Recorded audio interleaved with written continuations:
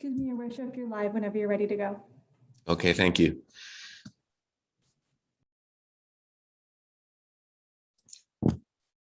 All right, Council, it's 5 p.m. and I'll call the meeting to order for Monday, May 17. Today, we acknowledge that Collingwood is located on the traditional territory of the Indigenous peoples of Turtle Island, including the traditional lands of the Anishinaabe, the Haudenosaunee, and Ojibwe peoples, and on lands connected with the Lake Simcoe Nottawasaga Treaty of 1818. This is the home of a diverse range of Indigenous peoples whom we recognize as contemporary stewards of the land and vital contributors to our society. I will look for a motion to adopt the agenda. The motion reads that the content of the council agenda for May 17, 2021 be adopted as amended.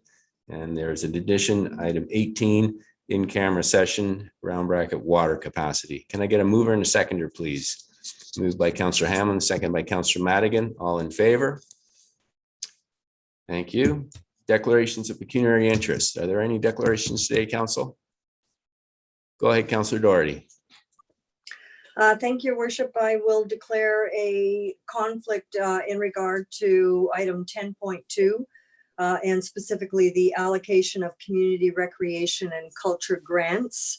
Among the recipients is the Blue Mountain Watershed Trust Foundation, and I am a member of the board of that organization. All right, thank you. Any other declarations, Council? Councillor Hamlin. Thank you. I would like to declare a conflict with respect to 11.1 and the implementing bylaw for that item, which is 13.2. This item deals with a part law exemption bylaw for the Eden Oak subdivision, and I own a property adjacent to that subdivision. Okay, thank you, Councillor Hamlin. Are there any others, Council? Seeing none, if you find yourself in that position, please let us know. Adoption of the minutes. The resolution reads that the minutes of the council meeting held April 26, 2021 be approved as presented. Are there any, well, first let's get a mover and a seconder, please. Moved by Councillor Madigan, second by Councillor Berman. Are there any errors or omissions, Council? Seeing none, I will call the vote then. All in favor? That is carried unanimously. Thank you. Any business arising from the previous minutes, Council? Councillor Jeffrey. Thank you, Mayor Saunderson. So this business arising is a result of something, in my humble opinion, that was missed in being presented to council at that meeting. So what I'm going to do is table this motion here, and if you deem that it requires notice, I'm going to ask for it to be deferred to after the in-camera meeting, and then if I have to require notice to be waived, then I'll ask for that first. So just so everyone is aware, the motion is, whereas the GHD report has identified an alternate action option with respect to increasing water capacity in the shorter term, which was not identified to or considered by council as a recommendation to council in the ICBL staff report during the April 26, 2021 meetings. And whereas the use of a UV purification system will eliminate the capacity differential between winter and summer water supply and increase capacity significantly, not only in the short term, but for the long term in a period of time, potentially 2 years sooner than the chlorination contact tank. And therefore be it resolved that council directs staff to proceed with an independent RFP to build by addition to the existing Collingwood water treatment plant, a UV purification system for completion estimated to require a 1-year period. Thank you, Councillor Jeffrey. I won't look for a seconder right now. We will call that and deal with it after the in-camera session. Thank you. Any other business arising, Council? Seeing none, that brings us to item 5, community announcements, and we will go around the table before we will deal with the updates 5.1 and 5.2, and I'll start with you, Deputy Mayor. Thank you. Through you, just an announcement, a public announcement on behalf of the County of Simcoe.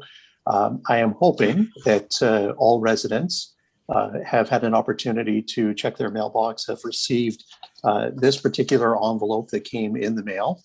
And this envelope contained within it three pieces of information, or three pieces of, or three items, I should say. One was a bulletin or an update that provided further information as it related to the rollout, pun intended, to the new cart system that will be taking effect November the 1st of this year. This is a huge change for the 500,000 residents, or well, not that many, but for a significant number of our residents throughout the 16 member municipalities. It is not a perfect system. There's no perfect system for that number of people, but it is a significant change, and one that I think is very much for the better. And a lot of thought has gone into this particular addition in service. So with this document, there is additional information, there are key facts, there are key points that people should be aware of, and there are directions as it relates to where people can get further information should they choose. The second and third items within the envelope were items that we've done in the past, but last year they were canceled as a result of COVID, and they've been picked up this year, which is good news. One is the clothing collection, and the second is the small electronic items collection. And you're paying for it, folks, so why not take full advantage of these two opportunities, especially when hours have been reduced. Bins, that are located throughout the community for clothing collection, et cetera, have either been closed, removed, or overfilled. And, this is a great way to get rid of items that you're no longer using that are still maybe in good condition that others could benefit. So within this brochure, it's clearly identified that we're in zone number 1 within the county, and it gives you the weeks that these two items within the month of June will be collected. And I truly hope that people will take full advantage because, again, as I say, you're already paying for it, so why not take advantage of it? Thank you. Thank you, Deputy Mayor. And it's also a great opportunity to make sure that we are diverting material from our landfill sites. And so these are items that can be recycled and reused. And Simcoe County as a region is leading in the province of Ontario when it comes to waste diversion. We're well over 60%, and we hope to continue that trend. So this is a way to make sure that we are preserving our landfill sites and being good stewards and stretching our capacity on all these fronts. Councillor McLeod. Thank you. I was very much expecting the deputy mayor, who sits as a member of as our representative on the BIA, to mention that our farmers market is coming back on Saturday. So May 24 is truly here, and perhaps a little bit more normality this year from last year. And I'm truly looking forward to picking up you know what? I'm not going to say what I'm going to buy because I don't want to tip anybody off and they buy it before I get there. So looking very much forward to that. Yes, it's a great time of year to see the farmers market fire up, and starting next Tuesday, residents over the age of 18 will be eligible for their vaccination. So please, let's get everyone out there and vaccinated as soon as possible. Councillor Comey. Thank you. Nothing for me this evening. Councillor Madigan. Thank you very much, Mayor Saunderson. I got a phone call last Thursday while I was in Barrie at a medical appointment, and it was such a great phone call. I wanted to share it. A local gentleman named Ron Manette has been involved with feeding and community dinners at the church that he belonged to, the Press Church, and he just phoned to let me know that they're still doing them, and they're doing delivery. So they've continued their constant support in regards to their community, and still very strong with over 400 plus dinners delivered once a month. They're also supporting the Out of the Cold, and for some families, they're delivering local groceries to them. So for more information, please feel free to contact me or the churches directly. They'll be able to give you more, but it's just nice to see in these trying times that people have found a way to still give back to the community and the people that really need it. So congratulations to the team at the Press, Anglican, and United Churches in Collingwood. Shows true steward and leadership within our community. Thanks for letting me know, Ronnie. Thank you, Councillor Madden. Good news and continued evidence of the power of the Collingwood community. Councillor Doherty. Thank you very much. Just one this evening, Your Worship. The Ontario government has introduced a new Ontario Travel and Tourism Grant for small businesses. And it would provide small businesses grant amounts from $10,000 to $20,000 to support small tourism and travel businesses. So this would include hotels, motels, resorts, and bed and breakfasts. Applications close on June 25th. If businesses are interested, they can get more information via our Business and Economic Development Center or ontario.ca/COVID support. Thank you. Thank you, Councillor Doherty.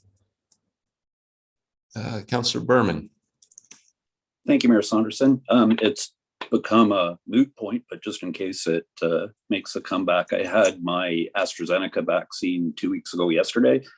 No side effects at all. So if it makes a comeback, I hope that feedback's helpful for anyone. Thank you. Councillor Jeffrey. Nothing this evening. Thank you, Mayor Saunderson. Councillor Hamlin. Thank you. Just one thing I wanted to mention was the Collingwood Summer Musical Festival is back this year with a really unique format. It will be at the New Life Church again, but they're going to take advantage of the parking lot. And those who buy tickets will bring their own car, kids if they want to, as long as they can stay in their car. And there's going to have a massive 900 square foot screen. And I believe the musicians are going to be indoors at the church, but you'll be able to tune in through your radio to the music. So the tickets are on sale now, and I just wanted to mention that. Thank you. Thank you, Councillor Hamlin. Two reminders tonight. May is an important fundraising month for a number of our important charities who have had difficulty over the last couple of years with the COVID pandemic, getting people out. And so the hospice, Georgian Triangle, has their hiker bike event going on for the entire month of May, as does the Alzheimer's Society of Simcoe County. They are urging people to take 10,006 steps in recognition of the 10,006 people in Simcoe County who suffer from Alzheimer's and dementia. So if you get an opportunity to support or participate, please get out and support these important organizations and their worthy causes in our community. And that will then take us to item 5.1, the update on water capacity. Director Slama. Oh, go ahead, CAO Skinner. Thank you, Your Worship. I actually had a couple of words to say to introduce this piece, and then we'll turn it over to Director Slama for 5.1. And I do believe that there is also a deck that the clerk's office could present, please. Okay, we could go directly to slide 2, please. And I think I've jumped the gun on naming slide 2, the resolution. This is actually a notice of motion that's been put on the table by Councillor McLeod. So it is going to be dealt with later in this meeting. However, it does talk to some of the things that council members may wish to see in this update going forward. We've covered a few of them already, and other ones that we could add as we update both what we're providing and what the community and council needs to hear, such as negotiations, the RFP issuance, etc. Slide 3 is the situation. This is the same slide that we provided last week, and I just wanted to make sure everyone in the community was aware of the situation. It is a difficult time. We know that staff are working on all cylinders at all the hours and capacity that we can as our council members to address this and to think really outside the box, really innovatively to figure out how to get through this as a community.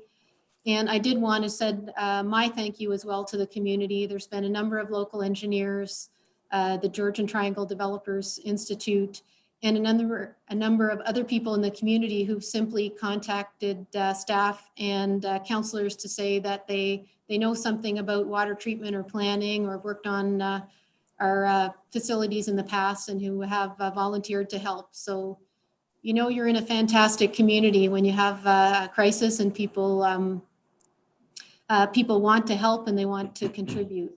So the situation in a nutshell is that we have a safe and available water supply. We do have several years of growth available, but it's not enough to get to the 2025 plant expansion at the current rate of developments.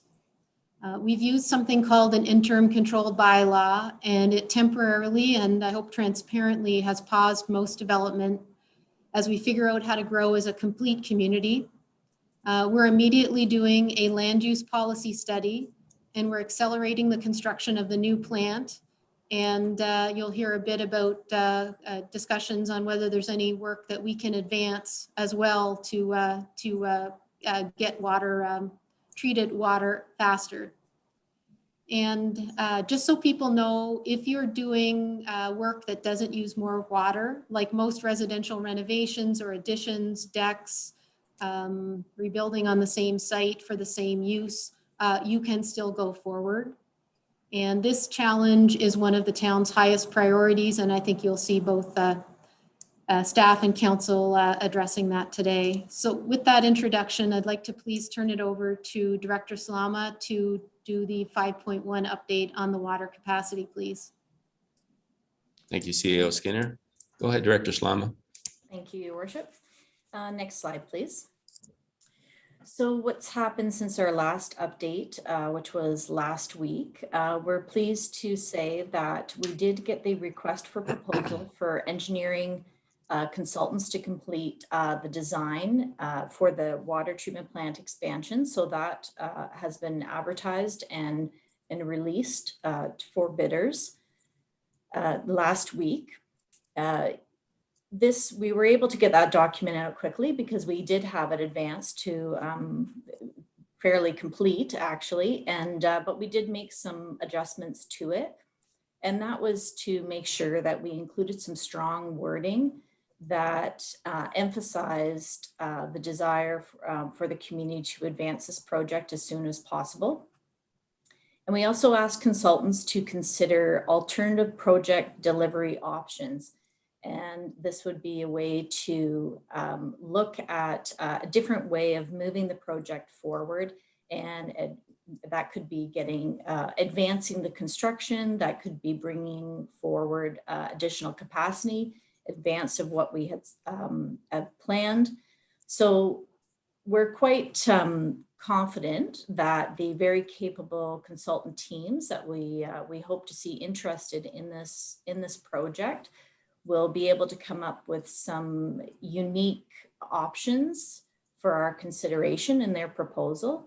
And we're hopeful that they bring forward proposals that will meet the needs of our community, which is to advance the project as soon as possible. We also had a meeting with a local engineers group, and it was just to discuss the situation and give them an opportunity to ask any questions. And also we wanted to discuss some of the interim options. And so they provided some good considerations for us. And, one of those is, not just looking at advancing the construction of the chlorine contact tank, but, was there another option such as the installation of UV treatment as an interim solution? So we did add wording in the RFP for that consideration. So we're pleased that we were able to do that. There is a lot of operational considerations that we do need to look at when we're looking at interim solutions. So we're trying to balance and look at the options when we consider the different options. Make sure that we're being very careful to look at how would that affect operations at the plant. What would that mean with respect to ministry approvals? Does it change our plant classification? What are the costs? What are the timing related to it? And, what is the benefit out of that? So those are some of the things that we are looking for. This evening, we've got the chlorine dosing confirmation notice of motion that's been brought forward. And also, so waiting for in progress, we have some of the tasks. We're focusing on the request for proposal in the meeting with our local group this last week. So we'll be moving forward with looking for some, sharing communication with New Tecumseh. We've got some information we're waiting for them. They've got some things that they're waiting for us, and also advancing, scheduling a meeting with the ministry and with our two supply partners, Town of Blue Mountains and New Tecumseh, because we need to discuss how, if we reduced capacity supply to those municipalities, how does that affect the permits and licenses for those municipalities? So have an open conversation with the ministry about that. Next slide, please. A couple of questions that have come up over the last week, and we thought this would be a good opportunity to present them. Will the accelerated expansion of the water treatment plant increase taxes or water billing amounts? So water infrastructure is funded through the water rates, so taxes will not be affected by our water treatment plant expansion. The water treatment plant expansion has been considered for some time. So advancing it, does mean, potentially looking at some money ahead of time, but right now we're still in that design stage, which is what we did account for in our planning.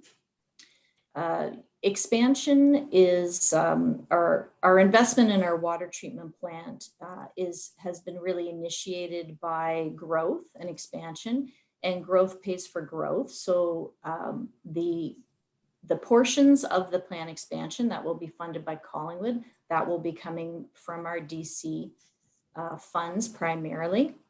And in the case of this expansion, a majority of the costs will be contributed by New Tecumseh. And so that won't be coming from Collingwood funding anyways. And if there's any further questions on that, it's possible Treasurer Quinlan might be able to provide some more information. But I'll right now move on to the second question, which is, how will advancing the chlorine contact tank or adding the UV equipment help our situation? So both of these options would look at restoring our rated capacity in the winter scenario.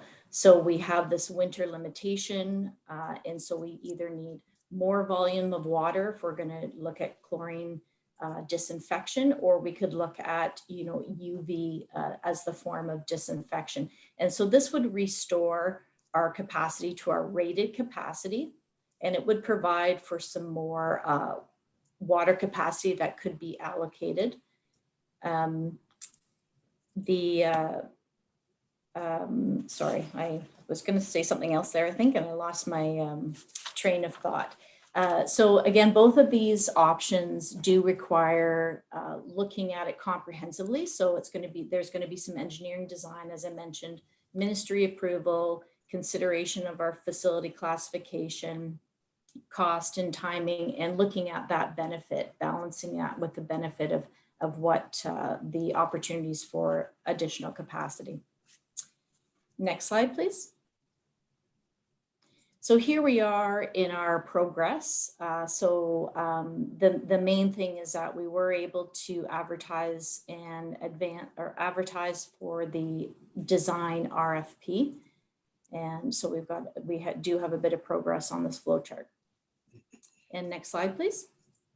And I think that takes it over to Director Farr. Unless there's any questions for me. Thanks, Council. Any questions for Director Slama on the presentation so far?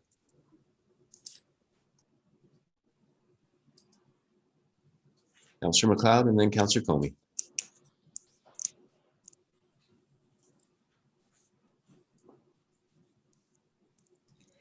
Thank you. I wonder, should we just hold our questions to the end of the two presentations rather than splitting it up? Or which would you prefer? I think if we have questions specific to the capacity and water treatment plant expansion, I would invite those questions now. All right, then I will ask now. So we met on this issue on April the 26th, which was 11 working days ago. And through you, Mr. Mayor, to Director Slama, are you telling me that New Tecumseh has not responded to us in 11 days? Director Slama? Yeah, through the mayor to Councillor McLeod. Yep. Well, I guess they haven't responded. I'm just trying to think. Sorry, think back of how we reached out more so 2 weeks ago. So, but we are. What I can tell you is we are still waiting for that indication from them of what they might be able to reduce. We asked the question of what could be a reduced supply. What could you provide for us, especially under the winter scenario? We have not received that response. But to be clear, sorry, through you, Mr. Mayor, we have contacted New Tecumseh to tell them of our situation and to ask them to look into this matter. And we haven't heard back from them. Excellent. And the meeting that you that is mentioned on one of the slides, again, it's been 11 days and we haven't managed to talk to the Ministry of Environment, Conservation and Parks about facilitating a meeting in the last 11 days. Through you, Mr. Mayor. Yeah, so through the mayor to council, thank you, through the mayor to Councillor McLeod. So we did have, we had a subsequent meeting with Town of the Blue Mountains, just to talk to, with the technical staff to talk at that level, and just to discuss what the meeting with the ministry, what kind of the content would be. So we just need to schedule that meeting. To schedule the meeting with the Ministry of Environment, Conservation and Parks. So we've met with Blue Mountains, but we have not heard anything from New Tecumseh, and we have not met with the Ministry of Environment, Conservation and Parks. That's correct. Thank you. And I will be, through you, Mr. Mayor, to Treasurer Quinlan, in response to the question regarding the Development Charges Fund. How many dollars is it, Treasurer Quinlan, that is currently sitting in DC funds ready to help us build this new water treatment plant or whatever else we're going to build? Treasurer Quinlan? Your worship. So right now in the Water Development Charge Reserve Fund, there is 5.2 million. Now again, 2020 is not completely audited, so that's an estimate, but I think it's very reasonable. That being said, in our water, if we decided that we did need to accumulate some internal loans, there is quite a bit, around $12 million sitting in the Water Reserve Obligatory Fund. So a total of $17.2 million then, is that through you, Mr. Mayor, the what we've got sitting ready to go, if necessary? Thank you. Those are my questions. Right. Thank you. Hey, Councillor Comey. Thank you, Mr. Mayor. Through you to Director Slama, thank you so much for your report. And I apologize, my iPad's being fussy, and I know we received your presentation in advance. Can I trouble you, though, to kindly queue up? You had a flow chart. It was the second to last slide, and it just, as I was focused on it, it disappeared. If we could see that, please. And my question, there we go. So I'm looking to see, we have at the top here a finalized agreement with New Tech, and it feeds into complete preliminary and detailed design. And that's happening after we award this RFP, which I am assuming contains the design we're going to use. Can you kindly speak to what role then New Tech plays? What, are they a dependent in order to finalize this, in order to get us to actually award it? That dependency isn't totally clear to me, please. Director Slama? Yeah, through the mayor to Councillor Comey. It is important for us to have an agreement with New Tecumseh before we certainly enter into construction for the water treatment plant. We want the financial components to be clear before we enter into that agreement, any agreement with a contractor. Okay, so being repetitive, and where that through you, Mr. Mayor, we will not be able to award this RFP until we finalize that agreement. That's a huge dependency. So it's out to tender, but we can't, nobody's digging a shovel until we sort that out. Dr. Slama. Through the mayor to Councillor Comey, no, so I misunderstood your question. We will award the engineering design component. We will do that. We are moving forward with the engineering design, and it's important. We're hopeful we'll have our agreement with New Tecumseh sooner than later, but we will award the engineering design. And that will probably happen before we complete our agreement with New Tecumseh.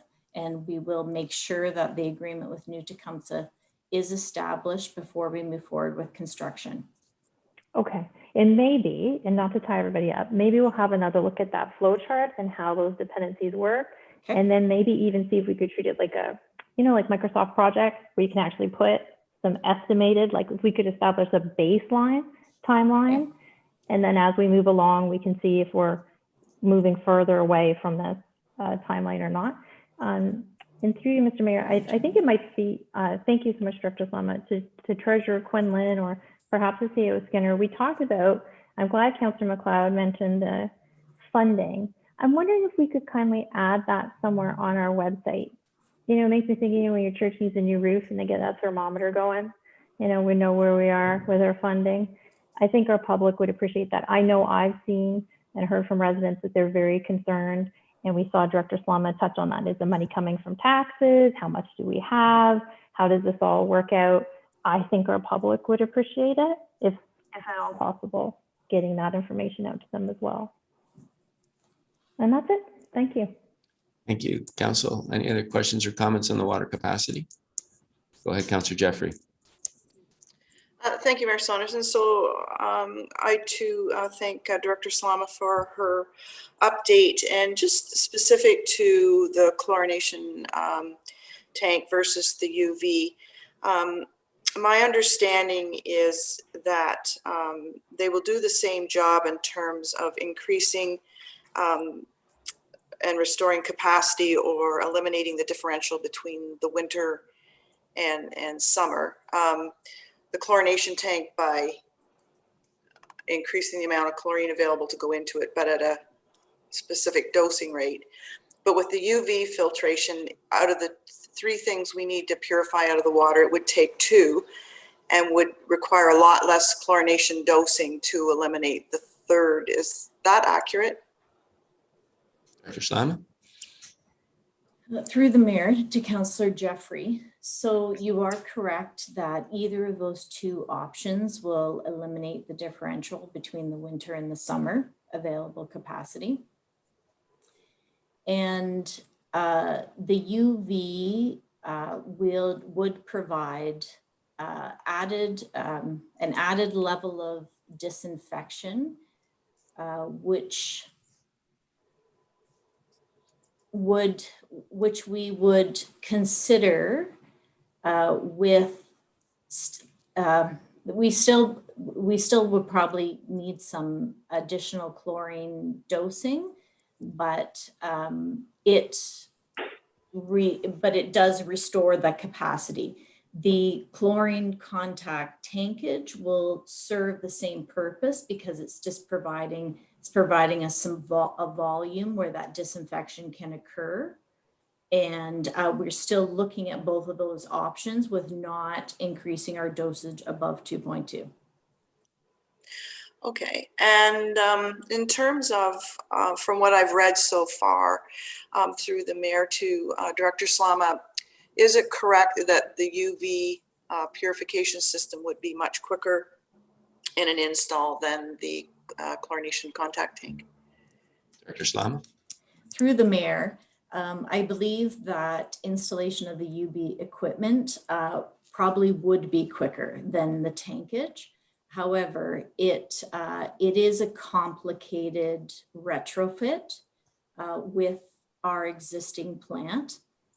It's not an easy retrofit, and that's why I just want to highlight for council that it will require engineering design. It will require ministry approval. I want to highlight that we need to confirm whether it would increase the classification for our facility, which would mean additional requirements for our operators. And the unit itself could be used in our expansion, but all the time and effort related to that retrofit would not be reused.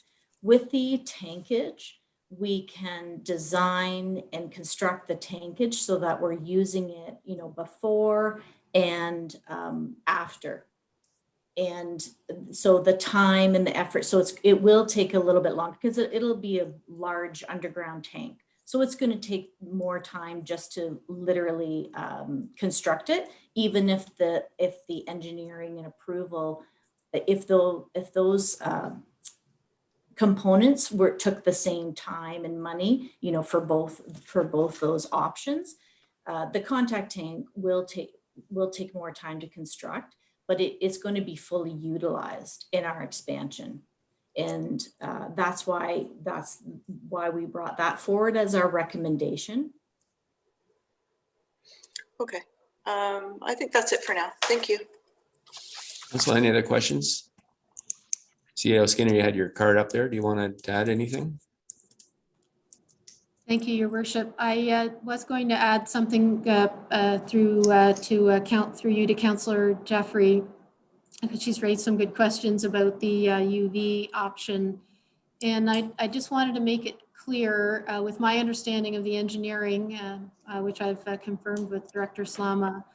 So with the UV tank or the chlorine contact tank, it brings up our ability to assign water about 850 cubic meters a day. And we have about 1,000, I think Director Slama might have said 1,042 or something like that currently available to be assigned. So even with both of those, it doesn't quite get us to 2025. It doesn't near get us to 2025 where we'd like to be with our development community. So the question does become one that requires a bit of thought. Not a long time of thought, but a bit of thought, because we wanted to figure out, is it better to invest in chlorine contact that comes up in 2023 and have that investment stay there? Or would it make sense to invest in UV in the current plant, which could come up in somewhere between 12 and 14 months, but then be subject to adjustments as the new plant is built? And I think that's a good engineering question that Council is quite rightly asking. And it's not a slam dunk one way or the other without a bit more information, in my opinion. But I just wanted to make sure that the choice, as we understand it today, was as clear as possible for Councillor Jeffrey and Council members. Thank you, CEO Skinner. And go ahead, Peggy. Thank you, Your Worship. I just wanted to mention that the numbers that CEO Skinner mentioned were SDUs. Right. I think those are the numbers related to SDUs as opposed to capacity. Okay. Any other questions, Council? I have a couple just through you, to Peggy, Director Slama. We intend to use UV filtration in the new plant. Yes, that is correct, Your Worship. So with either option, there would be carry forward in terms of the infrastructure into the new facility? Yes, just with the components like the UV, we'd be physically like moving a unit, but a lot of the, all of the, the pipe work and everything like that would be installed with a retrofit, that would not be reused. Right. And my understanding is the projected cost for the UV filtration is around 1.6 million, and for the contact tank is around 4 million. I think you're in the ballpark there. I'd need to confirm the number for the UV. Okay. But that is correct for the tankage. All right. 3 to 4 million. Thank you very much. And that will bring forward Director Farr, please.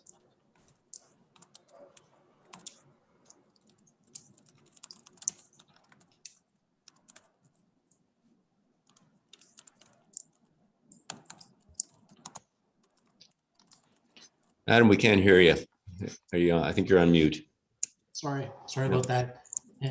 Good evening, Mr. Mayor, Mr. Deputy Mayor, members of council, members of the public. I'll provide a brief update on the status of the land use planning policy study and related planning matters. Next slide, please. So we've shortlisted land use planning study consultants. We're hopeful that we'll be in a position to select a consultant next week.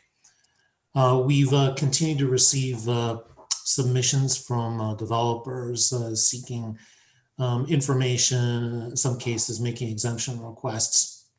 We're reviewing these closely. I thought it might be helpful to speak briefly to some of those requests that we're receiving. Well, those requests include submissions from developers who have fulfilled all of the Planning Act obligations associated with their development proposals and sit in a position where they're seeking the issuance of building permits, or they were unable to apply for building permits and have them issued prior to the interim control bylaw coming into effect. Those applications or developments, if you like, are distinguished from those applications that sit inside the planning approvals process and are subject to review. So with the ICBL, a number of developers with these active Planning Act applications, which are different from projects at the building permit stage or just leading to the building permit stage. They're different insofar as they have, for example, a zoning bylaw amendment, official plan amendment, site plan approval. We have quite a few applications with site plan approval requirements. And those applications are all at various stages of the review process, some closer or further from the finish line. And just for the public's benefit and for council to, as a reference point, all site plan applications, and for that matter, most Planning Act applications fall within the purview of council for approval. So all of those files ultimately have to come to council for approval consideration before they can be at a building permit ready stage. I just wanted to, next slide, please. I just want to speak a little bit to building permits and to provide information to the general public. The developers and builders are acutely aware of the provisions of the interim control bylaw. The interim control bylaw, as CO Skinner mentioned earlier, has limited provisions within which someone can go to the building department today, apply for a permit, have a permit issued. And those provisions are set out in the interim control bylaw under section 3B primarily, which speaks to allowing permits for decks, patios, fences, porches. There's a number of other things: repair, rebuild, restoration of existing building or structure. All of these matters are dealt with through the building department, and where there's a matter of interpretation, the chief building official is making that interpretation and consulting with other staff as required. So we ask that people who are wanting to better understand what's permissible from a building permit standpoint be a patient, and we will provide interpretations as those questions come in. But generally, we're beginning, and I think we have safely established some standard interpretations. So if there are questions, please refer them to the building department. I just wanted to also make clear that it's only building permits that were issued on or before the date of the passage of the bylaw that are advancing, and that includes and contemplates a work that was captured within those issued building permits. But it is a rather specific line, and it means that either people wanting to file building permit for something will fall within those provisions, or they would otherwise require an exemption from the bylaw, or alternately need to await the conclusion of the land use planning policy study. So as I mentioned, we are reviewing those requests for exemptions.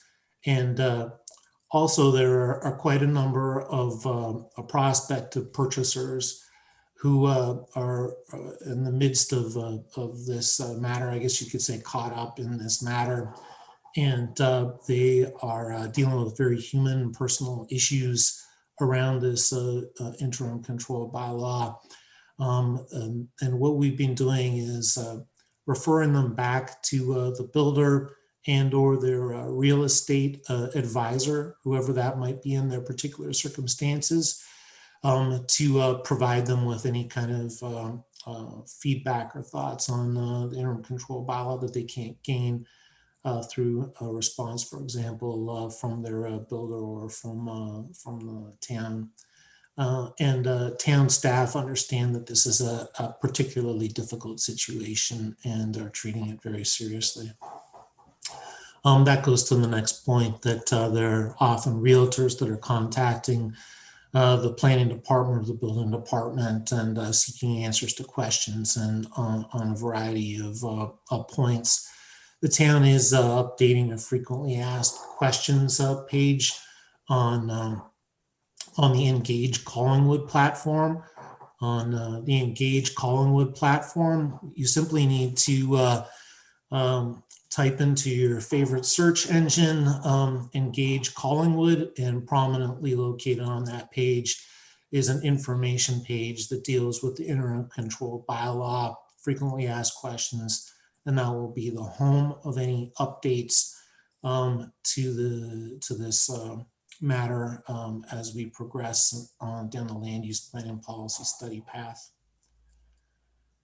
There's a question about to what extent applications will continue to be processed.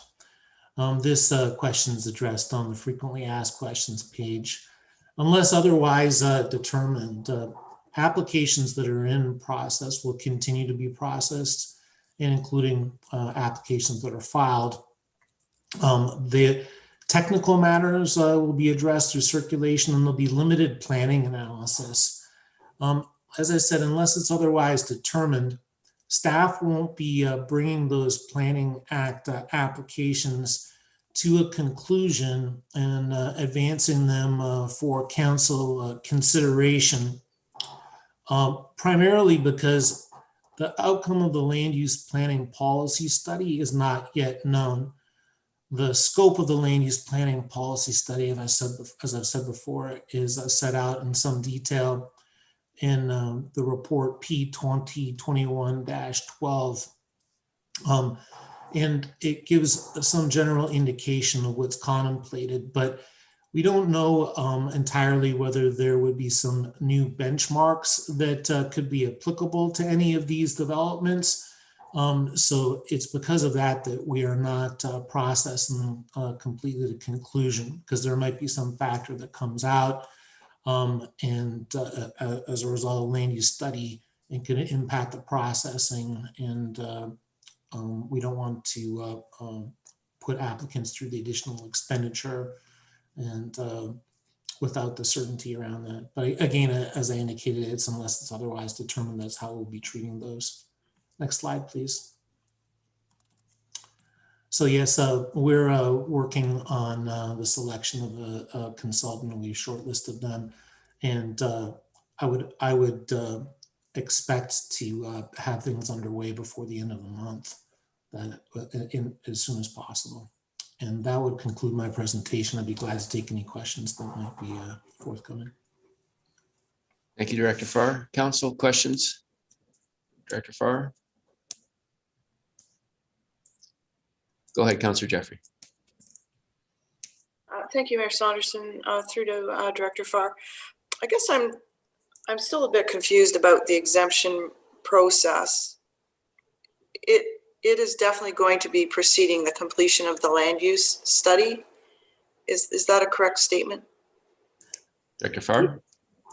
At this stage, until staff were to come forward with any report on that matter, we do not have an exemption process in place. There's some commentary in report 2021-12 -12 that speaks to some matters that council could consider in evaluating and adopting that type of process. We have, as I said earlier, been receiving these various different requests, and we're reviewing those relative to the ICBL and the land use planning policy study.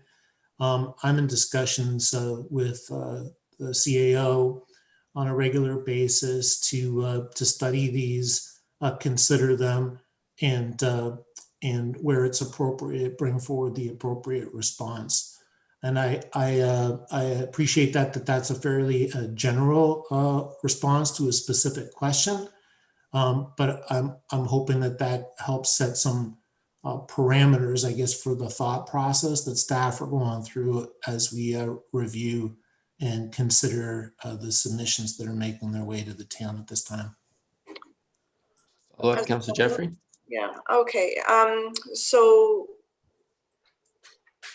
I guess it doesn't really answer my question. So who initiates it? Does council have to say, go back to that report and say, these are the conditions we think, or we're going to wait for the planning department in what specific time frame that a possible process to deal with the exemption requests will come forward? It's just because I think some of our exemptions are really more pressing than others, and there have been interesting processes, I think, suggested to us by those in the industry, such as an allotment process, depending on what part of the process they're in. And so I'm just wondering at what point is council going to have that discussion, because I really think we need to have those sooner than later. Director Farr. And I see CAO Skinner has her card up. Go ahead.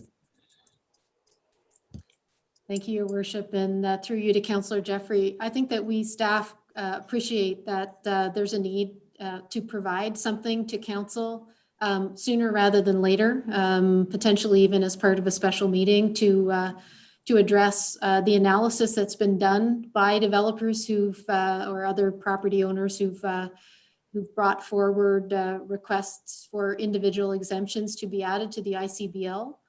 So I say from a staff perspective, while I can't commit to you what the report might say, I can commit to you that within the next week to 2 weeks, there will be a staff suggested report put in front of council that assesses where we think we are and the recommendations that we would make to you and what you should consider in assessing any further exemptions. And we absolutely understand that there are a few of these that are, quite pressing from the points of view of the folks that are, for example, waiting for houses to be delivered this fall. Councillor Jeffrey. Thank you very much. That with that timeline, I feel much better. Thank you. All right. Any other questions, council? Councillor Comey. Thank you, Mr. Mayor. To Director Farr, I'm just going to offer the same comment I offered with respect to Director Slama's, what I'll call a flow chart. I see we're using some sort of gradient coloring to loosely indicate time. I just think our public would really appreciate seeing more estimated actual dates in there. It's very hard to sort of use color and then jump ahead, and the next thing we see is up to a year. So I'm just asking if we could kindly make something a little more definitive to help out our public and all the stakeholders in this. That's all. Thank you. Thank you.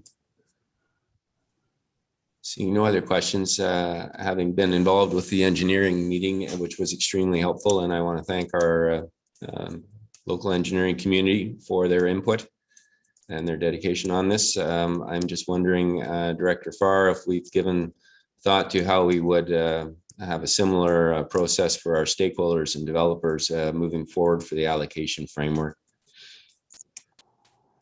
Well, Mr. Mayor, the primary focal point for evaluating and considering developments going forward will be the land use planning policy study. When the consultant is brought on board, I would expect to lay out a time frame and key milestones associated with the study, and also a definition of the scope. Some aspects of the scope will necessarily be iterative. That means that as there's consultation and additional information is generated through the research and analysis process, we'll see some greater clarity around what tools and mechanisms might be available to address the issues that the municipality is facing. So I think working in conjunction with the consultant and using the Engage Collingwood page as a platform, we'll begin to see a program shape up and any dates and specific outreach activities captured in that.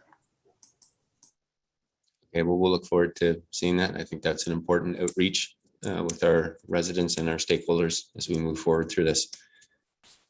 Are there any other questions or comments, Council? Seeing none, thank you, staff, for these updates. And that brings us to our next item on the agenda, which is item 6, the public meeting. Councillor McLeod.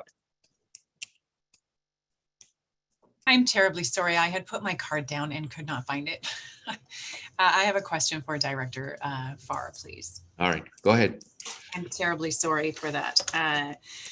In your presentation, you mentioned building permits that have been issued that have not been, that are part of the water allocation and so on and so forth.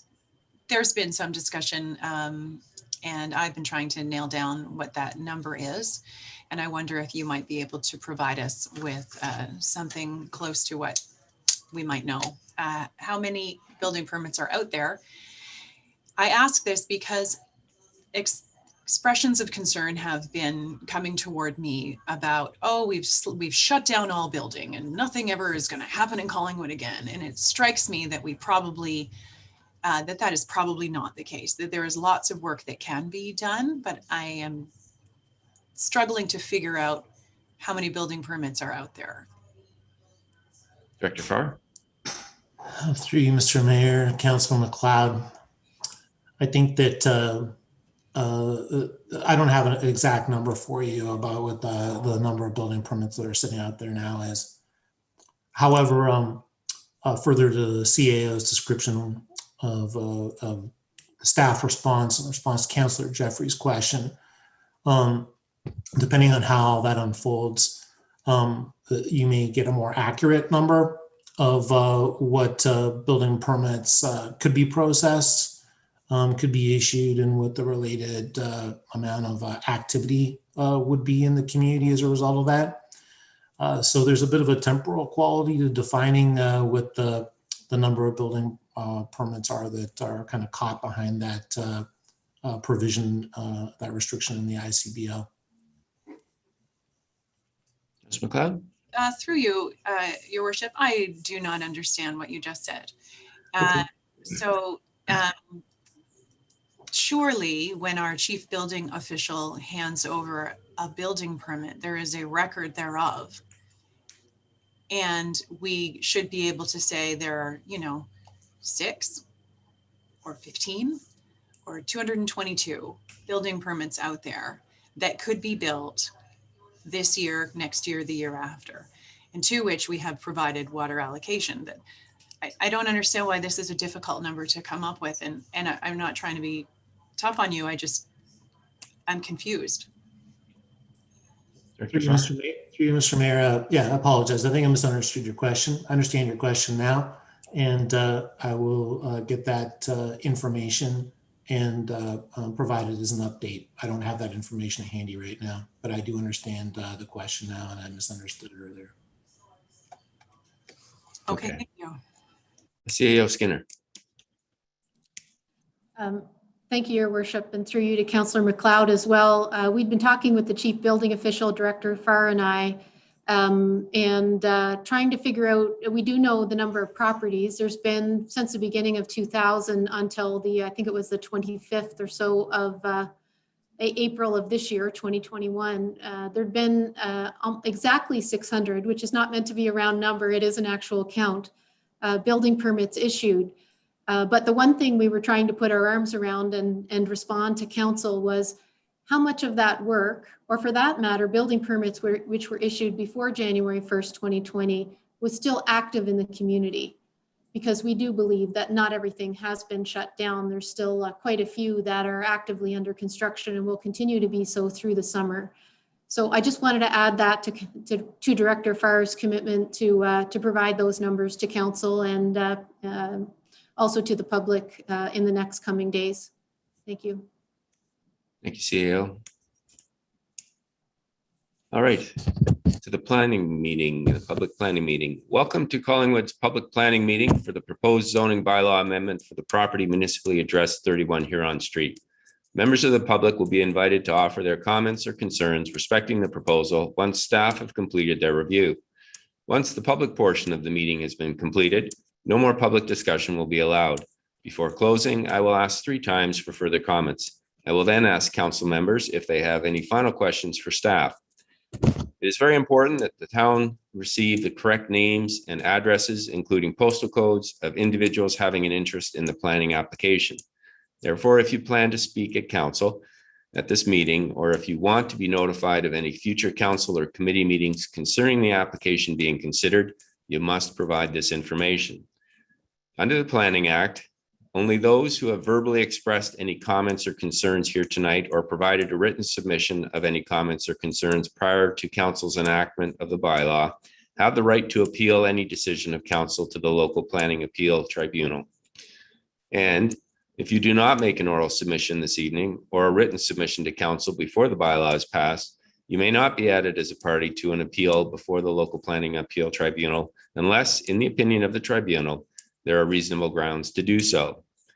This meeting is being recorded by video and streamed on the municipal YouTube channel and broadcast on Rogers TV.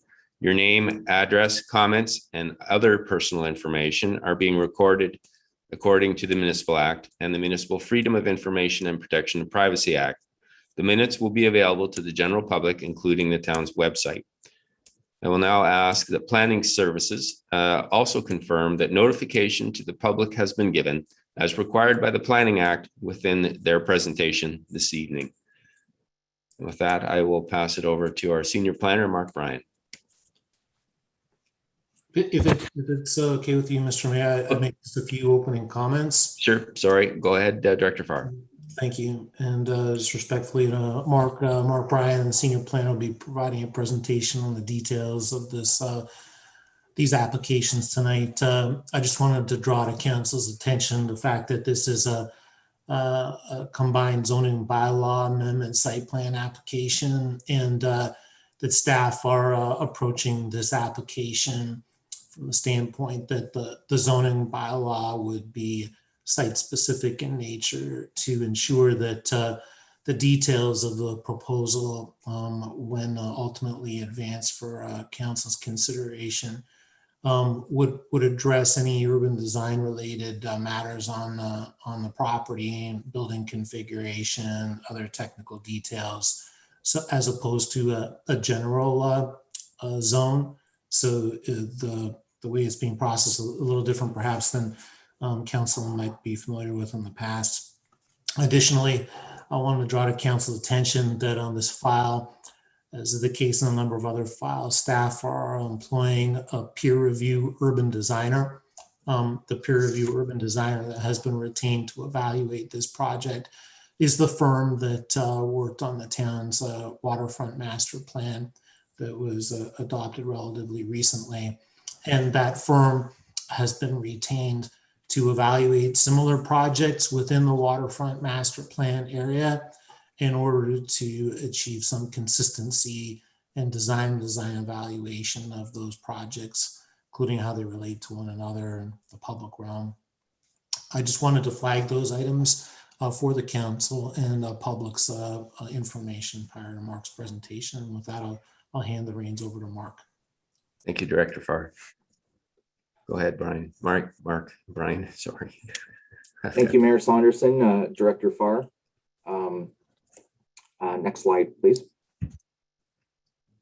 The agenda for this evening will follow the town's standard public meeting format. Mayor Saunderson has already provided an introduction to the public meeting. The remainder of the meeting will consist of confirmation of public notice, an overview of the town's development review process, a municipal overview of the proposed zoning bylaw amendment and the associated site plan application, an overview of the development proposal by the applicant, and then the meeting will be open to receipt of comments and questions from the public, followed by questions from council. Next slide, please. Tonight's public meeting is required under Section 34 of the Planning Act. In accordance with the Planning Act, I can confirm that the notice of complete application and public meeting. Well, first off, the notice of complete application was a separate matter done in December of 2020, and the public meeting notification was published and circulated on April 22nd and 23rd of this year. Notice was given by ordinary mail to every owner of land within 120 meters of the subject lands and published in the Collingwood Connection on April 22nd, 2021. Next slide, please. This slide generally outlines the steps involved in the town's development review process. Step 1 in the process involves pre-consultation. Pre-consultation meetings were held with the applicant on December 18th, 2019 and January of 2020. And the applicant was subsequently provided with a detailed set of compiled comments for consideration preparing their formal application submission. Step 2 involves the applicant submitting the necessary Planning Act applications along with the required supporting plans and studies. The applicant submitted applications and support material in the summer and fall of 2020, and these applications were reviewed by Planning Services and deemed complete on December 17th, 2020. A notice of complete application was published and circulated, and as previously noted, a notice of public meeting was then published and circulated on April 22nd and 23rd of 2021. Step 3 involves circulation of the application submission to various town departments and external commenting agencies for review and comment. Per step 4, the applications, in this case, the zoning bylaw amendment, as well as the associated site plan approval, are currently under review, and first submission comments have largely been received at this time and forwarded to the applicant. And this brings us to step 5, the statutory public meeting. We're here this evening to receive comments from the public in response to the proposed development. And I will revert back to the slide a little later in the presentation to discuss next steps following the public meeting. Next slide, please. The applications currently submitted to the town in support of the proposed development obviously include the zoning bylaw amendment application and the site plan control application. As previously noted, they were deemed complete. The applicant is identified as 31 Huron Street, Inc. The agent is the applicant's planning consultant, Mr. Andrew Pescuso of Pescuso Planning, Inc. And the subject lands are municipally addressed as 31 Huron, comprise a total of approximately 0.47 hectares. And next slide, please. And they're identified with the thick red line, and they're located to the north of Huron Street, west of Heritage Drive, south of Side Launch Way, and are located in what is commonly referred to as the Shipyards area of Collingwood. The subject lands are one of 3 remaining vacant blocks within the Shipyard subdivision, and the other 2 are identified with the pink lines, and they include a proposal that's been before council in the past, known as a Perfect World, and the other block has been subject to pre-consultation, but we have not received any applications on that one yet. Next slide, please. This slide provides a summary of the current development proposal as it relates to the planning application submitted. The applicant is proposing to rezone the subject lands from a deferred commercial zone to a downtown commercial core exception zone to reflect a 6-story mixed-use commercial residential building with ground floor commercial space adjacent to Huron Street, 130 upper story residential apartment units, 2 levels of underground parking, surface parking, and landscaped open space. The applicant is also proposing a number of exceptions to the standard provisions of the downtown commercial core zone. including requesting a maximum height of 26 meters, capturing the official plan permissions for a maximum of 6 stories, also identifying a maximum number of residential condominium apartments of 130, and a minimum rear yard setback requirement of 0 meters. As noted, the lands are also subject to site plan control, and a site plan application has been submitted. Next slide, please. In terms of current applicable land use designations, the County of Simcoe official plan designates the town of Collingwood as a primary settlement area, which is where a significant portion of population and employment growth is to occur. Primary settlement areas are suitable for high intensification targets. Public transit services have full municipal services and are able to develop as complete communities. The Town of Collingwood official plan designates the subject lands as part of the shipyards mixed use designation. This site-specific official plan designation was the result of official plan amendment number 2 approved by the town and adopted by Simcoe County in 2006. Uses permitted on the subject lands include the proposed ground floor downtown commercial and upper story residential uses to a maximum of 6 stories and a maximum of 130 residential dwelling units. Regarding the commercial uses, there is a specific requirement for ground floor commercial uses adjacent to Huron Street, a requirement that the maximum gross floor area of any retail commercial establishment shall generally be 465 square meters, and there is a prohibition on department stores, large food supermarkets, or large floor plate retail uses. Other applicable policies include direction that the lands designated mixed use are also subject, where applicable, to the shipyards development standards contained in the official plan, including the shipyards community master plan urban design guidelines and the shipyards special policy area architectural design guidelines. The subject lands are also adjacent to and partially within the Collingwood Downtown Heritage Conservation District Plan, which has necessitated submission and review of a heritage impact assessment. I also wish to note that the subject lands are located within the town's built boundary and the Collingwood intensification area, which consists of the older built up and primarily low density residential, the designated areas of town, and are identified as being particularly well suited for residential intensification given their existing infrastructure and relative concentrations of community services, amenities, and employment. Next slide, please. The Town of Collingwood zoning bylaw zones the subject lands as deferred commercial, DC. Basically, this is a placeholder zone reflective of the official plan designation, with the development of lands being deferred until council is satisfied what the final zone classifications of the land should be, and pending the enactment of an amendment to the zoning bylaw. This allows for the zoning to consider and incorporate site-specific exceptions appropriate to the development proposal in the context of the official plan policies, its important location and relationship with the shipyards and the surrounding area. Next slide, please. This slide is intended to provide council and members of the public with an image of the surrounding land uses. As you can see, the subject lands outlined in red are primarily surrounded by land zoned downtown commercial core, C1, and are as well as third density residential exception 11 and recreation. As noted, there are 2 other vacant shipyards parcels in the vicinity, including the land to the north, which was previously subject to official plan and zoning bylaw amendment approvals to permit a 6-story residential commercial mixed use building to a maximum height of 27 meters, and lands to the north and west, which are also subject to a deferred commercial zone and are currently subject to official plan policies allowing for, among other things, a maximum of 6 stories. Next slide, please. The subject lands are also located within the town's waterfront master plan area, which has identified the site as a key mixed use opportunity and adjacent to the town parkland identified for a public piazza with a water feature. Next slide, please.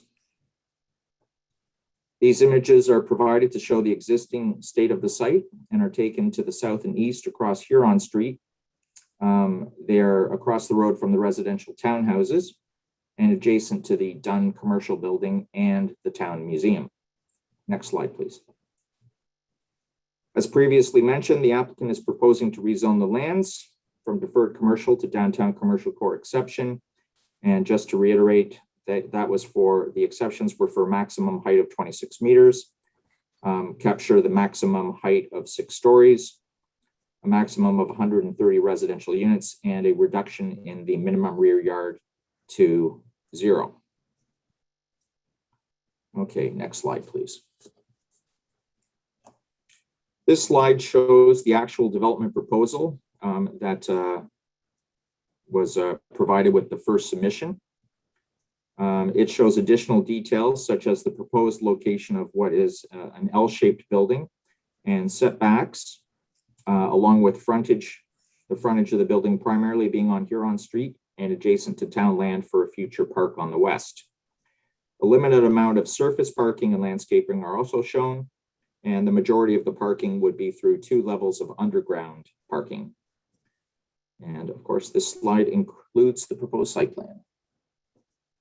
Next slide, please.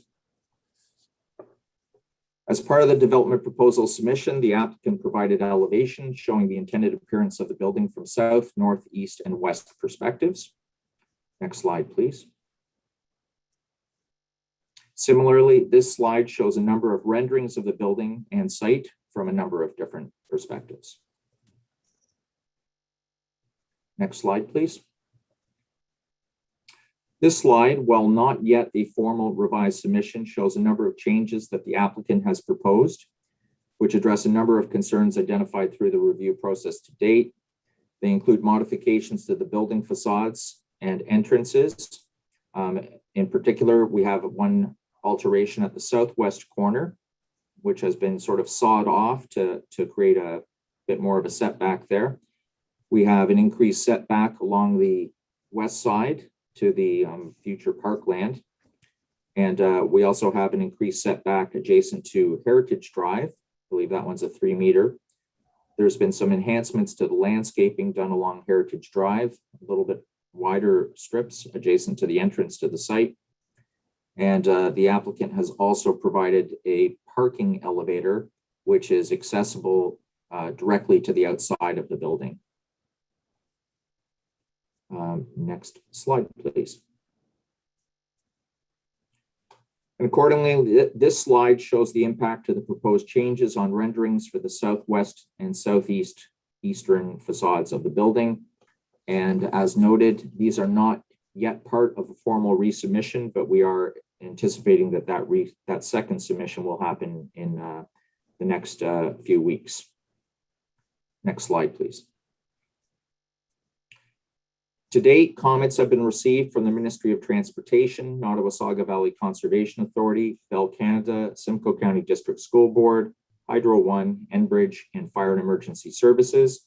All of these commenting agencies and departments have indicated they have no objections to the proposal and or have requested standard conditions for site plan approval. Next slide. Some more commenting departments and agencies. We have also received third-party heritage peer review comments and urban design peer review comments, and that's from ERA Architects and Brooke McElroy, which are currently being reviewed. Those comments are generally supportive of the proposal. There are issues to be addressed, modifications to be made, but they are generally supportive. Comments have also been received from engineering services and environmental services, and that's more of a technical nature. And we've received some comments from the town's landscape architect, Envision Tatham, and Parks, Recreation, and Culture.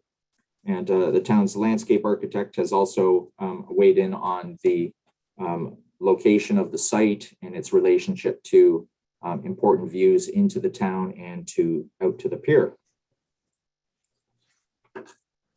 It's anticipated that additional technical comments will be provided as review of the development proposal continues. These comments will be shared with the applicant as the file progresses so that they can address those comments.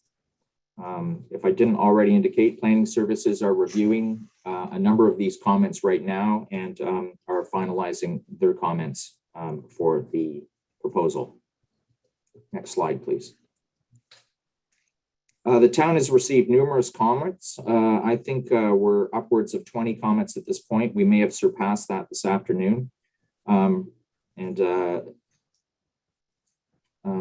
Let me see here. I think all of the comments that were received today prior to the public meeting were provided to council and the applicant prior to tonight's meeting. The majority of comments in these public submissions expressed concern over the height and massing of the project. 6 stories was viewed as being too high. The project was viewed as compromising waterfront views and the need for green space for the waterfront. Other comments indicated that the development proposal was not in keeping with the shipyard's design context and contrary to the official plan. Other comments said that the proposal did not sufficiently address the heritage aspects of the surrounding area. Other concerns were around the configuration and setbacks requested, impacting on adjacent lands. There was a need for more landscaping and integration of the project with the adjacent public realm, so that would be the streetscapes. And there were a few comments that expressed support for the inclusion of the the commercial ground floor areas adjacent to Huron Street. And additionally, there were some concerns over increased traffic and whether the access off of Heritage Drive was appropriate. Next slide, please. So at this time, there are several key issues that are being tracked through the development review process, and they certainly include the resident concerns that have been identified to date, and they will take into consideration any comments that we receive this evening. Urban and architectural design considerations for the building will continue to be monitored and will form a big part of the remaining review of the applications. Heritage impacts and integration with the public realm are certainly important. And as Adam identified at the beginning, and with the previous agenda item, servicing is certainly a concern here, and in particular, water capacity and allocation. These issues, as well as other technical review matters, will require further discussion and consideration as the development review process continues. Next slide, please. As mentioned previously, we're currently at step 5, the public meeting. Following tonight's meeting, staff will continue to review and consider all of the comments received from the public, as well as internal and external commenting agencies in response to the development proposal. There will be an opportunity for the applicant to provide additional information and or proposed revisions to the development proposal based on the comments provided. And as indicated, they're already expressing interest in revising the plans. Staff will then, when appropriate, given what Director Farr previously communicated about the ICBL and associated land use study, staff would then be in a position to prepare a comprehensive staff report with recommendations for consideration by standing committee and then council, and at which time presumably council would be able to render a decision. But under the circumstances right now, the timing for that is unknown.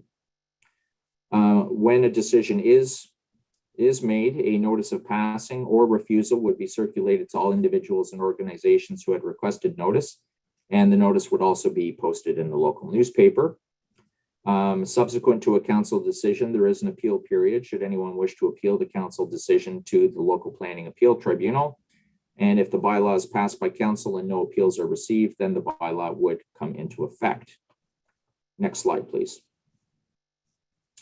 This slide outlines opportunities for members of the public to stay informed when the development applications would be scheduled for consideration by council. Members of the public can check the town's website on an ongoing basis to review committee and council meeting schedules and agendas, or alternatively, there is an option to subscribe to receive email updates regarding upcoming meetings of interest to you via the town's website.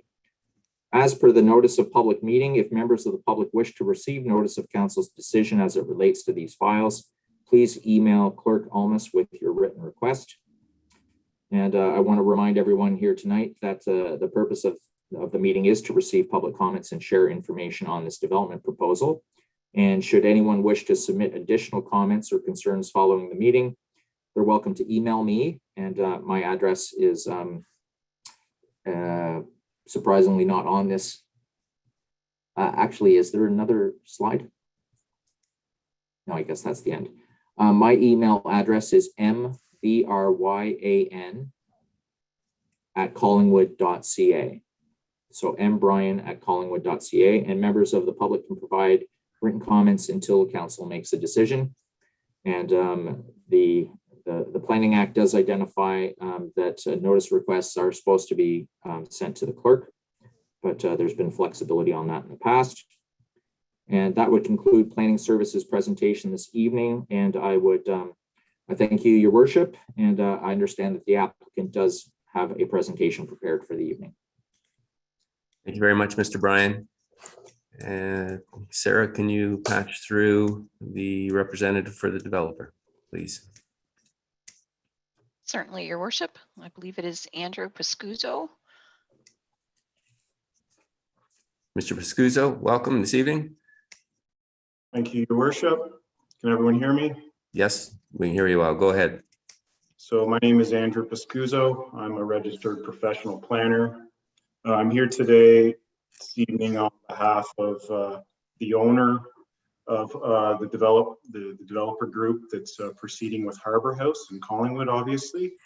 The owner is 31 Huron Street, and the developer is Streetcar. Also participating with me this evening and available for questions is Mr. Leo Longo. He is the legal counsel for the owner of the property. So I'm just going to supplement Mr. Bryan's very thorough and detailed presentation. Thank you, Mr. Bryan.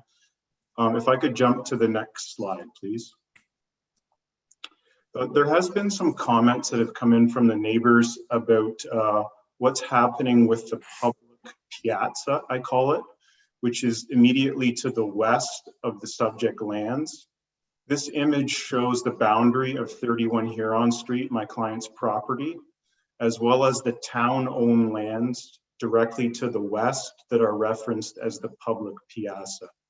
My client doesn't own those lands.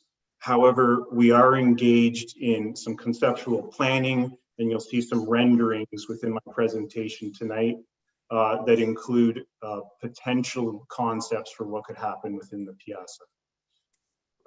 This slide, I'd also just like to reference that the property is not a shoreline property. To the north of the site is a municipal road known as Side Launch Way. To the east is another municipal right-of-way known as Heritage Drive, and obviously to the south is Huron Street. Next slide, please. This is a list of the project team that has assisted to date with the Harbor House project. It's a fairly lengthy list, but I would like to run through it. The developer is known as Streetcar.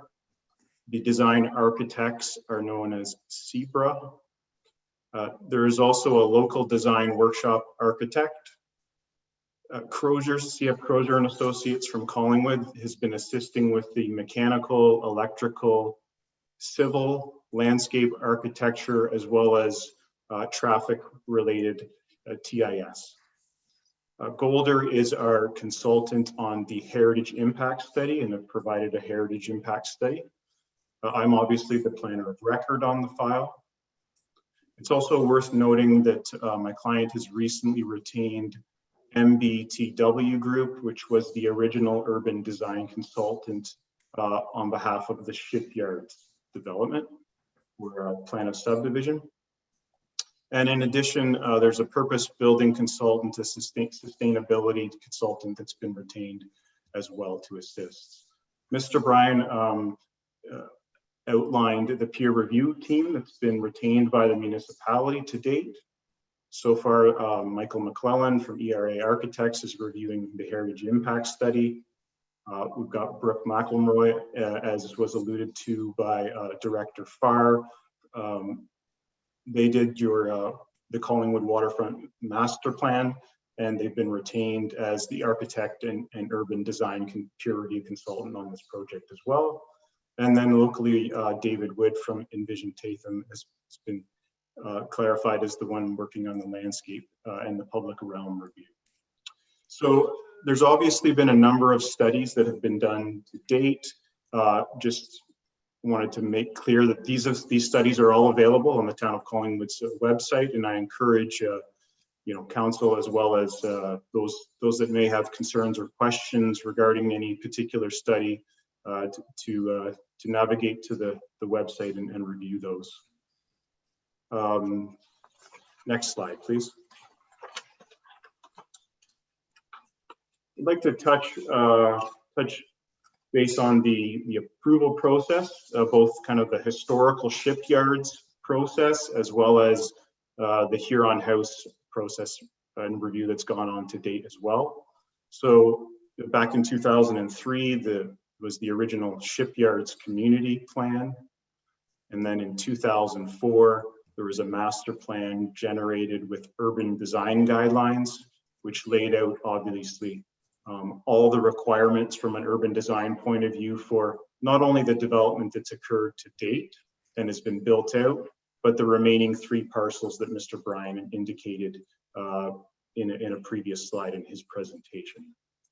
In 2006, the Shipyards Master Development Agreement was signed, and the Town of Collingwood Council approved Official Plan Amendment number 2, which is basically lays out the very high level requirements and policies for the shipyards site. And then finally in 2008, the shipyards subdivision agreement was signed, and then subsequently building permits were allowed to be pulled. Now fast forwarding to December 2019, my client Streetcar purchased the property, and they participated in the first pre-consultation meeting with staff, which included some initial iterations of obviously the concept plan of the building on the site.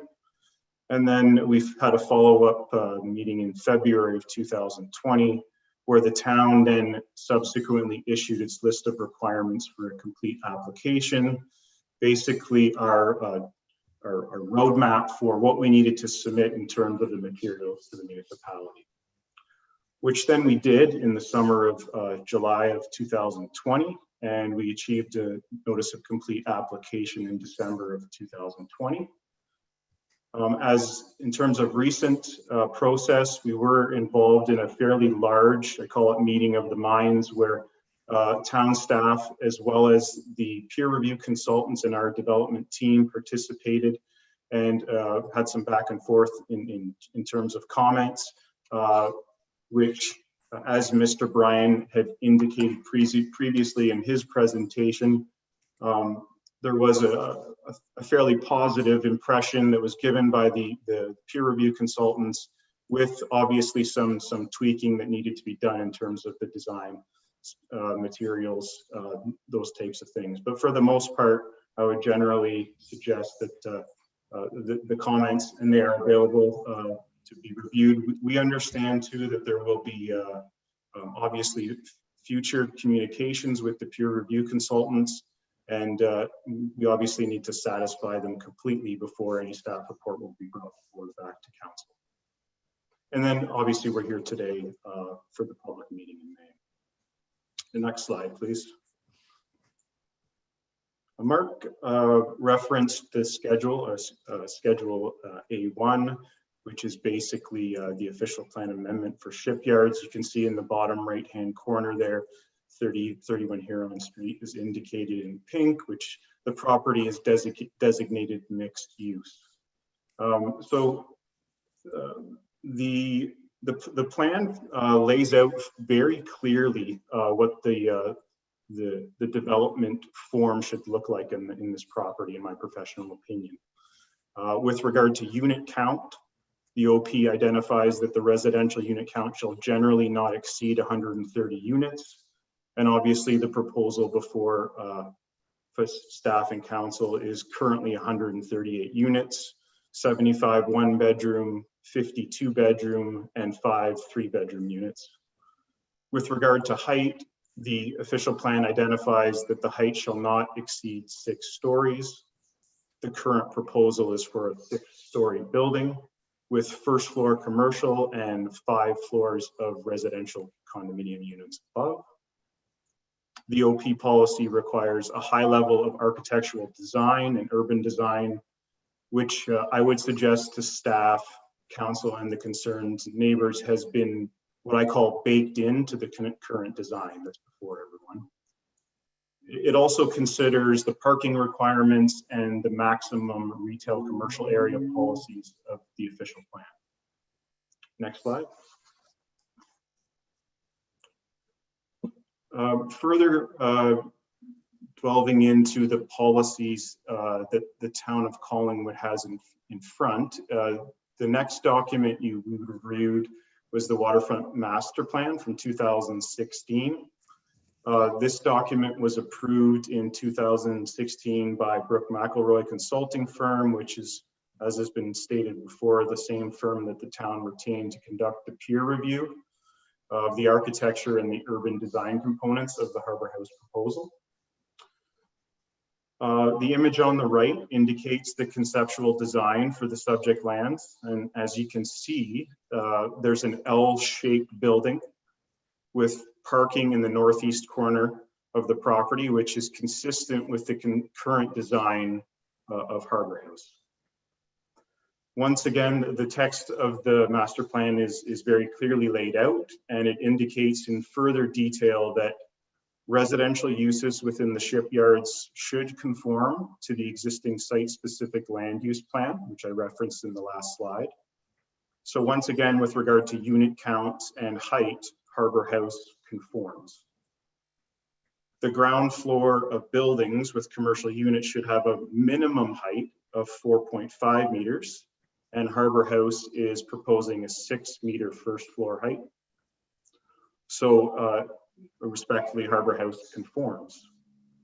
A maximum front and or exterior side yard setback of 3 meters is required on frontages on the south side of Side Launch Way and facing the piazza in order to accommodate spill out spaces and the appropriate transition.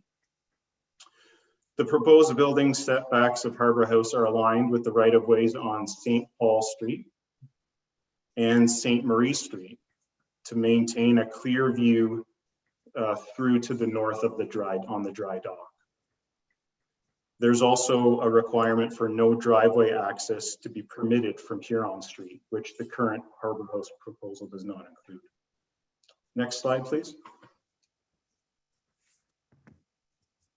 So following up with more details on the waterfront master plan, the majority of the parking is proposed, as Mr. Bryan explained, in 2 stories of underground parking.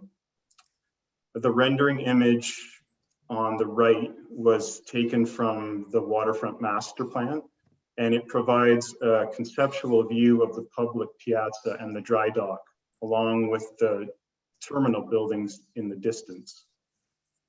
At this point, I mean, the architectural character, the ground floor design, the upper levels and the rooftops and building materials are all consistent with the direction that's been laid out in the waterfront master plan. Next slide, please.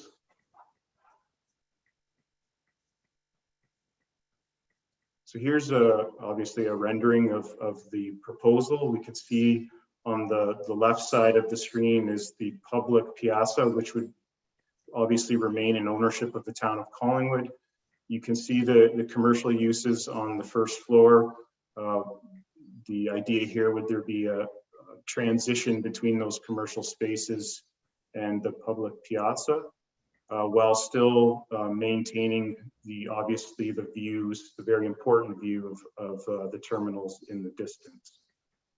You can see the 5 stories of residential above the first floor commercial, and obviously some initial renderings of what the landscaping and the streetscape will look like.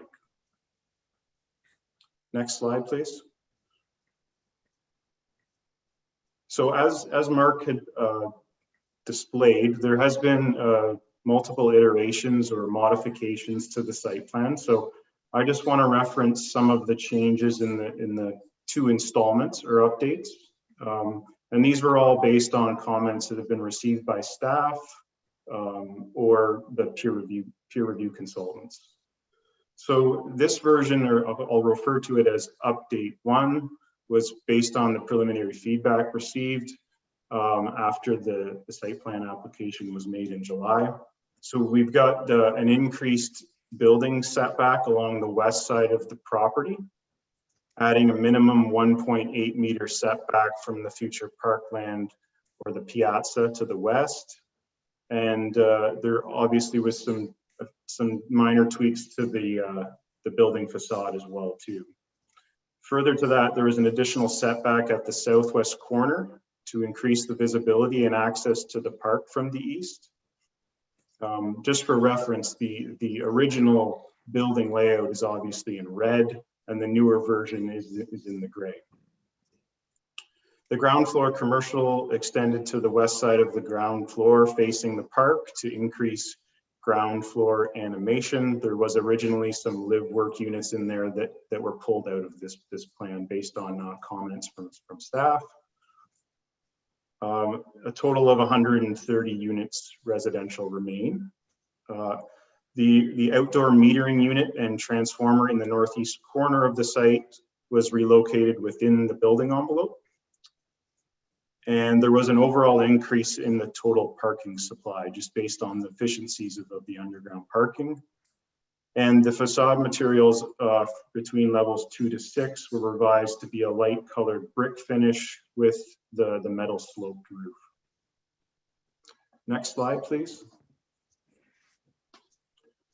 So after the second iteration, I'll call this the third now in front of us now, there was some concerns that were brought forward by the peer review consultants with regard to obviously the attention that from a heritage perspective, and obviously just the fact that this is a very high profile location within the town of Collingwood. So there was some communication back and forth on enhancing the ability of the eastern section of the property, or the southeast section of the building, to open up things a little bit more, include some signage.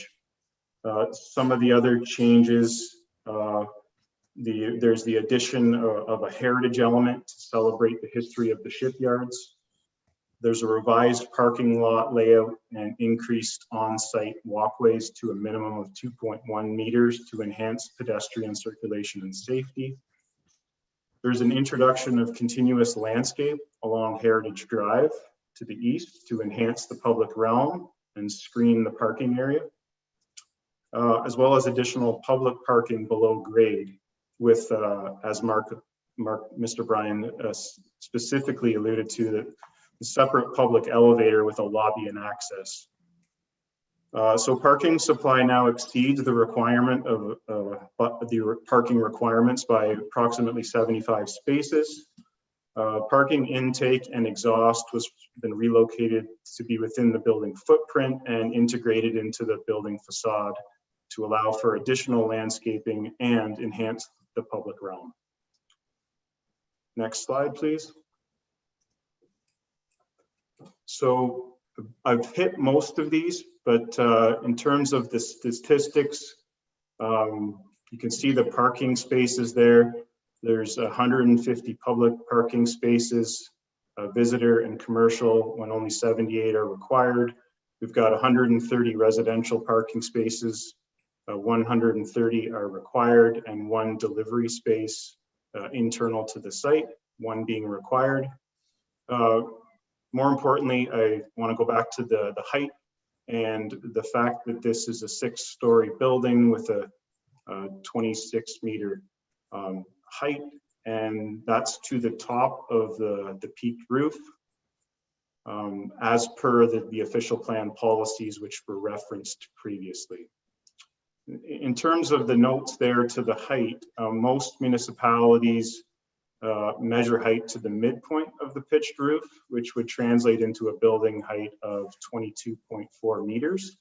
And it's worth noting that the Perfect World site to the north has an approved height limit of 27 meters.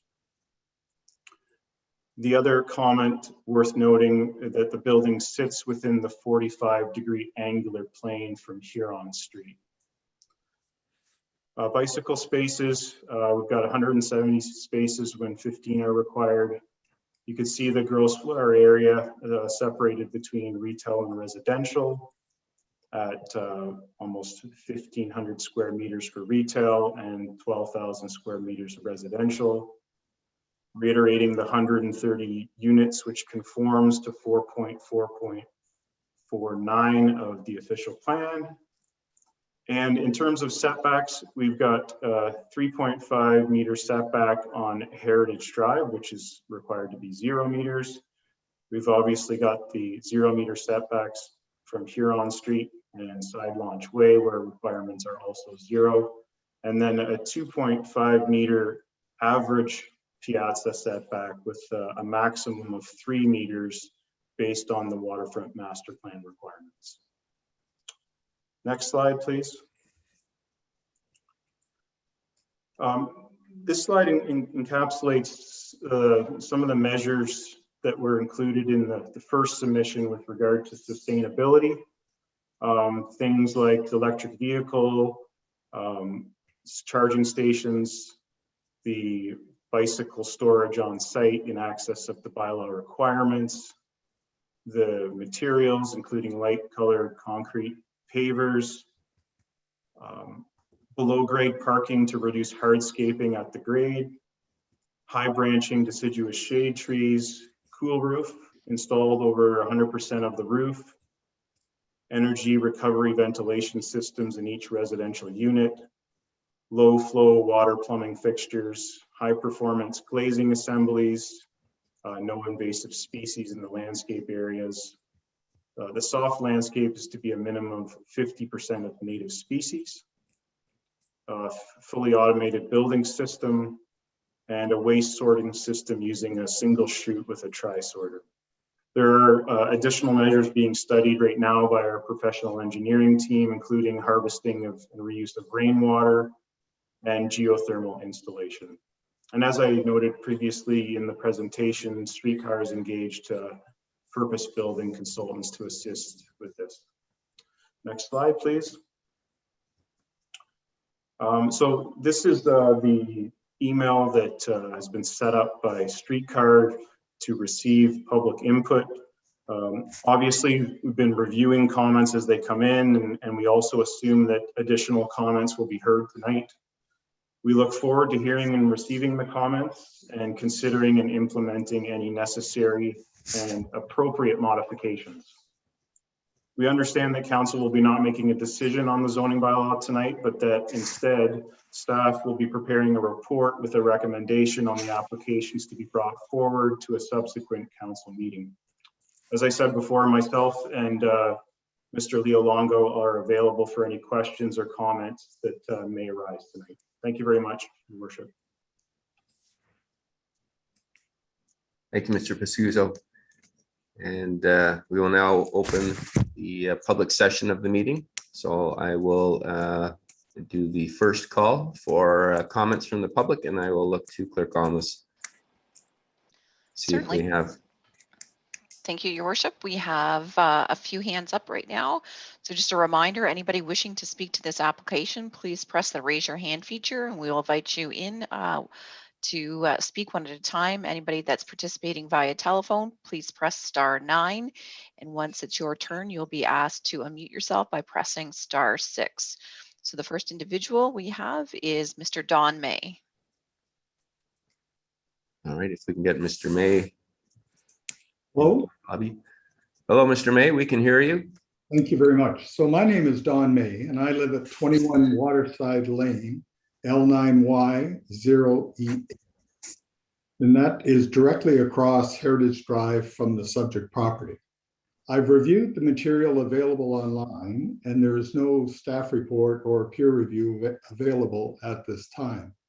I support the principle of a 6-story building at the northwest corner of Heritage Drive and Huron Street in the shipyard's planning area. I also support the building envelope orientation.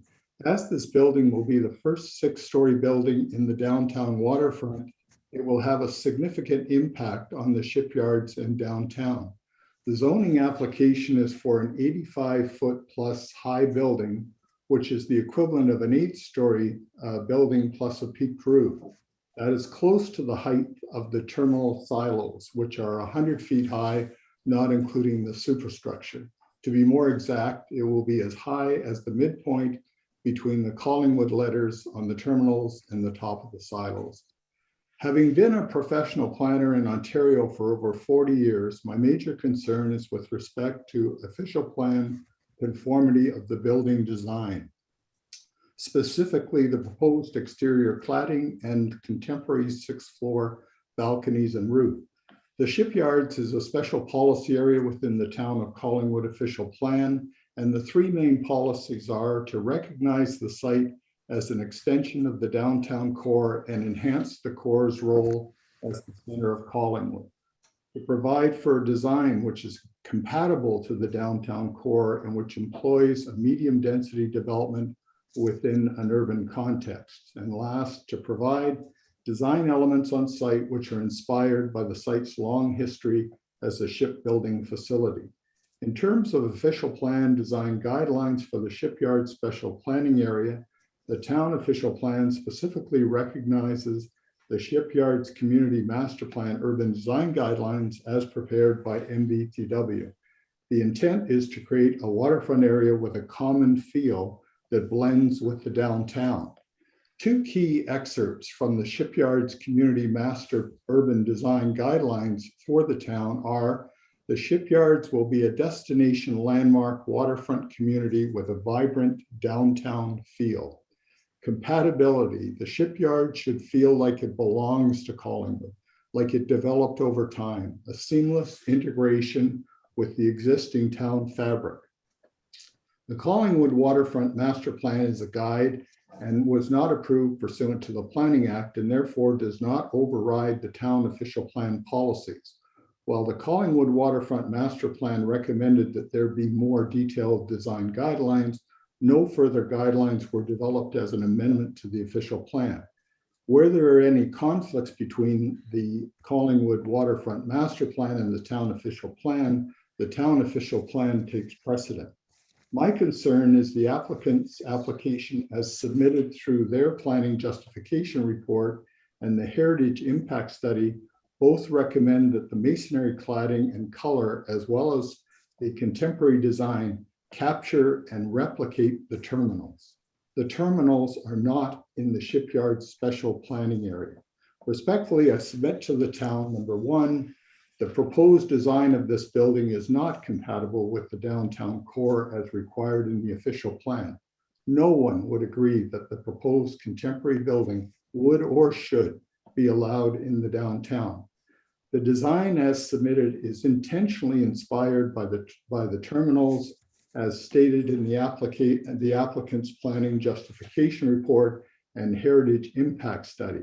Policy 4495 in the town official plan requires buildings in the shipyard's special policy area to provide design elements on site which are inspired by the city's long history, by the site's long history, as a shipbuilding facility.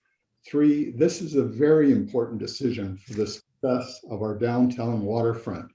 The official plan has designated the shipyards as an extension of the downtown to the waterfront. This site is across from one of our iconic heritage landmarks, the museum train station. This proposal challenges the intent of the official plan.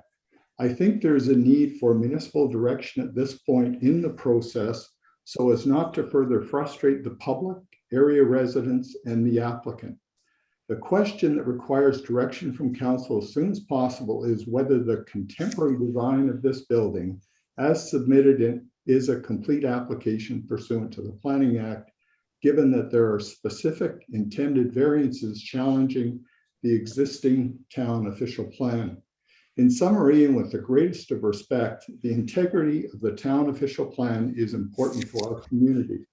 If this building proceeds as proposed, it will drive a wedge between the already completed shipyard residents and have a disparate effect on our Heritage Museum Square and the downtown. Disparate is defined as things so unlike that there is no basis for comparison. The issue of official plan conformity should have been addressed when a determination was made to deem this a complete application for the planning applications requested. To significantly change direction, and I quote, to capture, replicate the terminals adjacent to the town heritage area and downtown is a very serious matter that would require significant public input, given all the work that has gone on to create the redevelopment of the shipyards with a common feel. It's unfortunate this application has been the subject of extensive internal review with the applicant, including peer review, for over a year without any public input. To date, the shipyard's developments have provided exclusively the residential component of this important area. I'm looking forward to the commercial retail extension of our downtown to the waterfront as captured in this rendering by Fram. And I think we're all familiar with that rendering in the beginning of what's been around. You know, it's really an opportunity to have something like the distillery district attached to our downtown. It's important to note that even if the zoning is in place for the undeveloped lands, the council must maintain a transparent and public process for the site plan process to keep the dream alive and realize our downtown waterfront as envisioned in our official plan. So thank you very much. Thank you, Mr. May. Sarah, do we have another?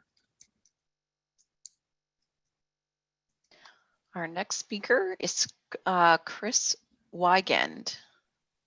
And my apologies if I'm pronouncing it incorrectly. No problem. Can you hear me okay? Yes, we can hear you. Okay, yeah. Chris Wiegand, 133 Minnesota Street, L9Y 3S3. So I think we'd all agree that, you know, waterfront, especially in Collingwood, is limited and precious. We want to learn from the mistakes. I think we can see made in communities like Toronto, where lack of careful planning has led to environmental impacts and generally missed opportunities of how to use the waterfront. I guess I'm disappointed to hear, first off, no mention of environmental sensitivities or concerns. You know, considering this abuts to the Harborview wetland and, you know, the impacts it could have along the shoreline, and not just this property, of course, but the extension of that as I see in the master plan. And I think that careful consideration should be taken as a maybe small area, but probably significantly important area of that shoreline, environmentally speaking. Certainly opposed to, as many others, the elevation proposed at 6 stories or greater, as we just heard. I would suggest that if this were to move forward, that a maximum of 3 stories would be the allowable height for the reasons of, you know, the obscurity of views, the impact on the heritage, considering the street and the museum across the street. And lastly, you know, I also have concerns around the safety and congestion of this area, just generally given how busy this corner already is. Another 130 residents, along with the other traffic it would draw, certainly would increase congestion and, more importantly, safety. So I would strongly suggest, as we heard from the last speaker, much more public inquiry and ability for people to share their opinions. I think you would find more of the same on a greater scale of what I've described. Thank you. Thank you, Mr. Wiegand.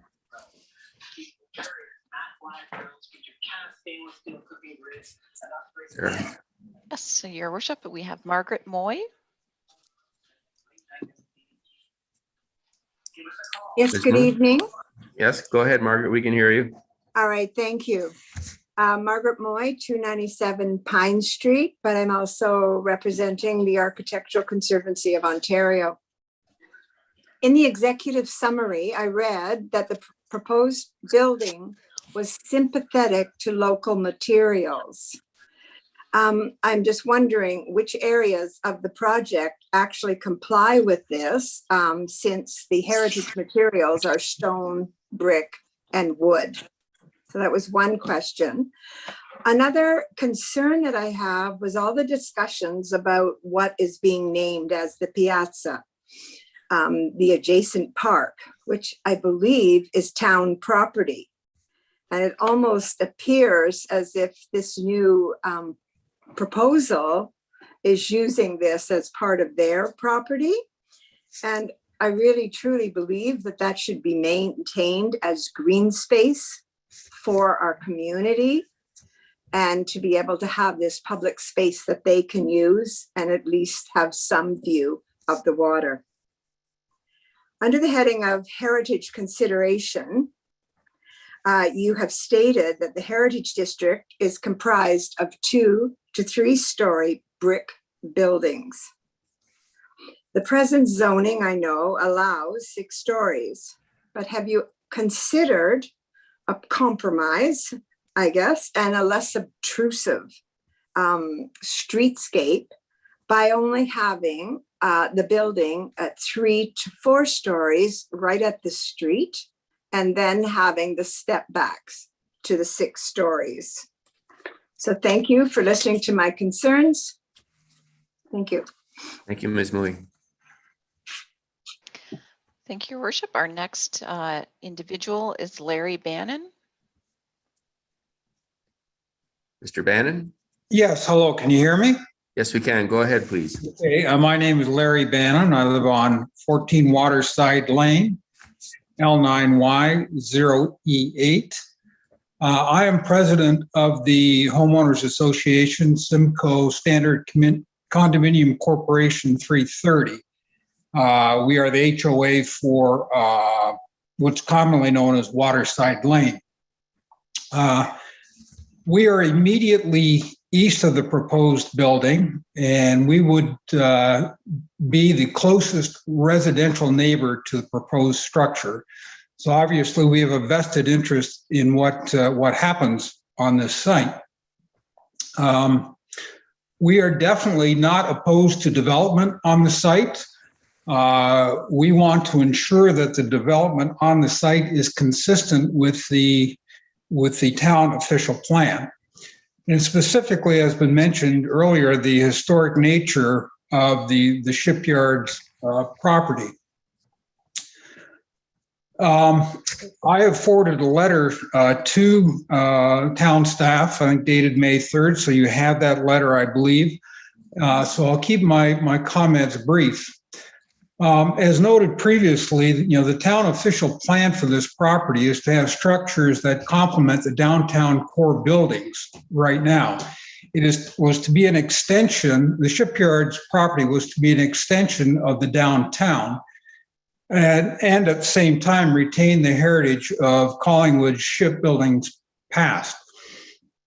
Now, the proposed building is very contemporary in design, which is not consistent with any of the buildings in the downtown core area.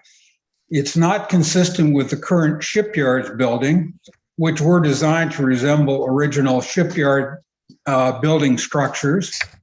And it's definitely not consistent with the Heritage Museum directly across the road. We as well have a concern regarding the building height. And I recognize that the official plan allows for a 6-story building. The current proposal is for a building with dimensional characteristics similar to an 8-story building. And we would like any building on this site to be cover the intent of a 6-story building, not an 8-story. I think it's worth noting, and I say that because immediately to the east where we are, our buildings are 1.5 stories, and certainly we're going to be dwarfed. There's no question about that.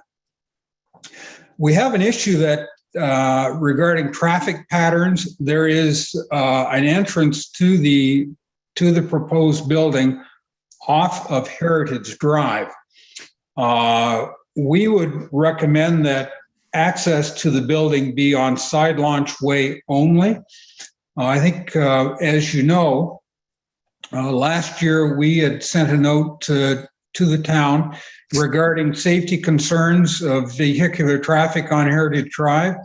We appreciate the steps that the town took to try and slow traffic down. We've got a lot of traffic, a lot of cyclists, and a lot of pedestrians now using that thoroughfare. Additional traffic, especially between Side Launch Way and Huron Street, is going to cause a tremendous amount of congestion of cyclists, vehicles, and people. As far as building orientation, we were actually very pleased with the building envelope bordering on the south and west side of the property. And we are also would like to comment that we appreciate the proposed green space that's planned for the corner of Heritage Drive and Side Launch Way.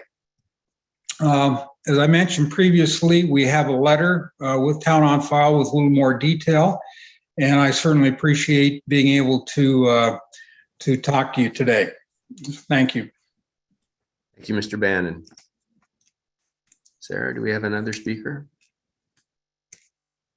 We do. Our next speaker is Julia Filiplik. And again, my apologies if I pronounced that incorrect.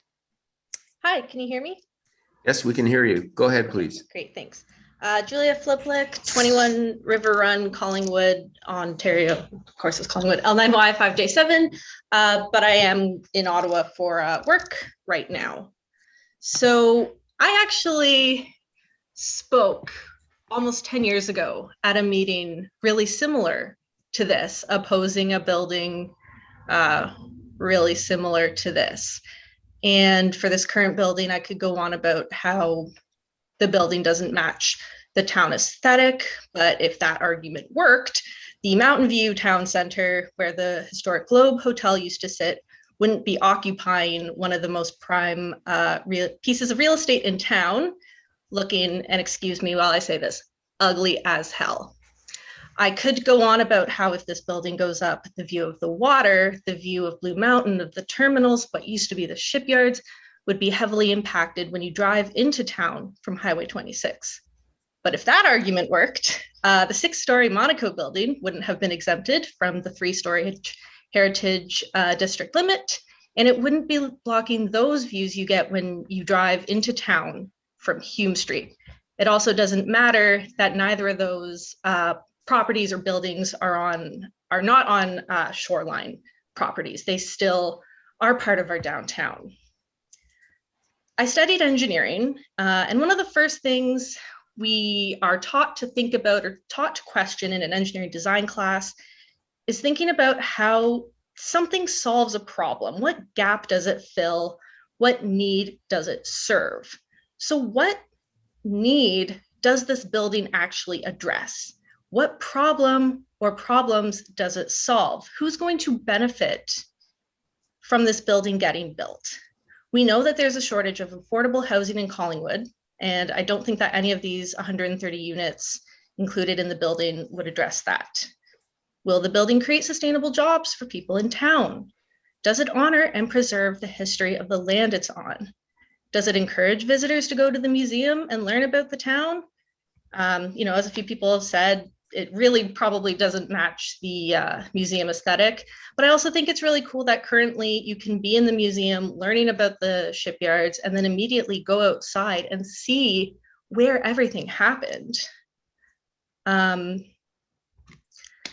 One last thing, today's meeting kicked off with a land acknowledgement, and something that I've noticed a lot with different land acknowledgements is that they become performative really quickly. And I'm really getting that sense from this project. I don't see a lot of honoring the town's land, the town's history, the town's people. I see something that hasn't really been considered properly. And I feel like this is a total case of deja vu. I was here 10 years ago. And people were so upset about that building. And I really, really implore council to think about what this building will mean for future developments and how it will impact how our town is perceived, not just by visitors and tourism that we rely on, but the people that also call it home. Thank you. Thank you, Ms. Philipplik. Sarah? Yes, your worship. The next speaker is Alexandra Philipplik. Hi. Alexandra? Hi, go ahead. Thank you. Alexandra Philipplik, 21 River Run, Collingwood, Ontario, L9Y 5J7. So I've lived and worked in Collingwood for a long time, you know, moving away for school and work, and then finding my way back home. I've worked at the YMCA, I've worked at the library, I've worked at the museum, I've worked at Tim Hortons, I've done a lot. And now I have finished my Bachelor of Education and I'm looking to start teaching in this area. I would like to start with this quote that I learned in my first year university, because I think that it really sums up my thought on this enormous building proposal. It's by Peter Kagiyama. He's an author and he's a community development consultant, and he's speaking in regard to modernizing and building infrastructure. So to quote, "My hope is that we don't just rush to invest in infrastructure that meets the most obvious needs, but that we look at the psychological and emotional impact of all this infrastructure we need to build.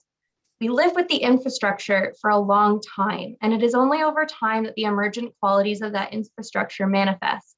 We need to be thinking about and planning for those long-term effects," unquote. So I just would like to ask, what impact would this building have on residents currently and future residents? And who is this building serving? As many people have already stated, it would loom over the historical area where the museum sits. Couldn't we think of something else to go in this space that would benefit all members of our community and keep the waterfront accessible? You know, if I want to go for a walk and appreciate the land where I am, and I'm walking beside somebody's luxury condo and a parking lot, it's really off-putting. I love this town. Like I said, I always find my way like coming back home here, and I do, you know, see myself living here a long time. And that makes me think of affordable housing, because even with someone with 2 degrees, I don't know how I could ever afford to live here. Like it's especially, again, seeing, you know, rent prices go up. I don't understand how I'm going to be able to do that. And then just seeing more of these condos being built is just very, it does not make me feel good. And I think that we forget that buildings, you know, they're not just for like places to live, they make you feel things. And in regard also to accessibility, talking about the beautiful view of the water that we have, and no, it's not right on the water, but it is close. Not everyone has the opportunity to just say, well, okay, we can't like be near the waterfront, we'll just go for a drive and go appreciate the view that way. Not everyone can do that. Some people, this is where they go, and just being like, no, sorry, people live here now. Like if you want to access it, you have to buy it, is to me just completely unjust. And so with all this being said, I would like to just respectfully state that I think this really needs to be rethought. Thank you for listening and considering my opinion. Thank you, Ms. Philippa. Sarah, do we have another speaker? Thank you, Worship. We have 3 speakers left. Our next is Mr. Yuli Rath.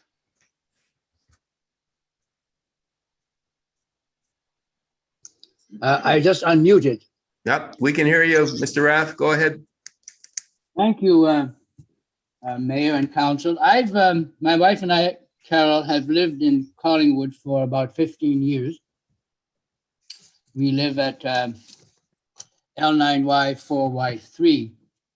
I have sent in a letter, but I was rushed to meet the deadline for today's meetings. I'll just briefly touch on the points in the letter, and then I will go on to things more specific to the site. Who is the owner? All we're told is a company called 31 Huron Street, Inc. From my research, 31 Huron Street, Inc. was incorporated in the streetcar offices last November, one day after Streetcar Incorporated Streetcar 31 Huron GP, Inc. As a second company.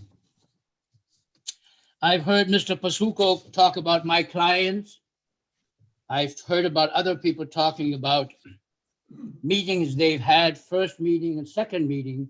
Who are the individuals behind 31 Huron Street, Inc.?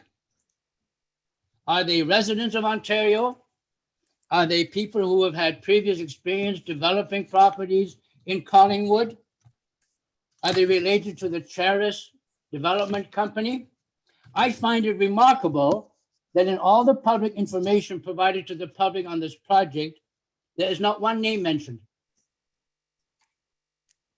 You, the town, and the staff, Mr. Farr, are apparently prepared to accept an application by a numbered company, 31 Huron Inc., incorporated in November of last year. Let's get to know who these people are. What's their track record with other developments in this town? Who are they? Why has this not been disclosed to the public? I think this is one of the first meetings I've had, and I've paid $108 with the Ontario Corporate Search Services. They're still trying to find out who the directors and shareholders and officers are of 31 Huron Inc. I'll gladly provide you and the committee and the council with correspondence. The outsourcing and searching of Ontario companies has been outsourced by the Ministry of Consumer Relations to 3 private entities. The one I'm dealing with is called Oncorp Direct. So that's one of the points that I've made in my letter. Earlier today, when Mr. Pasuko came on, he talked about there was a first meeting and a second meeting, and I believe, although I may have made my notes wrong, and then Streetcar purchased the property.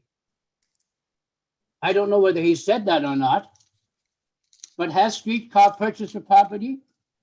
By the way, for those of you interested in who Streetcar is, you ought to visit their intensity vertical planning of high rises in Toronto. They make our Collingwood terminals look like little dog houses, the kind of places that they plan for. I wonder what expertise they have in planning for small rural towns with a historic character, charm of its own, that has been slowly and over the years destroyed systematically. So that's my first point in my letter. The justification report, which is called for, refers to a place known as a place to grow, the famous Greater Golden Horseshoe, GGH, which came into effect in 2019. This has been put forward along with the PPS as the Bible of development for Ontario. What the justification report fails to mention is in 2020, there was a major amendment to the GGH. This amendment requires, amongst other things, a municipal comprehensive review, a bottoms-up review mandated by law of all towns and communities and their official plans. What a coincidence that our review starts on June the 6th by the County of Simcoe. They have called for public comments to the first new comprehensive municipal review of the Simcoe County, including Collingwood and the Collingwood plan. Has the town of Collingwood approved our new official plan? I know I have sent comments in. Where is it? So we're looking at an application on an old plan buried in a document that was approved in 2019, has been amended in 2020, that now requires a new official plan to be approved by council, then to go forward for a municipal comprehensive review to the county and then be enshrined. Are we putting the cart before the horse once again? Certainly the records of our planning on our most prized properties, let's start with Mountain View. I think one lady, I agree with her, called it ugly as hell. The other one beside it has destroyed the panoramic view of the Collingwood Harbor. The best view of the Collingwood Harbor will be the corner condos in Perfect World and in this building, all of which will be sold for probably $3 or $4 million to the developer. The town of Collingwood has lost and is in the process of losing the last major lot with a panoramic view of the harbor. And by the way, I take great exception to the diagram shown by Pasuco Mining of this piazza and the view along Heritage Way, which show a complete Collingwood terminal. Guess why they do that? They don't show any buildings on Perfect World. How can they show how wonderful the view is from their building, knowing that that view is temporary and without putting a caution on the diagram, which states explicitly, this view is not representative of the view that will be ending up. They even refer to Perfect World in the application, but oh my, they make no reference how Perfect World and now this building will eliminate the last great property lot in the town of Collingwood and the history of Collingwood related to the terminal and the harbor. This town has talked, as one lady said, for 10 years about how great we are, how historic we are, what we need to do to preserve our waterfront, and the evidence is clear. Mountain View is now Rexall in the BMO. We have no more view of the panoramic harbor of Collingwood. It's been destroyed and will be preserved in the upper floors of new condo buildings. This is the last chance for you, the new council, to put your money where your mouth is. Do you believe we are a small town with town character and charm and heritage? Or do you believe we're just going to be another no-name, mid-sized town that wants tax dollars by building buildings that exceed all of our permits? A DC designation does not permit any kind of 6 stories. We go from a DC to the CX1, C1X. But no, we don't end there. We want to get a C1X with 5 exemptions. Holy heck, what is left of our official plan and our bylaws? You, ladies and gentlemen, are about to approve a DC designation that gives you the power to decide what to do with that lot, turning it into a commercial building that has no character related to the town, and then granting them 6 more exemptions. Hallelujah. And then you would have completed the disaster that started at Mountain View. Mr. Rath, you're at 8 minutes, and you take your point. And no, we're not making any decision tonight. We're not making any decision tonight, Mr. Rath. Me the one and only opinion to speak publicly. You made that clear, Mr. Mayor. And by God, I'm taking advantage of it. Thank you very much for hearing me out. And if it's more than 8 minutes for something important as this, Mr. Mayor, then I submit, let's spend more than 8 minutes making a decision that's right for everybody. Thank you for hearing me out. I appreciate your comments, Mr. Rath. And no decisions being made tonight, and there will be more opportunities to speak on this topic. So this is not your only chance. Clerk Almus. All right, Your Worship. Our next speaker is Mr. Matthew Pretty. Mr. Pretty, can you hear us? Yes, I can. Go ahead. Okay, this is getting more strange and strange as we go along. All right, I'm going to just calmly discuss here my first impression of the design. Now, the design shows pathways around the building with the commercial first floor, and that's a real win because that is what we need to marry the shipyard together so it's not a huge parking lot. That, in the immediate sense, is a win because people can congregate, go to the shops. It looks like there could be some restaurants, some cafes, and on the Harbor Heritage Road, that linkage with a 10-foot sidewalk, whatever the size is, exactly, make it larger than, make it of its, try and max out on that side. And it'll flow into the public realm. Now, obviously, right now, there's ducks and birds. I think there's even a beaver den in there, and toads and flowers and all that great stuff. So obviously there needs to be an assessment environmentally. Maybe you have to remove, things with a sensitive way. Now, the clean approach to a concrete surface and the water feature with the public realm, that's not bad, for what it is. At the end of the day, everyone, population is expanding. People need to live together. People need places to live. And with the underground parking, the 2-floor underground parking, that's a real architectural accomplishment. I know for a fact we're going to see the courthouse over by Sobeys be a high-rise. Over at Domino Pizza and the Bank of Royal will be a high-rise. There's going to be other high-rises coming up through the town. We need to drop this fear concept of, oh no, here comes modernization, because you know what? That's not going to serve the future investors and people who are going to live and enjoy an urban lifestyle where they can park, walk, bike. And of course, that road going into the building should be along Side Launch Way. In the traffic calming talk last week, we need to slow traffic down, obviously. Side Launch Way, there's a lot of action along there. Maybe we need to close the in and out at BMO. As I saw in the report there, it looks like that lane's going to be closed next to the public realm. I'm not sure what exactly will go on here, but yeah, we might have to close some of those in and outs, like at the area by Rexall and down the way. Maybe that should be closed so traffic's not going in there. That's a dangerous section of highway, just like over at Cranberry Village, not allowing cars to go out along that stretch coming back from Harbour Road along the Canadian Tire. You don't want cars in and out all of a sudden flying onto the highway.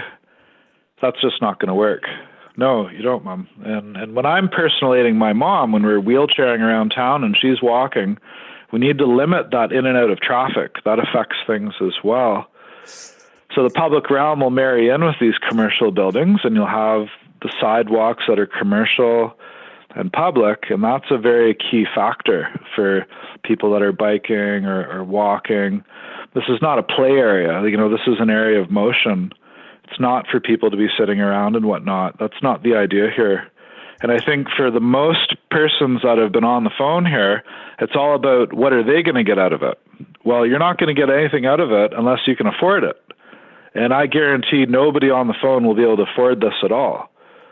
So quit complaining, get with the program, and understand this is a public-private deal that most folk in the town will never be able to afford. And that's a fact. So figure it out.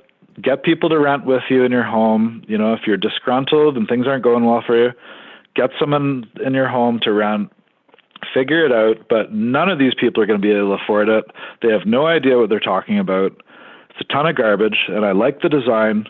Go for it. I approve it. Full force. Go for it. Modernize. Get it done. And forget all these negative people, because they have no clue. Thank you. Thank you, Mr. Pretty. Clerk Almus, do we have another speaker? Yes, Your Worship, we actually have two more. Our next speaker is Jane Walker. Ms. Walker, can you hear us?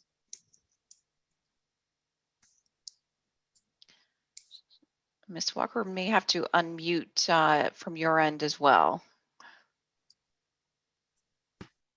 Okay, can you hear me now? Yes, we can. Go ahead, please. I'm Jane Walker, and I live at 3 North Maple Street in the Shipyards. And I love all the passion that I'm hearing around this. I lived in Unionville for 31 years, which is a very historic town just northeast of Toronto. and one of the finest examples of the preservation of Empire Loyalist architecture in the country. And when I moved in, it was a half-horse town and out in the boonies, and now it's a city. And the residents got together, I'm thinking of Margaret Mouey, and they were really adamant about preserving the image and the local architecture and the old, and mixing it in, blending it in with the modern. And I think if you go to Unionville, you'll see that they've done a pretty good job. There was a lot of resistance by developers because they just wanted to come in and build any old thing. But I think about Unionville attracts thousands and if not millions of visitors every year because it has a sense of place. People don't go there to look at ugly modern buildings or condos. They go there because these beautiful historical buildings and modern historical buildings that are meant to blend in give them a sense of place and beauty.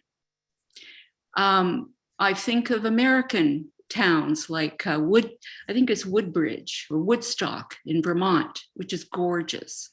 It's not got big, ugly glass or Scandinavian type condos mixed in with everything. It's kept the American heritage architecture from colonial times. The first thing I thought of when I saw this building, I said, that looks like an IKEA put together building. And then someone told me it was done by, created by a Danish architect. I know that's not, I think the architect is, or it looks, IKEA is Swedish. But to me, it does not fit in at all. And frankly, a lot of this development has already been buggered up with cramming in cookie cutter kinds of townhouses. I think the early ones have some beauty and some detail, but I think greed takes over. And I think a lot of the shipyards has lost some of that, what could have been a beautiful place to draw people in. But we still have time to be careful about these last few buildings. And I don't think this draws anybody. And I think we have to not only think of this building, but the whole development and what will attract people to come and spend time. It's certainly not cars and modern buildings. I think this building would be great in Stockholm or in Oslo or where else, but it does not fit in with shipyards, which primarily is a lot of brick. So we may be passionate, and it's not about getting with the modern program. It's about being careful about our image and a sense of place in Collingwood, because people come here for the beauty.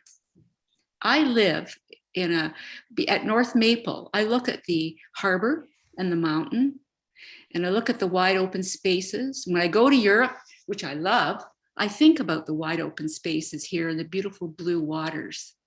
There's nothing like it. And I think whoever said we have to preserve that sense is right. So by hands down for me, I give the building, it has a nice look to it for another place, but for here, it looks terrible. I'm sorry to be so blunt, but I'm passionate about it. And I think other people are too, because I have to live around it. And I want to be proud of my development. So I want to be proud of my town. And aesthetics is really, really important. Take a look at the places that we like to go. They aren't modern 1960s or way out buildings. They're quaint, beautiful places in France and Britain and England. Europeans get it. So that's my opinion. Thanks for listening. Thank you, Ms. Walker. Clerk Almus?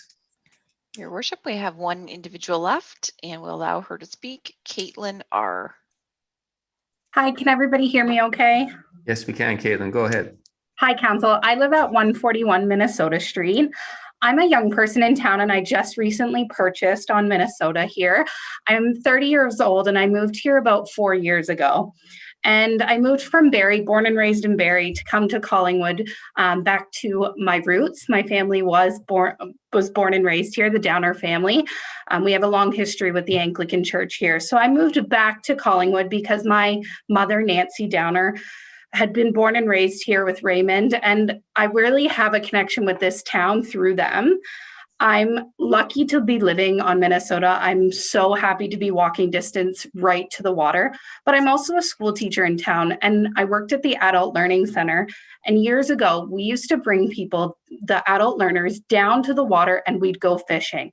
We'd use the friendship area. We'd bring them straight down that pathway past the Heritage Building, right to the water, and give them that environment to teach and learn.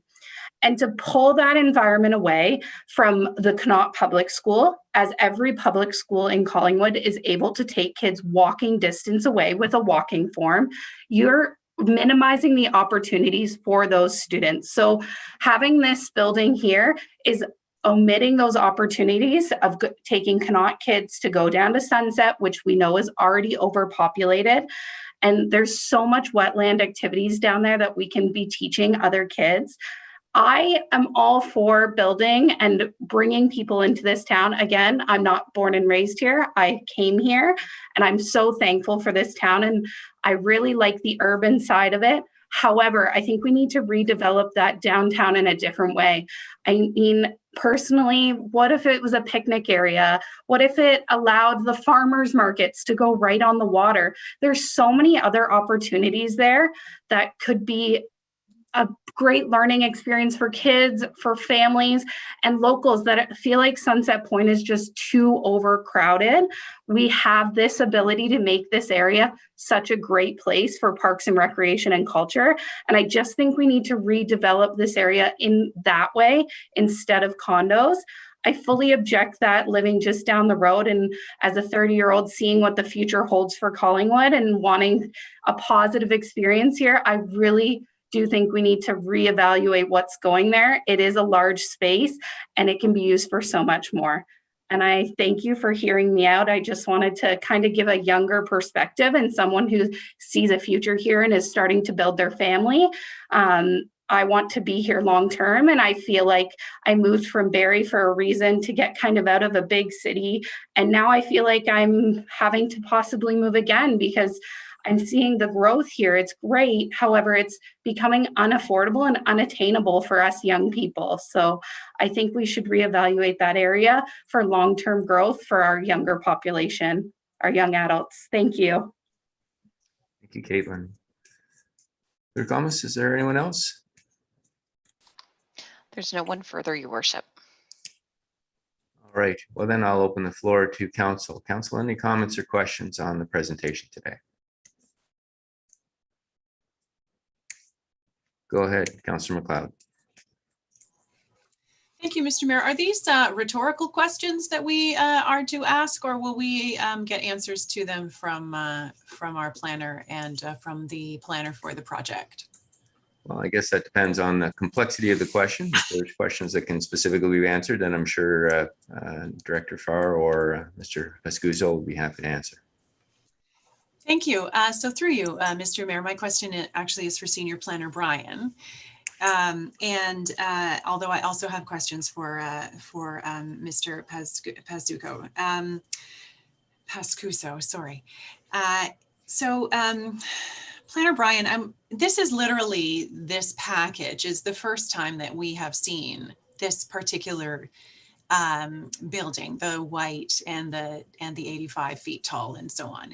That's correct. Yes, I'm going back in my mind and I think I would have remembered had we seen it previously. Through your worship to Councillor McLeod, this is the first time that this proposal has been to a public meeting. These documents would have been made available through a link with the notice of complete application towards the end of December, and again with the notice of public meeting recently. Okay, thank you.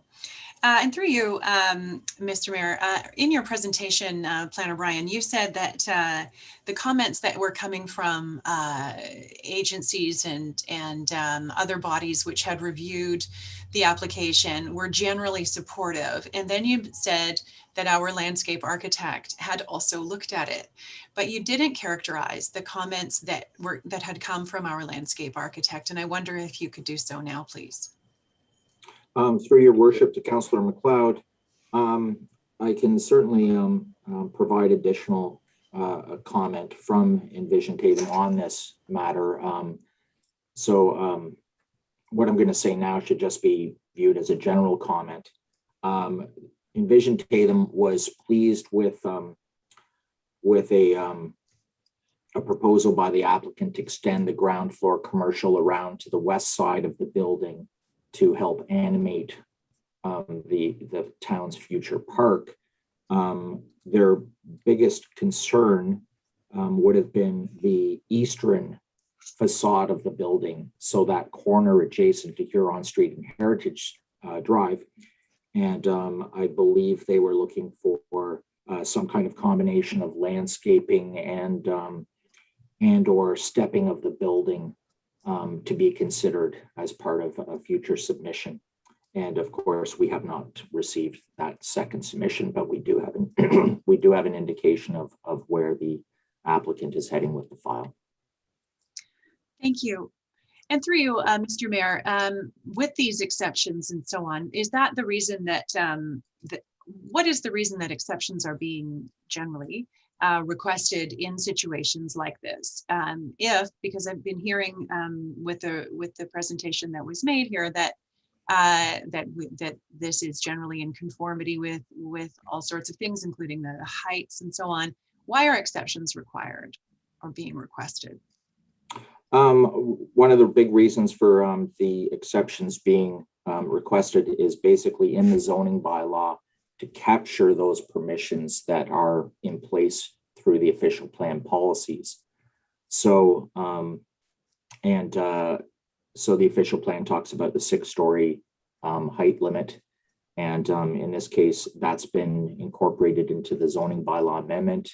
And because the official plan doesn't speak to the maximum height in meters, then that's the reason for having that exception in there. And that helps to, as with other setbacks that or zoning provisions that we'll consider as this goes forward, the idea is to tailor the zoning bylaw to the development proposal and secure urban design objectives that are being projected with the building proposal. Thank you. And just one more, I'm sorry. The presentation from the planner was that the ground floor height was minimum requirement is 4.5 meters, but in this particular design, they're giving it 6 on the ground floor. Is it 6 on every floor that they're proposing? Through you, Mr. Mayor. Through the mayor, I think that's a question that that I would want the applicant's planning consultant to comment on. I don't have the exact numbers in front of me for the other floors. My understanding is that they are not 6 meters. Thank you. Mr. Pescuso, can you help us out on that? Through you, your worship, to Councillor McLeod.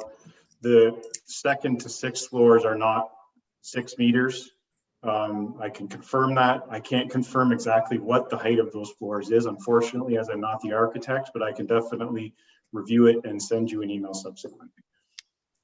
Thank you so much. And I have some questions for Mr. Pescuso too. I got it wrong. Feel free to call me Andrew, Councillor. Okay, Andrew, thank you. Through you, Mr. Mayor.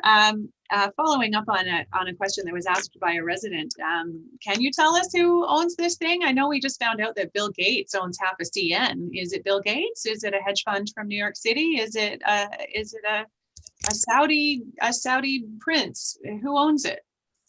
The owner of the property is 31 Huron Street, which is a subsidiary, I would call it, of Streetcar. It's fairly typical that developers, when they're creating a holding company, would use the address of the property. So in terms of the owner of the property, it's the Streetcar Development Group that owns the property under a different name, right? They have I mean, you can Google Streetcar. They're obviously a very successful developer in the city. And they've done a lot of, I'll call them projects associated with high-rise, as was referred to by one of the previous speakers. However, that's not to say not all their projects are that way. They've done some renovation projects with the old motel or hotel in Toronto as well too. There's, you know, they've got they're a very well-known developer in the city and looking to explore options for development in Collingwood, seeing the opportunities here as many other developers are locally. So. But you can't put a name to it of the individual human beings who own the company. Well, if you look on the Streetcar website, you'll see the president and, you know, all the other members of the organization that are there. Okay, thank you. And just one more, actually. So in the presentation that you gave us this evening, it was suggested. Oh, I've got the wrong one open. I'm sorry. That the square footage of the residential part of this building is going to be, what have I done with it? There we are.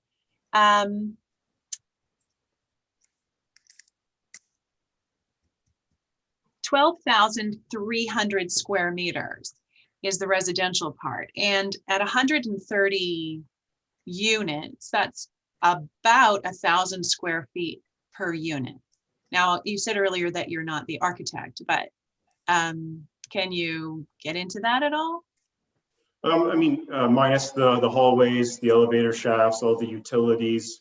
I can't comment on the exact measurements of all the units, but I referenced the 1, the 2, and the 3 bedrooms. You know, I think you're looking at a range between 600 and 1,000 square feet. Okay. Thank you very much. Thank you, Councillor McLeod. Council, any follow-up questions? I've got 2, but I see Mark Bryan's hands up. Go ahead, Senior Planner Bryan. Through you, Your Worship, to Councillor McLeod, there was a slide in my PowerPoint presentation that showed elevations for the buildings, and the numbers on that, one of the slides, they were very microscopic, but I was able to open up one of the first submission elevation drawings from the file, and it appears that the floors, the 2nd, 3rd, 4th floors, 5th floors, they look like they're just slightly over 3 meters from floor to ceiling, or floor to next floor. Thank you for your quick computer skills. Thank you. So I have Councillor Doherty and then Councillor Jeffrey. Go ahead, Councillor Doherty. Thank you very much, and through you, either to Mr. Bryan or Mr. Pascuzzo. I'm just, there is across the bottom floor is commercial / retail. Does that include the north side of the building on the ground floor, which is the top of the L? Mr. Pascuzzo. Your Worship, through you to Councillor Doherty. There is a 1st floor commercial on the entire property. Okay. Great. So including the water facing, I guess, was where I was going with that. The next question, I think maybe this has been partially answered, but I'll also make the observation that the landscaping that has been shown on Huron Street is quite, with respect, unremarkable, given the position of the building on the entrance to the community. So I'm just wondering, is there some opportunity there for enhanced landscaping, even gardens, etc.? Through your worship. Yep, go ahead. I was going to say that the building is located very close to the property line. In fact, it touches on the property line on Huron Street. So any of that, anything that would be done along that frontage would be on the town's right of way. Okay, great. Thank you. Those are my questions. Thank you. Councillor Jeffrey. Thank you, Mayor Saunderson. So again, through to Senior Planner Bryan. Mark, just for a point of reference,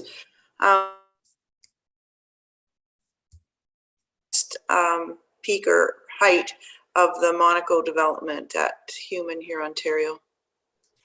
Through your worship, I'm sorry, you cut out there for a second on me. Were you asking about the height of Monaco? The height of Monaco, what's the highest point?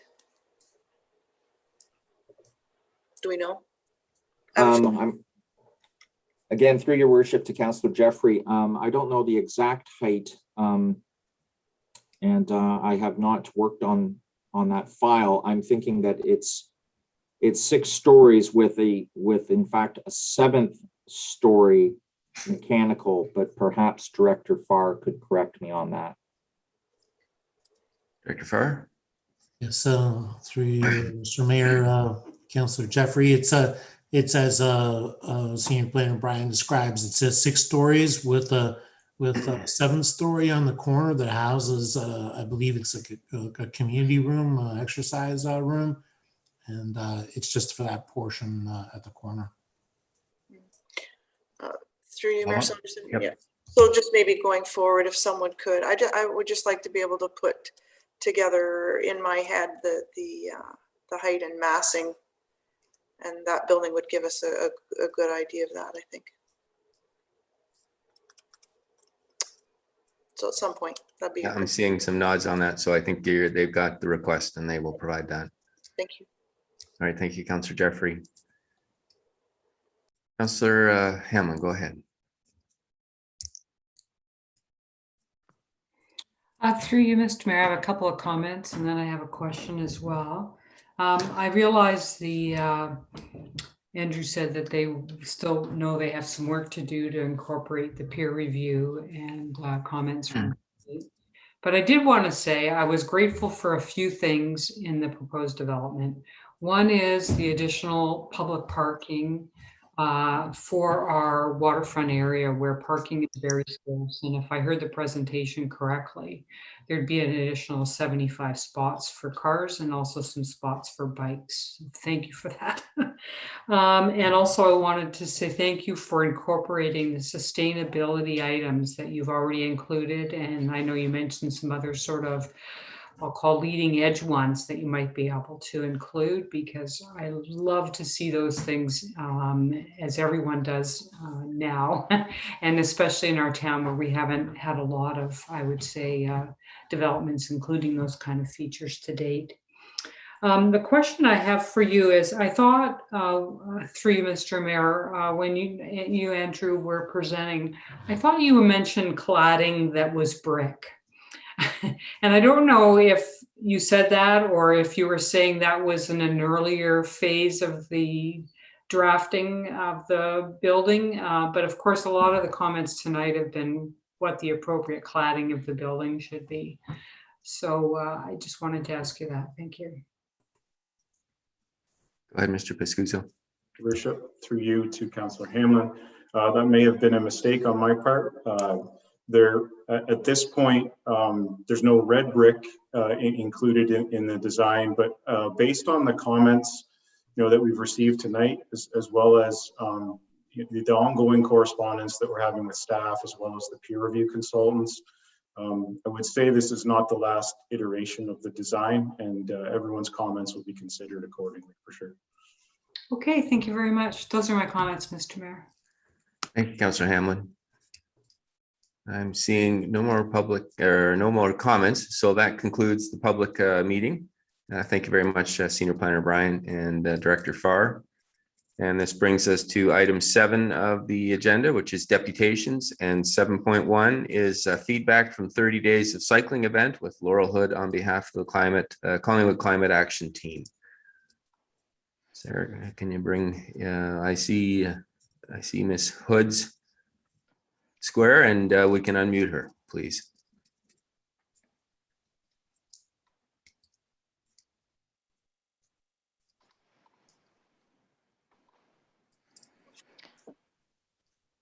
Hello? Hi, we can hear you. Go ahead, please, Ms. Hood. You have 10 minutes.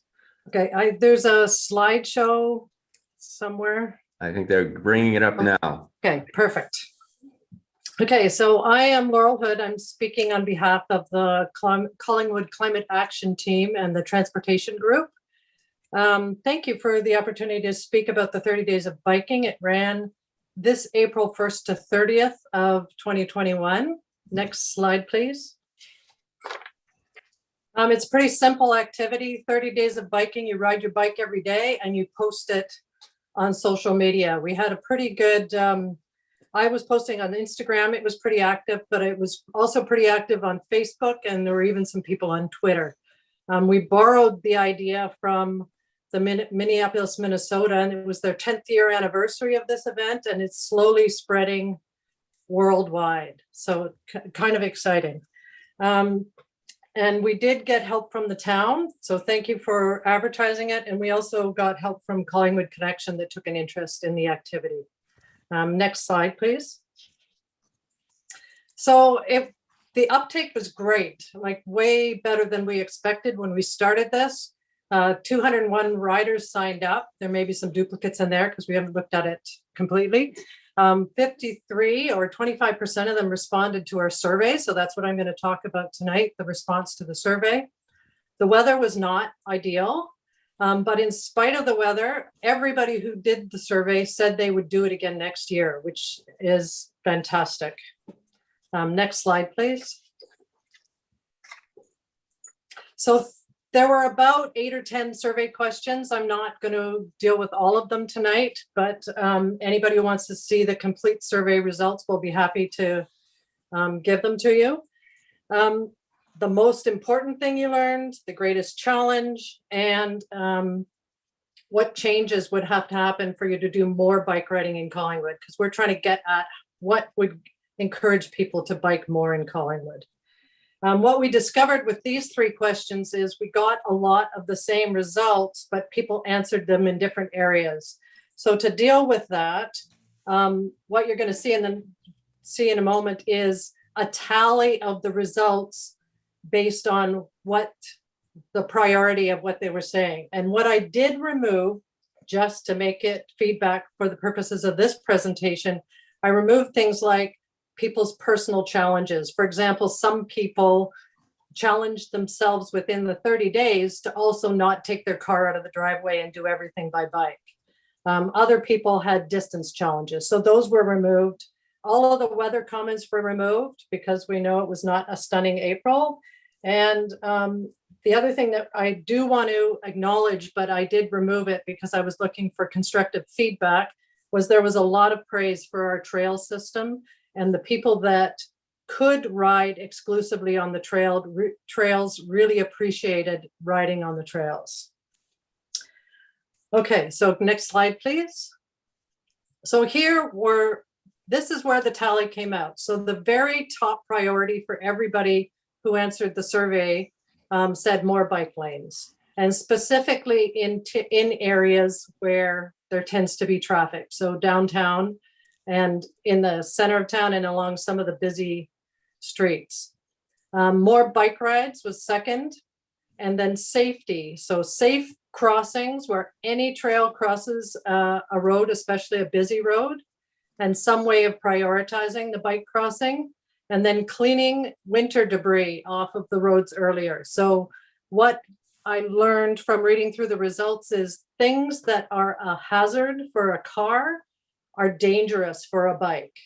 So a car can drive over the dirt, a car can go through a pothole, but a bike could, that debris or that pothole could cause an injury. So that was good information.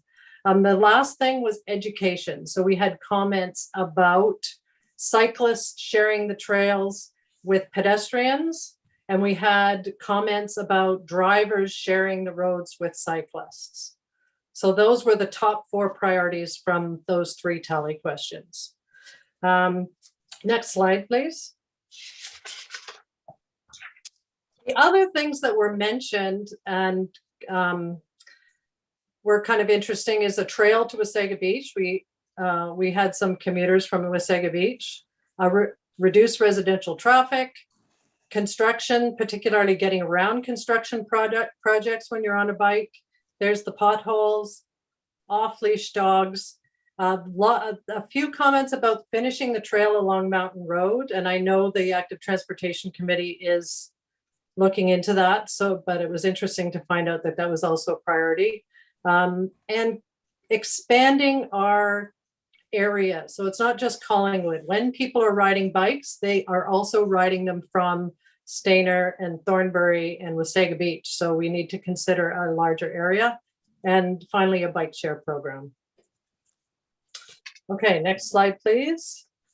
For the purposes of the transportation group, this slide was really important because our goal as a transportation group is ultimately to reduce carbon emissions from transportation. And to do that, we need to see that commuting to work or school bar increase. The errands and shopping looks pretty good. Attending appointments, it exists, but the major thing that people are doing on their bikes is recreation. And that needs to be more even with commuting if we're going to have an impact on traffic and an impact on air quality in Collingwood. So that was information for the climate, for us, and what direction we're going to go. And then finally, the final slide, please.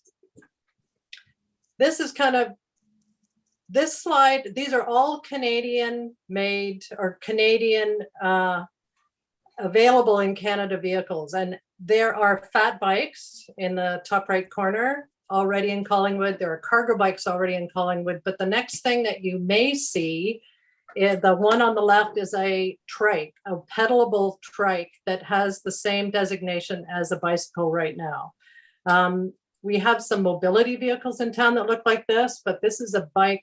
And parking, when you're talking about parking for vehicles in Collingwood, these are all things that are going to have space. So it's not just the two-wheeled bike anymore. And it's also not just the two-wheeled bike when you're trying to move from recreational use of bicycles to transportation use of bicycles. Anyway, thank you for letting me speak. It was a very successful event and we plan to do it next year. If there's any questions, I'd be happy to give them a stab. Thank you, Ms. Hood, and congratulations to Collingwood Climate Action Team for the inaugural event this year. We're looking forward to successive years doing it and increased uptake. Council, are there any questions or comments for Ms. Hood? Councillor Doherty. Thank you, Mr. Mayor, and I'll echo your congratulations for this initiative and the great participation that they had in the first year, even though the weather was not that great. But I also will congratulate them for the initiative in compiling this data, because I'm sure it is going to be very instructive to our Trails and Active Transportation Committee. It certainly was instructive to me. And we have a way to go, it's obvious, in terms of how or what the proportion of bike rides are work versus pleasure, work or school versus pleasure. So work to do, but a great start. Thank you. Council, any other questions or comments? Seeing none, thank you very much, Ms. Hood, for your presentation today. Thank you. That brings us to item 7.2, support for proposed amendments to the site plan control bylaw. We have Leo Longo for Aird and Berlis on behalf of Eden Oak McNabb Inc. Thank you, Your Worship. We're just promoting Mr. Longo now, so Okay. he will have to turn on his audio and his video.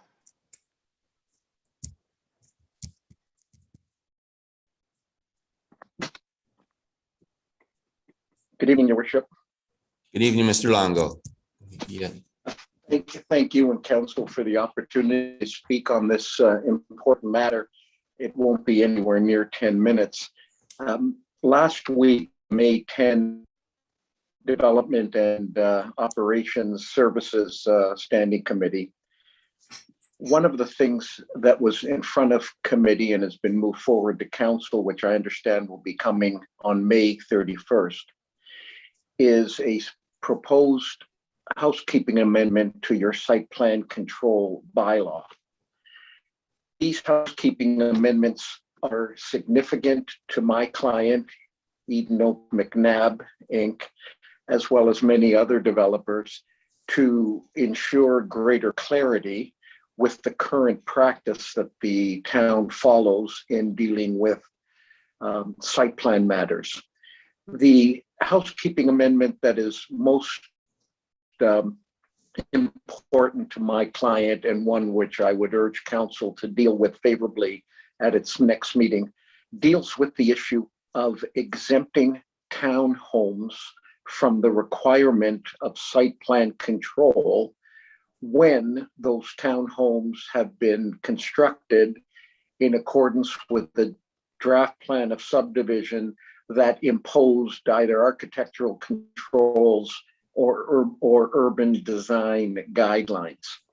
Eden Oak was one such subdivision that had detailed architectural controls and urban design guidelines, and expected that no site plan would be required for those townhomes to be built.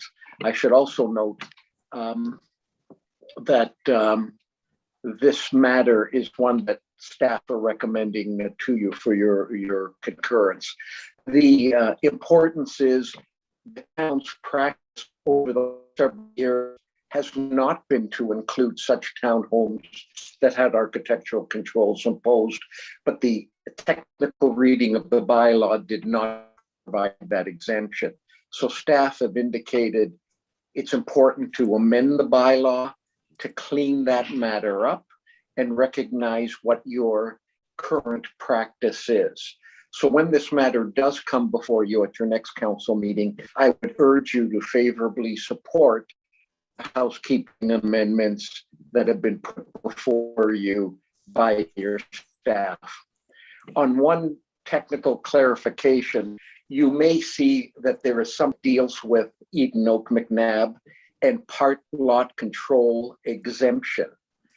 That deals with some townhomes that have either been built or are in the process of building.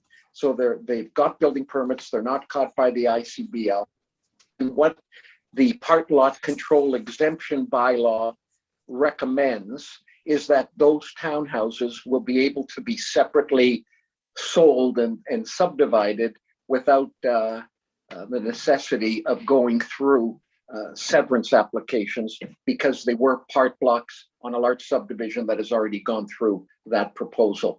I would urge that when council deals with item 11.1 and 13.2 on tonight's agenda, that they see this as a normal technical requirement, and one that I hope will find support with the council, so that we can provide these townhomes to the purchasers who have acquired them.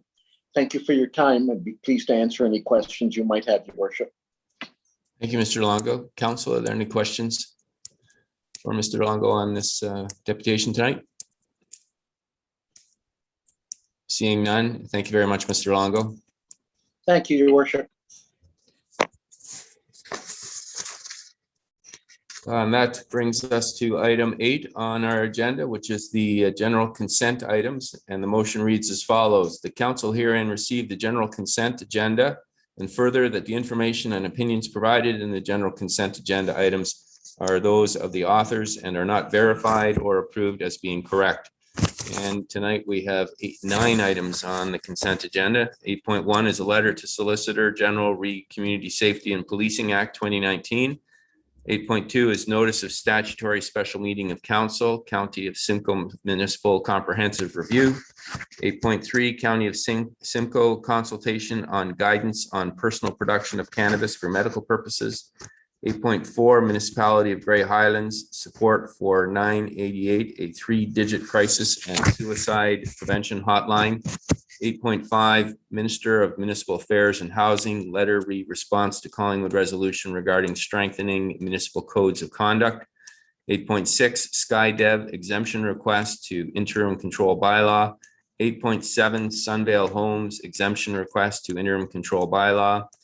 8.8, Hume Innovation Hub exemption request to interim control bylaw. And 8.9, that South Georgian Bay Regional Mayors and CAOs Forum terms of reference. And there's a motion attached to that one. So first I'll look for a mover and a seconder to receive the consent agenda, and then I'll ask for items to be pulled. So I've got Councillor Hamlin and Councillor Jeffrey. All in favor of receiving the consent agenda? And that is passed unanimously when Councillor Powell got her card up. Are there items to be pulled, please, Council? Councillor Jeffrey and Deputy. So Deputy Mayor, did you want to pull an item as well? Yes. Okay. Go ahead, Deputy Mayor. Yeah, I briefly wanted to comment on. Sorry, which one? 8.2. 8.2. Okay. Councillor Jeffrey. 8.1. 8.1. And if there are no others, then I will be pulling 8.9. So we'll start numerically and start off with you, Councillor Jeffrey. Go ahead, please. Thank you, Mayor Saunderson. So for an update to council with respect to the letter, this is a letter on behalf of the Collingwood Police Services Board to the Solicitor General with respect to the input they requested on the change to the new Ontario Provincial Police Detachment Boards through the Community Safety and Policing Act of 2019, which was brought in. I did attend one of the regional roundtables in Aurelia in February of 2020. And so the OPP took that feedback and developed a framework for the police services boards to populate their answers to the questions, but the OPP feel they provided flexibility to create a board that reflects our community. So to the end of this report of having this on here was to kind of warn you that once we have been able to complete that information into their format, that we would ask for council's support for our request. We had a joint meeting last week of the Blue Mountains Police Services Board and the Collingwood Police Services Board. And we are both agreed that we wish to maintain two separate boards within the one detachment, and that our proposal will refer that information to the Solicitor General together with our reasons why. So we will be looking for council support in that request. You will be provided with the form ahead of time so that you can make that decision. So this is just really a heads up for council in that regard. So, and that will be for the May 31st meeting. Thank you. Thank you, Councillor Jeffrey. Any questions on that report, Council? Seeing none, we'll go to 8.2. Go ahead, Deputy Mayor. Thank you. I just wanted to briefly speak to this, I think for two reasons. One, it's important as it relates to the county. And secondly, it was actually referred to by one of our speakers this evening as they were speaking to the planning matter before us tonight. The municipal comprehensive review is underway. There have been a couple of staff reports that have come through committee of whole to the county. And there is a public meeting on June the 8th of this year for those who are interested. I'm just going to read a couple of key bullet points, but basically the MCR from a provincial standpoint are looking at things like the refinement to provincial natural heritage systems, refinement to the provincial agricultural, land-based growth management, employment, climate change, and the watershed. These are all very important things, and they will be looking at the 16 member municipalities. This does not include the 2 member municipalities of Aurelia or Barrie. The one thing I would state, though, is of the 16, it really is more relevant to the 12 municipalities that are of township in nature. So when you look at Midland, Penetanguishene, Wasaga Beach, and Collingwood, as you move east to west. Those are the 4 member municipalities that have clear defined built boundaries. The other 12, as many know, are townships where you have an amalgamation over a period of time of various hamlets, villages, and towns. Clearview being to the south is probably the best example. And this really will be a comprehensive lands need assessment in terms of how do we maybe maximize those townships to be able to accommodate the growth that is expected within Simcoe County, at the same time articulating and ensuring that we protect those things like the natural heritage that are important. So that's the purpose. The public meeting's on June the 8th. It's one that from a planning perspective, for those who are interested, I would certainly encourage. But I just wanted to highlight that although it's critically important, the key relevance, and I sit on the planning committee and I've been part of the initial conversations, really will be to take that deep dive into the 12 member municipalities that are more of a township as opposed to a defined boundary municipality like the 4 I identified. Thank you. Thank you, Deputy Mayor, for that. Council, any questions or comments? I would note, though, that of particular relevance for Collingwood is that when the Wynne government uploaded the ability to do a municipal comprehensive review from the municipalities to the upper tier government, they did put in a moratorium on conversion of employment lands to other uses. So, so this MCR is important for Collingwood in determining cataloging our employment lands and the ability to convert some of those employment lands where necessary for other uses. So it is an important step for us. So I'm going to pull 8.9, and I think what I'll do is pass the chair to the Deputy Mayor for this portion and provide an update on the South Georgian Bay Regional Mayors and CAOs Forum, and then I'll provide CEO Skinner an opportunity to speak as well. We've had 2 meetings now, and I think they've been fairly very good. There's a lot of cooperation. I think there's a lot of discussion about what will be the terms of reference, and so it was agreed that we would take our terms of reference back to our respective councils so that everybody understands what we are doing and what kind of issues we're looking at. There is no ability to commit funds. There's no ability to take any action that would require a council endorsement without first going back. And we have looked at high-level issues. We're looking right now at a transportation, a regional transportation analysis that would look at traffic studies from Simcoe County and Grey County, as well as in our individual municipalities, and speaking with the MTO about things such as speed limits and bypasses so that we can control traffic in our communities. We're also looking at economic development and ways that we can address that on a regional front, as well as issues like regional housing and attainable housing and ways to deal with those affordability issues.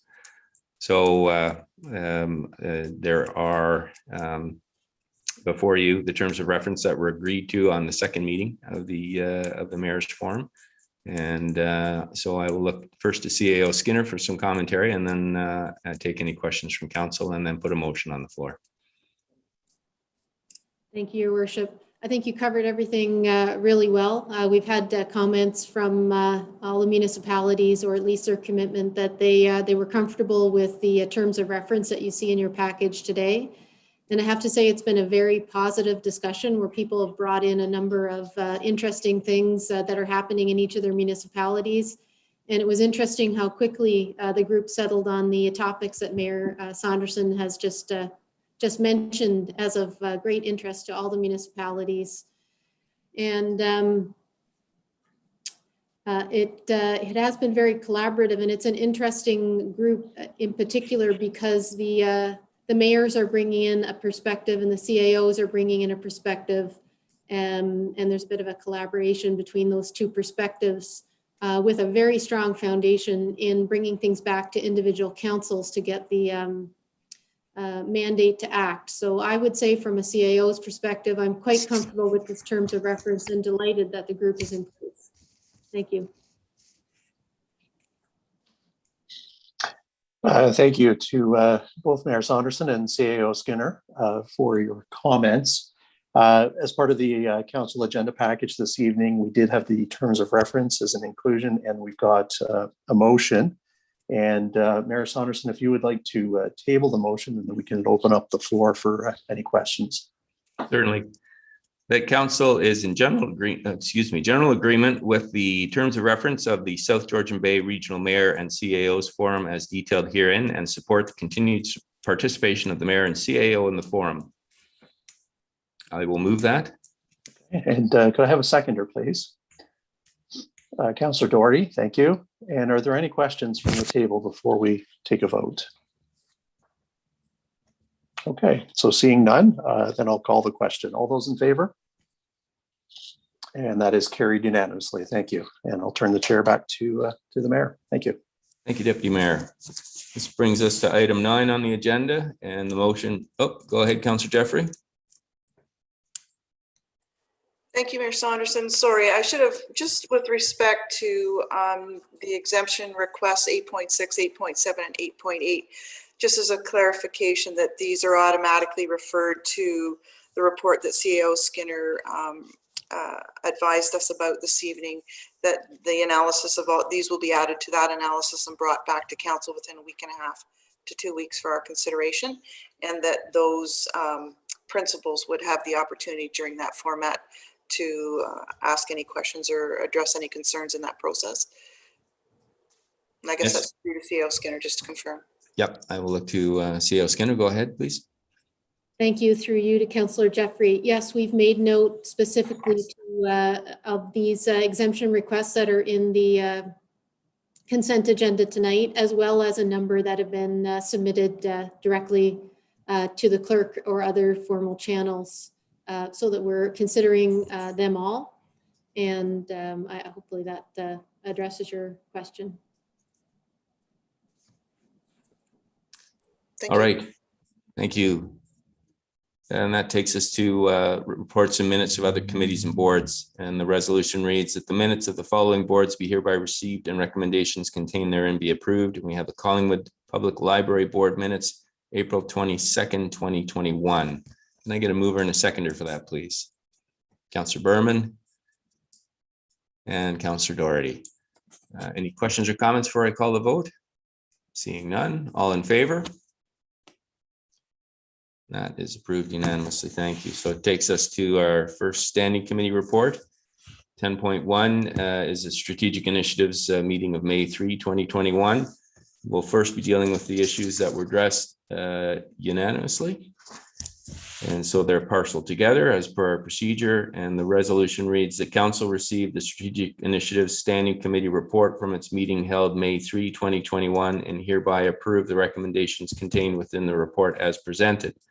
CAO 2021-5, Collingwood Judicial Inquiry Next Steps following public consultation. The recommendation is to receive the report.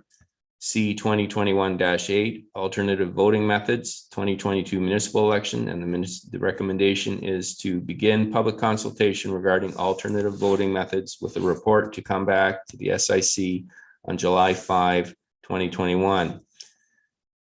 T 2021-5, 2021 Fees and Charges Amendment, and these are the items that were passed unanimously. The recommendation is to enact and pass a bylaw to amend fees and service charges for sections 1A1 corporate, management administration, and E1 planning. T 2021-6, asset management plan status, and the recommendation is to receive for information. T 2021-7, COVID-19 economic relief, tax penalty and interest relief update. And the recommendation is to authorize staff to waive penalty and interest charges for the months of May and June 2021 with respect to current year taxes payable only. And the final report is Collingwood Downtown BIA Budget 2021. The recommendation is to approve the 2021 Collingwood Downtown BIA budget and forward it to the treasurer for inclusion in the tax rate bylaw. Can I get a mover and a seconder for that, please? Councillor Berman and Councillor Jeffrey. Any questions or comments on any of these items before I call the vote, Council? Seeing none, all in favor?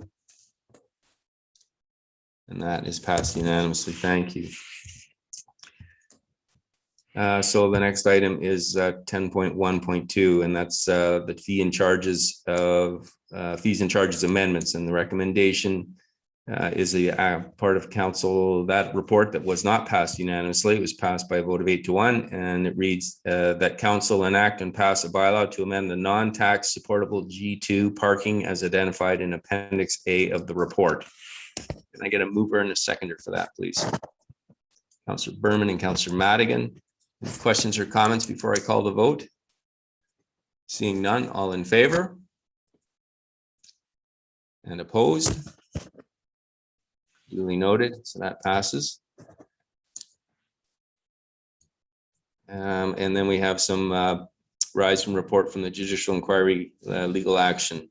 And the resolution reads, whereas periods of limitation may be approaching pertaining to some further legal action against any associated party relating to the judicial inquiry necessitating a non-standard procurement, the council herein retain the services of BLG to ascertain potential action against various parties related to the Collingwood judicial inquiry at a fixed cost not to exceed $15,000, and that staff continue to press insurance agents for any compensation that can be done.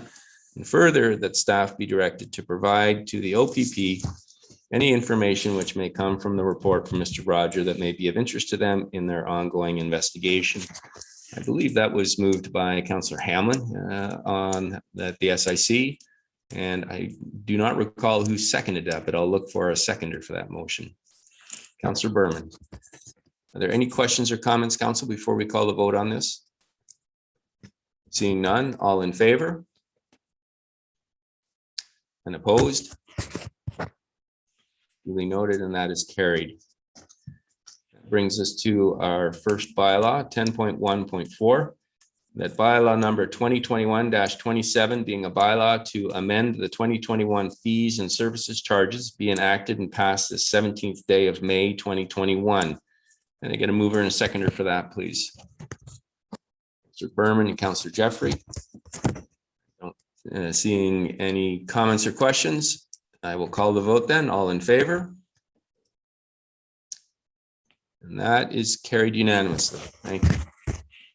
This brings us to item 10.2, which is the Corporate and Community Services Standing Committee of May 3 and, well, May 6 was the actual meeting. We started and recessed quickly, you'll recall. And the resolution reads that council received the Corporate and Community Services Standing Committee report from its meeting held May 3, 2021 and May 6, 2021, and hereby approve recommendations contained within the report as presented. Councillor Dore, do you have a question? Thank you, Mr. Mayor. Can we sever out the item PRC 21-04 allocation of the Community Recreation and Culture Grant? Please, I have a previously declared conflict. Yes, we will sever that out for you. So we will call the vote on all but that item. And then when you've left, we will call the vote on that. So picking up where I left off, CAO 2021-6 draft agreement between town and downtown BIA re-expectations and obligations of parties. The recommendation is to direct staff to commence discussions and consultation with the downtown Collingwood BIA regarding the preparation of an operating agreement. C 2021-9 sale of alcohol at food truck establishments. And the recommendation is to undertake a full review of the licensing of food vendors in preparation for the 2022 permit season, and that requests received in 2021 for food vendors wishing to sell alcohol not be permitted. C 2021-11 light up the town, proposed public awareness campaign and flag policy update. The recommendation is that the light up the town public awareness campaign pilot project be effective July 1, 2021 through to December 31, 2021. PRC 2021-3 municipal alcohol policy update. The recommendation is that the proposed municipal alcohol policy update be approved. Collingwood Downtown BIA recommendations. The recommendation that council consider the waterfront master plan design for the north end of Huron Street as a priority project within the 2022 budget considerations. Lottery licensing to assist small organization. The recommendation is to petition the AGCO to relax lottery licensing requirements for small volunteer organizations. And I will have that moved by Chair McLeod and seconded by Vice Chair Madigan. And are there any items, Council, that you wish to pull to change the direction before I call the vote? Seeing none, then I will call the vote. All in favor? And that is carried unanimously. Thank you. Councillor Doherty has now recused herself, so the minutes will show that Councillor Doherty has left the meeting for her stated conflict of interest. And the the motion is that Council approve the recommendations contained within report PRC 2021-4 allocation of the 2021 Community Recreation and Culture Grant. And the recommendation is that the report be received for information. And that will be moved by Chair McLeod and seconded by Vice Chair Madigan. Unless there are any questions or comments on this issue, I will call the vote then. All in favor? That is carried unanimously. Thank you. Clerk Almus, if you can get to Councillor Doherty back in, please.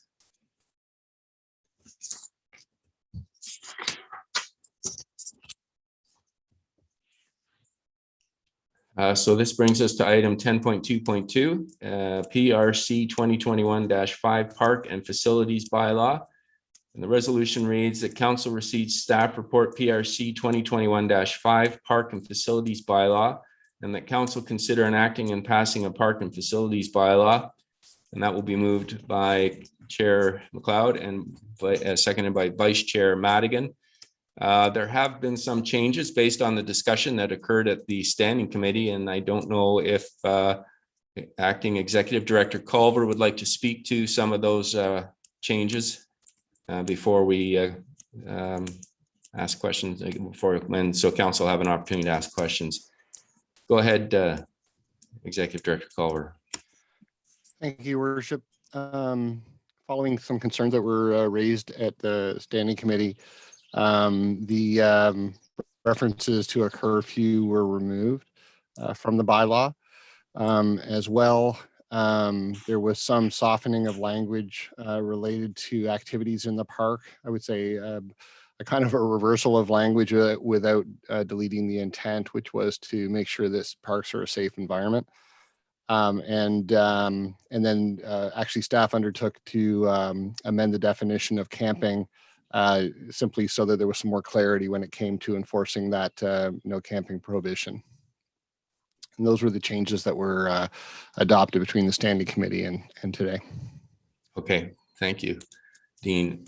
Council, questions or comments? Go ahead, Councillor Doherty.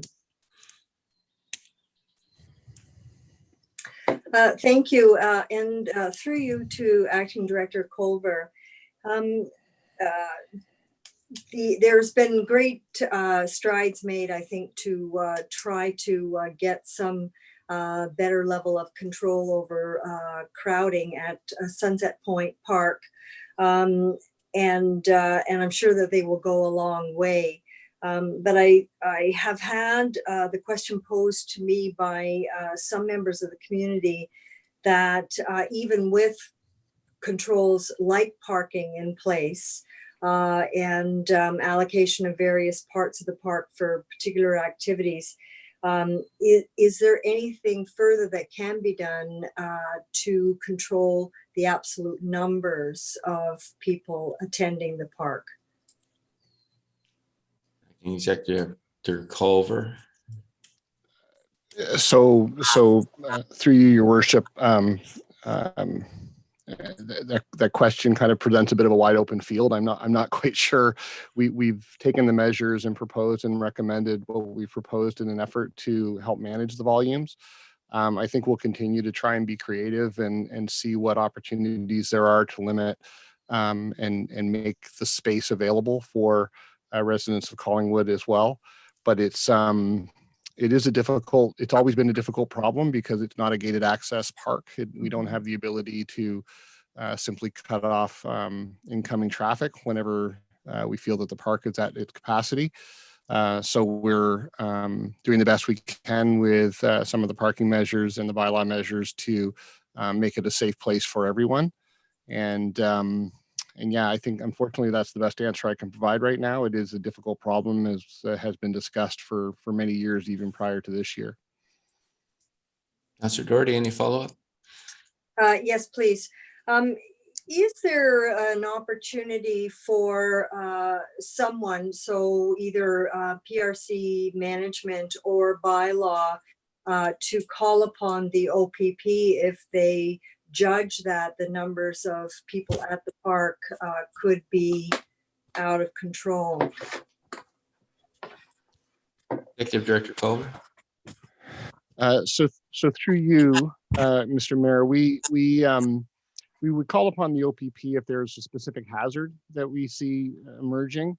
It's difficult to sort of assess what the capacity limit might be, and then calling the OPP is not a measure that cuts off every access point to the park, whether it be through active transportation or parking, vehicular parking. So I don't know that I would say that the solution at any point in time would be to cause to call the OPP if we see a hazard emerging. So, for example, if gathering is occurring under the COVID protocols and we feel like we need the support, we would reach out to the OPP and bylaw would actually probably be the ones to do that to help us disperse crowds and to manage gathering that is in violation of the provincial regulations.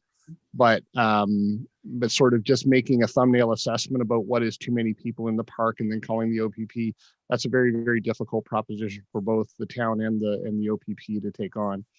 I know that's not the perfect answer that you probably were looking for, but that's the best one I can offer today.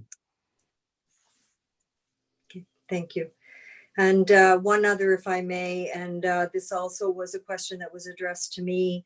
There had been reference a couple of times as this bylaw was being developed to dogs in the park, dogs on and off leashes, and also dogs swimming. Has there been any consideration, or will there be consideration made to allocating some portion of the park for dog swimming? Executive Director Culver. So through you, Your Worship, we have had similar conversations with some residents about that proposal. One of the primary challenges there is that the bylaw in Collingwood prohibits dogs from being off leash at all. So creating an area where owners could go swimming with their dogs on a leash, I believe would not be a satisfying opportunity for those dog owners. Therefore, it would not be an effective measure. And also, we would not be able to create a situation where we would encourage somebody to let their dog off leash to go swimming in an area. So it's at this point anyway, I wouldn't say the idea is gone forever, but based on the current environment, the current bylaws that we had to work with. Thank you. Thank you very much. And those were my questions. Councillor Doherty. Councillor, any other questions or comments? Councillor Comey. Thank you. Through you, Mr. Mayor, to Director Culver. So our bylaw contains fines for people using the washroom in public, and that in itself isn't unusual for a bylaw to have. But I'm wondering, and it touches on a subject Councillor Doherty raised, and is no surprise to anyone, that we would anticipate park use to continue to mirror what we saw last year, potentially even greater. So knowing that people will only, in a terribly worst case scenario, seek to relieve themselves outdoors, is there a plan for additional porta potties and hand washing stations? How can we address the problem of people needing hygienic facilities? Executive Director Culver. Yeah, thank you. And thank you to Councillor Comey for providing these questions in advance, so we had the opportunity to gather the information. So speaking to Sunset Point specifically, last year we had 2 stalls in the entirety open in the park because COVID regulations required that. This year we have 12 stalls open that can be open based on new guidance under COVID protocols once the stay-at-home order is relieved. We also have an intent to install 2 more stalls, which we were hoping to have prior to Canada Day, but seems like it might be post Canada Day when we're able to get that prefab facility in place. Once it's in place, it's a very quick connection, so they'll be active soon after they arrive. But that would raise the total number of stalls to 14 in the park. In addition, over at the east side of Sunset Point, there is a porta-john there currently, and that'll remain for the duration of the summer, as it has. In other facilities, we have actually 18 porta-johns in the community and on the whole. There's Harborland Park. The boat launch ramp has 3 porta-johns there. Sunset Point, I mentioned. Fisher Field will have at least 4, depending upon what's allowed to happen with soccer. We'll moderate that. Skate Park has 1. We don't yet have these ones in place, but the museum, Harborview Park has a museum has 1. Harborview Park has 3. Heritage Park has 2. And each of the courts at Kinsman, Princeton Shores, and Mare Mills have a porta-john as well. So this is our strategy for porta-johns for this year. And I will say that we constantly monitor it. And if we feel like there's a need to add more, we don't hesitate to add more. Definitely do understand the councillor's position that providing those facilities is an essential service, an essential need. And I'll also say too that things like defecating in parks is not a common occurrence at all. Sometimes a little bit of information gets blown a little bit out of proportion, and actually it's a rare occurrence when that does occur. And we survey staff continuously to understand this if it ever became a problem. Hello, Councillor Coleman. Thank you so much, Mr. Mayor, and thank you, Director Culver, for stating that, because there's often some potential undertones, the accusations that follow, that certain types of people would be so inclined as to use facilities outside of a washroom. So I appreciate your comments on that. Director Culver, I take it that our bylaw still maintains the barbecue ban. Is that correct? Executive Director Actually, through your worship, actually, no, there's a barbecue area allocated. So what we've done is instead of banning barbecues, we've provided space where barbecue can occur, and we're going to be able to, creating signage that directs people to the locations where barbecuing will be allowed. It's spread out, providing and allows for some COVID-friendly situations, depending upon what the regulations, provincial regulations provide for at that time. But in the east end of the park, there will be, I believe, 4 barbecues in the east end, 3 or 4 off the top of my head. There's 1 to the rear of the Enviro Park, and then there's 3 to the west of the Enviro Park, 2 or 3 to the west of the Enviro Park. They are all identified barbecue locations. That is the 3. We're also considering Millennium Park is also being considered based on the committee's interest in it for barbecues as well. So we're looking at that right now, and you'll note the bylaw allows for the director to make that call as needed. Thank you. And through you, Ms. Mayor, that's great to hear. So I'm then going to assume we won't see those big, giant no barbecue signs this summer. Would that be a safe assumption? Yeah, through your worship, there's no intention to have those signs in the park. There will be signs instead that say, here's where you can barbecue and here's where you cannot. Okay, brilliant. Thank you so much. Those are my questions. And so just for clarity, Executive Director, the barbecues that can be used are municipal barbecues, and we're not allowing people to bring their own barbecues into the parks, that they're designated in certain areas and to be using the municipal barbecues that are available. Through your worship, that's correct. We won't stop somebody from placing their barbecue on top of our barbecue, for example. For whatever reason that might be real. But those locations are designed and have been allocated to ensure proper spacing and are equipped with a coal dispensing facility so that we can get rid of the hot things that are a hazard. Good, thank you. Any other questions or comments, Council? Seeing none, then I'll call the vote. All in favor? And that is carried unanimously. Thank you. So that takes us to item. Okay, I've lost my place here. I think it's the first bylaw. So that's item 10.2.3, and the motion reads that bylaw number 2021-28 being a bylaw to regulate and promote responsible enjoyment and use of parks and facilities be enacted and passed the 17th day of May 2021. That'll be moved by Chair McLeod and seconded by Vice Chair Madigan. And go ahead, Chair McLeod. Thank you. All this talk of bathrooms, I wonder if we might ask for a bio break after we pass, if we pass this bylaw. If we don't, it's off. Okay, so with that being said, I will call the vote then. All in favor? That is passed unanimously, and we'll take a 10-minute bio break, so that will bring us back at 5 to 9.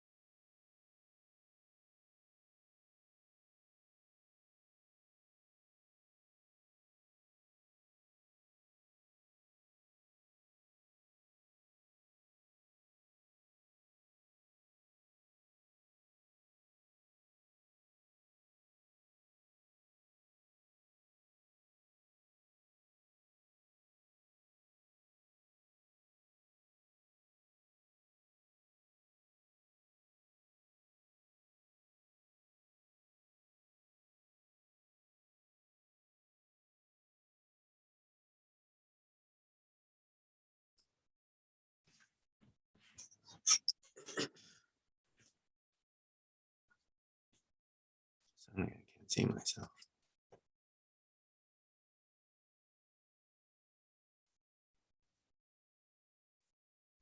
I can see it too. I don't see myself, so maybe that's a good thing.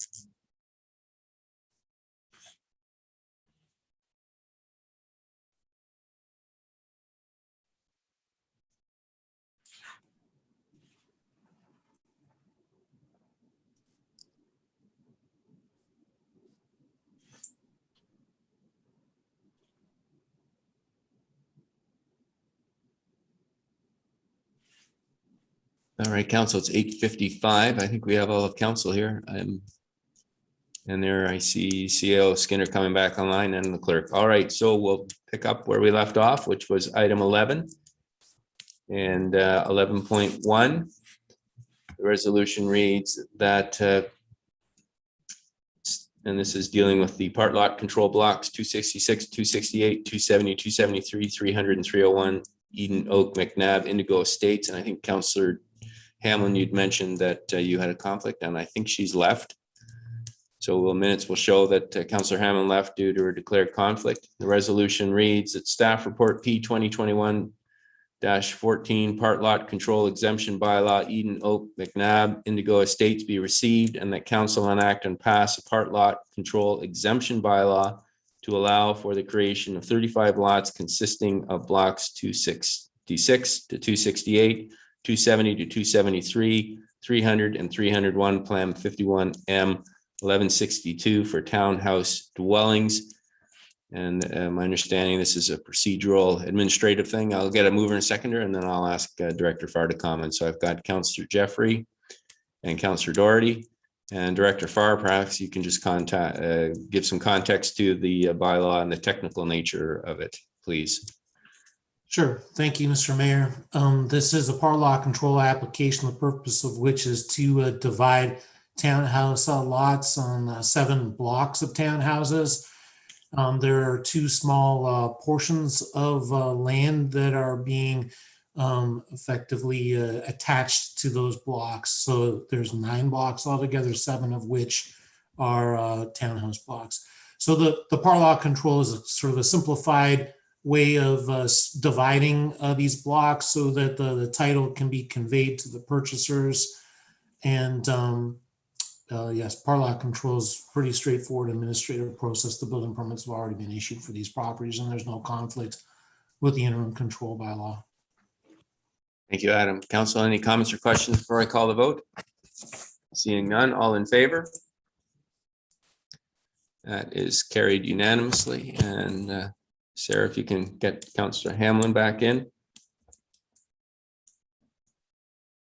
This brings us to item 12, motions, and we have a number on the agenda tonight. And 12.1 is a motion by Councillor Hamlin, and it reads that a staff report on how best to implement a community builders forum be provided to council at staff's earliest convenience. And it's moved by Councillor Hamlin. Is there a seconder for this motion? Councillor Berman. Councillor Hammond, do you wish to speak to your motion? Thank you, Mr. Mayor. I will just briefly, as council might recall, Robert Voigt in his capacity as president of the Areas Development Institute, Georgian Triangle Development Institute, made a presentation on with 10 points on how we could improve affordable housing in our community. Of the 10 points, one of them was a recommendation and a suggestion that we institute a program of public community builders forum that will be held quarterly to discuss issues associated with development in Collingwood. And I won't go on because I'm sure you all listened to it. So I just wanted to conclude by saying I believe that dialogue with those in our those who partner with us in building our town can only lead to a better understanding, better opportunities, and better built communities. And those are my comments. Thank you. Thank you. Councillor Berman. Thank you, Mayor Saunderson. Yes, I agree with everything Councillor Hamlin said, and I am totally in favor of the forum. My question is, because this came about with something that's time sensitive, for lack of a better term, and staff have so many reports in the queue, is there any way to do this without a staff report, like to just go ahead and get it started? Maybe through you to the CAO. So I want to go ahead with this, but I don't want it to wait 2 months or 3 months to get a staff report back. CAO Skinner. Thank you, Your Worship. That's a good point, actually, through you to Councillor Berman. We do know that as part of the land use planning study that we've been accelerating, there is a need, absolutely sure, there is a need to talk with not only groups like the GTDI, but also specifically the builders who own land within our town boundaries. So I think that we have a commitment immediately to go out and consult with them under that study. And beyond that, I also think that it's a great idea and has, we have the conceptual notion in the Economic Development Action Plan of a town ambassadors group, which I don't think is quite an exact mapping, but I don't disagree we should go forward with this. If we could make it that we would proceed immediately on the land use planning study and then follow up with a regular meeting to follow, I would be entirely comfortable with that. Thank you. Thank you. So I guess I'd look to through you to Councillor Hamlin to say, again, I support what she wants. I'd just love to see it get going right away and hear her thoughts. Yeah, go ahead, Councillor Hamlin. Well, I think CAO Skinner, if I understood it, that this could come back in another meeting or two. Is that through you, Mr. Mayor? Was that what you were suggesting, CAO Skinner? Through the chair, we will be back in, I'm not sure how many meetings, depends on which ones you count, but within 3 or 4 weeks at the outside to provide, once their consultant is on board for the land use planning study, the detailed plan for that study, which will include the consultation with our development community as well as the public. So I think that's the first opportunity to dash forward with those types of conversations. I do think that beyond that study, there is a need for continued positive conversations with the development community on things like affordable housing. And I would be pleased to, from a staff perspective, to look at bringing that forward, either as a report in a later time frame, so the 3 to 4 month time frame once we get through the initial priorities immediately, would work well, I think, from a staff perspective. Through you, Mr. Mayor, I think the intent of the ask of us wasn't to focus on the issues that will be dealt with by our land use planning study or by the person who is being hired, to do that, but rather on every range of issues to do with I'll just say development generally in the community and issues that they want to have an opportunity to discuss with senior staff, maybe counselors if they're interested, and even I believe they had suggested interested members of the community. So I don't see it really tied to the water allocation issue. And I think, if we're not ready to talk about that, we would just say that. So I guess I'm sort of wondering if Councillor Berman's suggestion that, we just arrange a meeting and, we can even let GDI set the initial agenda if we don't want to, and just get the discussion going, take it from there. I don't know. I would like to hear CEO Skinner's thoughts on whether that's feasible. Yes, I guess my recollection is that this came out of a presentation about attainable housing and affordable housing model. But having said that, I think, this might be a good opportunity to open the door for the ICBL discussion, just as part of a myriad of issues that we would be dealing with developers. It seems like a good opportunity to start this forum. And so I'm certainly happy to hear CEO Skinner's comments.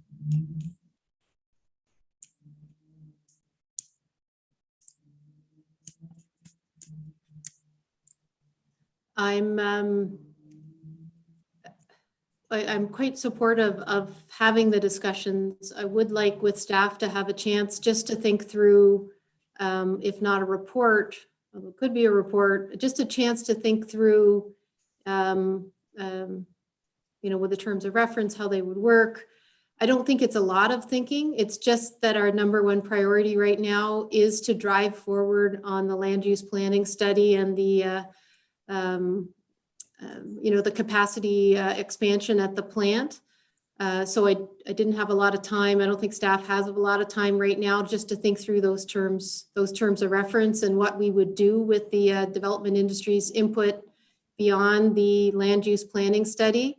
And that doesn't mean forever. That's just the next 2 to 3 months till we make sure that we've got this number one priority dealt with in our community. So I'm just want to indicate a broad agreement with the proposal, just a little bit of a challenge on being able to deal with it intelligently in the short term outside of the land use planning study. Thank you. I've got Councillor Hamlin. I'll let you go, and then I see Councillor McLeod as well. Thank you. I think I'm going to seek an adjournment or a deferral of this matter to our next council meeting. And I will take it upon myself to consult with Mr. Voigt and just see what their intentions were specifically, because this, motion is brought based upon their request to meet with us. So, and I don't, it may be they'll say, don't divert staff's attention for 1 minute on the water issue. And we'll say, yes, that's right. Or they might say, gee, we really wish we could have a meeting about X. So I think I would just like to do that consultation. And as I say, I'd like to request this be put over to our next council meeting. Thank you.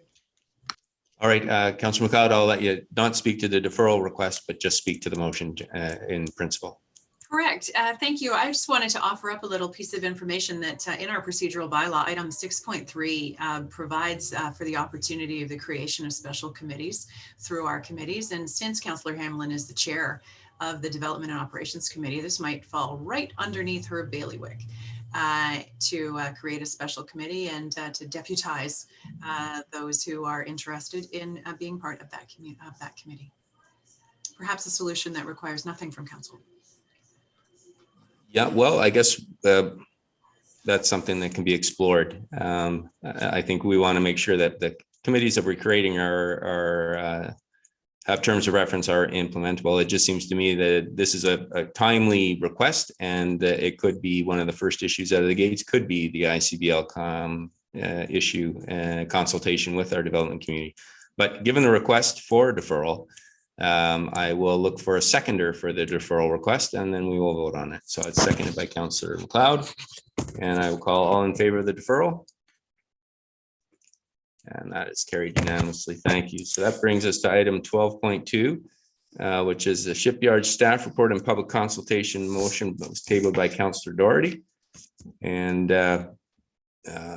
Councillor Doherty, would you like to read in your motion? Yes, thank you. I will. This motion, some of you will recall, emanates from the presentation by Mr. May in regard to the development application, which we saw a public meeting for tonight. That council requests a staff planning report to confirm that we have the appropriate policies and guidelines to plan the completion of the shipyards with appropriate and common site plan features as outlined in section 4.2 and 4.3 of the Collingwood Waterfront Master Plan prepared by Brooke McElroy, and that consideration be given for the need for additional public consultation and possible engagement of the significant expertise within our community, perhaps through an advisory committee, to achieve our common goals and aspirations for our waterfront as recommended in the Waterfront Master Plan, section 5.2. And it is especially important in the waterfront to have regard for Council's commitment to develop resilience strategies to combat global warming. And I think I'm going to look for a seconder, and then I'll let you continue, Councillor Doherty. Is it seconder for this motion? Councillor Hamlin, go ahead, Councillor Doherty. Thank you.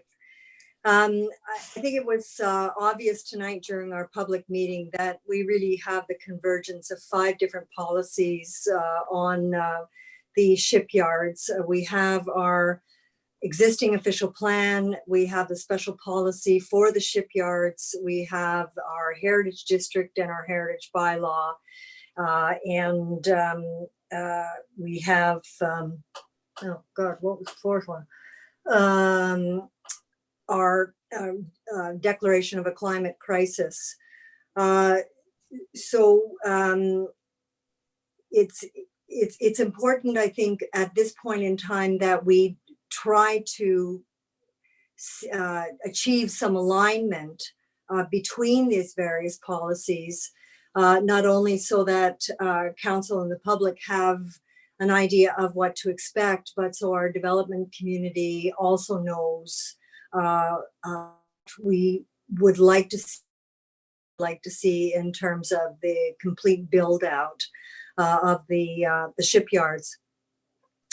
The notion of a consideration of a public advisory committee speaks to the notion that of all of the public consultations that we have ever undertaken and policies, none perhaps have had as much public input as the Waterfront Master Plan did in its development. And so it only makes sense really to have public input on a regular basis on applications going forward toward final completion of the shipyards. Okay, thank you, Councillor. Questions or comments, Council? Councillor Berman? Thank you, Mayor Saunderson. Through you to the CAO, I think 2 quick questions. Number 1, this passes tonight, ballpark, how long till we get this staff report back? Don't mean to put you on the spot. Through the mayor to Councillor Berman, I actually don't know the answer to that question. I was talking it over with Director Farr a little earlier. Maybe I'll ask him for some insights. Director Farr? Thank you, Mr. Mayor. Through Mr. Mayor, Councillor Berman. There's 2 questions just wrapped up in your question. I'll answer your direct question first. And that is that because there's the act of the zoning bylaw amendment and site plan application for 31 Huron, some of the elements of this question seem to touch on aspects of the processing of that application. So I would expect that when staff come back with the recommendation report for the council's consideration, that staff would be referencing some of the content of this. Also inside the application process and for that zoning bylaw amendment, given the level of interest, and it sounded like the developer was entertaining possible changes to the proposal, it might be useful for town staff and the developer to host basically a non-statutory public meeting, a kind of community public meeting where people can come and see what changes have been made and how their issues may or may not have been addressed. That would provide some level of engagement within that process. The other piece is that the peer reviewer for 31 Huron is the same firm, of course, that was involved in the waterfront master plan. And so they would be referencing their own private and public realm design guidelines as they evaluated that building, along with the public input.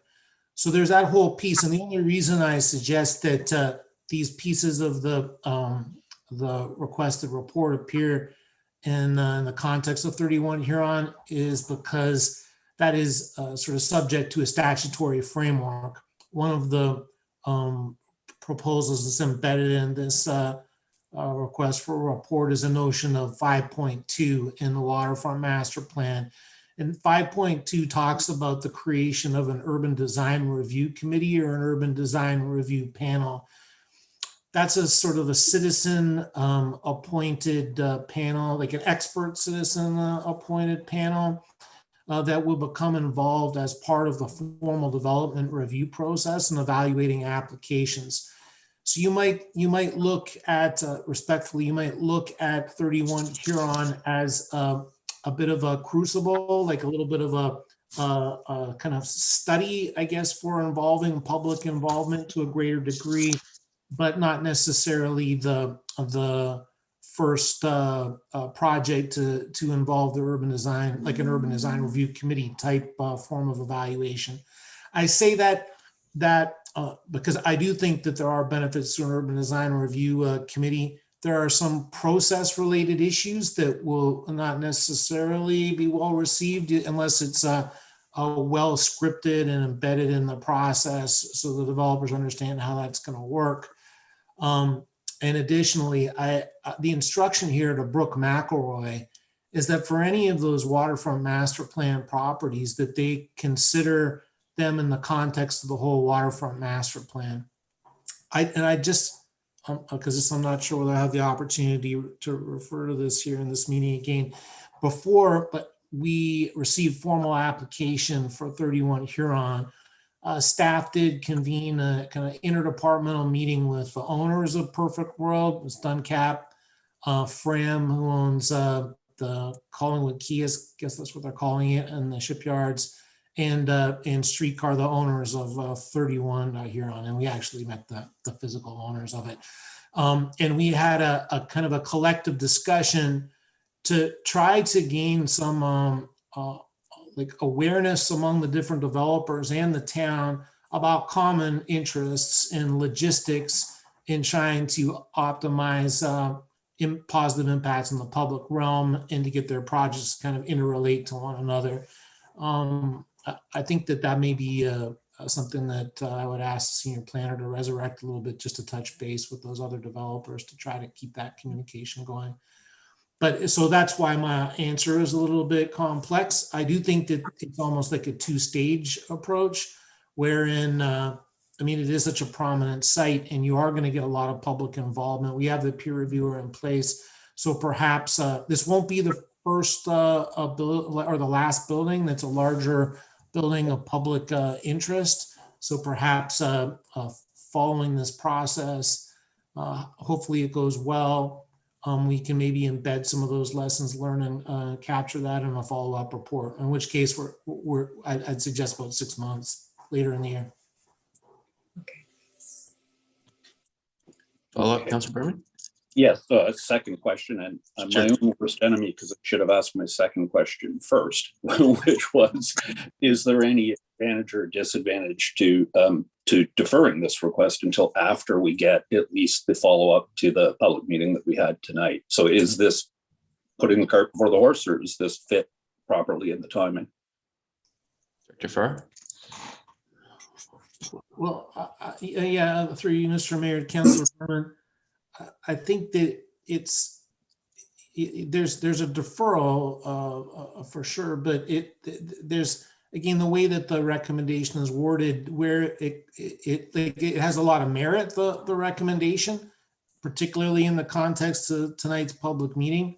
However, the strategies that council and that staff might employ for dealing with the development application that's in front of us right now might differ from a longer term strategy.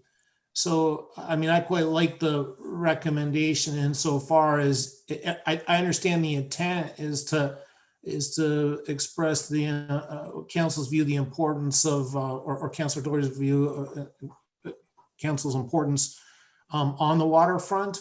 And I think it's a valuable thing, but ultimately we have to provide some, I think, predictability to the developer that in the middle of this process, that the town isn't going to initiate an urban design review panel. I think they would see that as a challenge. And just our experience working with this developer is that they have tended towards responsiveness to public input and councilor input. So I think the sentiment is bang on. The timing of some of the implementation pieces should be deferred. So I can't speak procedurally to how you would crack it apart or redirect or that sort of thing. But certainly if it was deferred, I would be extracting from this what I understand to be the underlying messages and ensuring that both the developer and the planner on the file understand the intent and how it's intending to be responsive to public interest. Got the thumbs up. And I think the request is for a staff planning report to see how you might accomplish some of these things. So I guess the recommendation, if staff feel it could be that you defer aspects of it and pursue others on a different timeline. Would that be fair to say? If the question struck me, Mr. Mayor, then the answer is yes. I think what we would do is we would capture the key elements in the analysis and processing of 31 Huron, and then look to the kind of evolution of urban design review to explore the development of an urban design review group. But I think that of necessity is going to require deferral, that piece. I just think you're going to have to get through a couple more of these urban design sensitive projects, and let's the public and staff and council get more familiar with them. And then I think there'll be a kind of natural evolution into exploring this. And you may find that a number of factors come together. For example, developer interest in a more streamlined process. You know, we talked about fee reviews before and process analysis there. And in that context, you could address what I understand are some of the current concerns from the development industry around predictability, and then advance this in that context. So I think that might be more successful. So yeah, I would agree deferral would be appropriate. Thank you. Any other questions or comments, council? Seeing none, then I will call the vote. All in favor?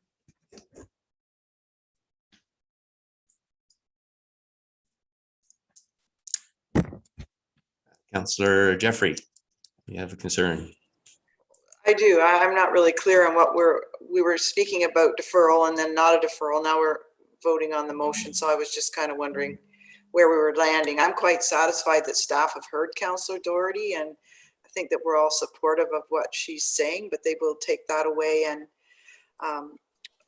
take this first case as an example and bring back any lessons learned that we aren't successful in achieving in this one particular. But if I'm understanding that wrong, then I'm happy to support. Well, I think there was no motion for deferral on the floor, but what I understood was that it's a request for a planning report looking at ways of establishing that, and that the committee would be one aspect, and that staff would come back, as I understood Director Farr's response, recommending a deferral of maybe that aspect, the committee, but proposing how other aspects might move forward. So go ahead, Councillor Doherty. Thank you. If I may suggest, if we were to retain only the first part of the motion for this evening, in fact, it speaks in general enough terms that it could incorporate the notion of a design advisory committee at a later date. But the first part of the motion just speaks specifically to a staff planning report to confirm that we have appropriate policies and guidelines in place to incorporate the multiple policies that we have surrounding the shipyards at this time, period. So remove the second part of that motion. So what you're saying was we would sever the two, and you're prepared to defer the second paragraph, but would like a report on the items of the first paragraph? Yes, and I think the report on the first paragraph would likely speak to the second anyway, in general terms. All right. So we're severing the two then, and we'll call, and my understanding is you want to vote on the first part and defer the second part. Yes. All right then. So we will call the vote then on the first paragraph of Councillor Doherty's motion. All in favor? Opposed? Duly noted, and that is carried. And we will leave the second paragraph there for future consideration. That brings us to 12.3, Councillor McLeod, recurring interim control bylaw agenda item. Councillor McLeod, I'll let you read in your motion and we'll get a seconder and then you can speak to it. Thank you. So the motion reads, be it resolved that each meeting of the Collingwood Council henceforth until the ICBL is lifted shall contain an agenda item referring to the ICBL, including updates on progress from all departments affected concerning but not limited to negotiations regarding water supply agreements, RFP issuance, tendering and construction of the new water treatment plant and funding requirements thereof, exemptions to the ICBL requested, building permit applications, occupancy permits issued and remaining water supply as expressed in SDUs and M3, and any other information deemed applicable. I do need a seconder. We get a seconder from it. Get this on the table. I've got Councillor Jeffrey, and just clarify M3 meaning cubic meters, I think. Yes. Yes. Okay. Yeah. Do you want to speak to it now, Councillor? Sure. Very, very quickly, my goal with this motion is to make it explicit just how very, very, very seriously we on council take the decision that we took to put in an interim control bylaw and its ramifications, and how very important it is to get all the work done just as quickly and expeditiously as possible that our water constraints require. And it's also to communicate not only with staff how very important the issue is, but also to the public how serious we are about transparency on this issue. I suspect that these items were always going to be on the agenda, but I just wanted to put a period at the end of that sentence. Okay. Any questions or comments, Council? Seeing none, then I'll go ahead. And this is, thank you, Mayor Saunderson, and this wouldn't preclude the updates coming to the Development and Operations Committee? No, in fact, I think probably the intent is because on those weeks that we have standing committee meetings, we don't have council meetings. So I think every opportunity that we have to get an update, whether it be through a standing committee or a council, I think would be captured by this. So I'll look to Councillor McLeod on that. I'm happy to add an amendment to the first sentence, be it resolved that each meeting of Collingwood Council or council committees. Yeah. Council standing committees, rather. Would you prefer that? Mm-hmm. I would. Good. Then my seconder is Councillor Jeffrey. So well, there you go. There you go. You're all right. So in a friendly amendment there on the fly. Any other questions or comments, Council? Seeing none, then I'm going to call the vote. All in favor? Oops, sorry. CAO Skinner. Thank you, Your Worship. I couldn't get my card fast enough, but I just wanted to confirm, we do have one day where there's 2 meetings. Typically, it's an SIC, and Councilor McLeod's chair of the Community and Corporate Services Committee. I just wanted to know if you wanted 2 updates that day or one at SIC. We would interpret that as one on that day. It seems like one really long meeting, so you pick. I would suggest one on that day when all council is present at the SIC would be the way I'll interpret that. Yes, ma'am, that would be fine with me. All right, and Clerk Almus, did you have the same concern? Okay. All right, then I will call the vote. All in favor? And that is carried unanimously. Thank you. And this brings us to item 12.4. It's council liability for water system motion by Councillor Hamlin. And I think there is a revamped wording for that. So I will pass it over to Councillor Hamlin to read in her wording, please. Thank you, Mr. Mayor. Yes, there's 2 significant changes. One is I put the motion, I'll say in my own words. And secondly, I've expanded the scope of this. And also I'll read it in. Okay. Sit back and relax.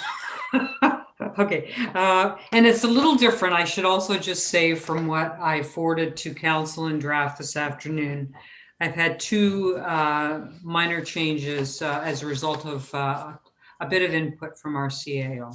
All right. Whereas council has a statutory duty to exercise care, diligence, and skill in overseeing the town's water system for purposes of meeting existing and planned uses of the system. And whereas council has been advised by staff that our water treatment plant does not have sufficient capacity to provide water to the town's current users, together with all of the future users expected as pending planning applications are approved and as anticipated building permits are issued.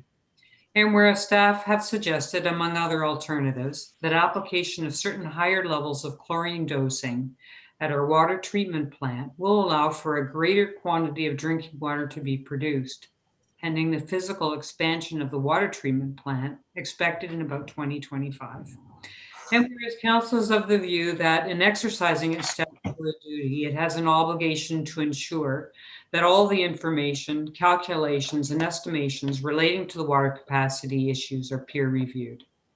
Now, therefore, be it resolved.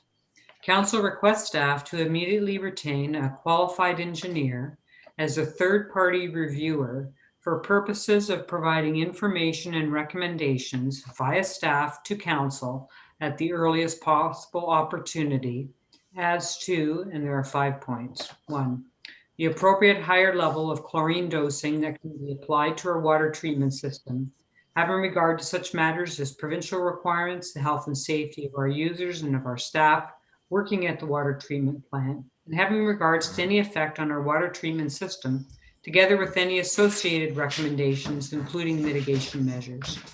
2, alternative measures to expand water capacity in advance of the expected physical expansion of the water treatment plant in about 2025, other than the chlorine dosing, together with the timing, potential cost, and additional capacity created by each alternative converted to single-family dwelling equivalents, as well as any associated recommendations. 3, the town's water capacity that is in excess of the capacity allocated to existing users as of the date of the report to council, together with the conversion of that number to single-family dwelling equivalents.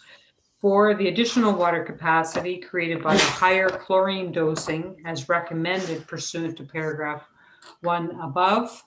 And number 5, the provision of a process that will allow staff to continually update the town's development ledger, bracket, which includes a running tally of water, wastewater commitments, and bracket, through multi-department updates until the opening of an expanded water treatment plant. And further, that council requests staff to retain such other professional expertise as that third-party reviewer considers necessary to produce an accurate and speedy report to council. And further, the council requests staff to encourage the third-party reviewer to engage with others as he or she sees fit in developing the report to council, including local engineering consultants, builders, and developers. And further, the council requests staff to advise the third-party reviewer The council requires the interim reports be provided to it at every appropriate juncture, but in any event, not less than monthly. And so that's the motion, Mr. Mayor. I'm going to look for a seconder and then I will let you speak to it, Councillor. Is there a seconder for this motion? Councillor Jeffrey, go ahead, Councillor Hamlin. Thank you. The advice from our clerk given the motion is considerably different than the one that's on the agenda. This would require notice and therefore come up at our next council meeting.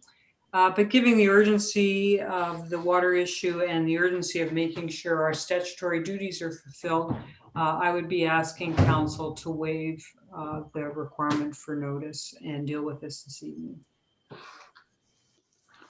Do we have to deal with that first? Or? Yes, we do. So I'll look for a seconder to waive notice. I've got Councillor Jeffrey. And I think on this issue, waiving of notice, other than the initial justification, there's no discussion. So I will then call the vote then. All in favor of waiving notice to deal with this motion tonight? Opposed? Duly noted, and that is carried. You do have your motion on the floor, and I'll look to Councillor Jeffrey continue to second the motion. Go ahead and speak to your motion, Councillor. Thank you, Mr. Mayor. I'm not going to take long. It's late, but I think as I've read out in the motion, it's council's duty to maintain our water supply system and to make sure it's safe. And in fact, the act that governs and gives us this duty tells us that we should be relying on third parties such as engineers. And so I believe that it would be in our best interest and the interests of our community if a third party engineer was brought in to do peer review of the information that we're given. These are important numbers and decisions for us and for our development community and therefore our residents. We often require peer reviews of developers who come in to see us because we know sometimes two heads are better than one, and this is a well thought out thing, I'm sure, especially when it's technical and important matters like this. And that's all I wish to say. Thank you. Thank you. Council, any questions or comments on this? Seeing none, then I'll call the vote.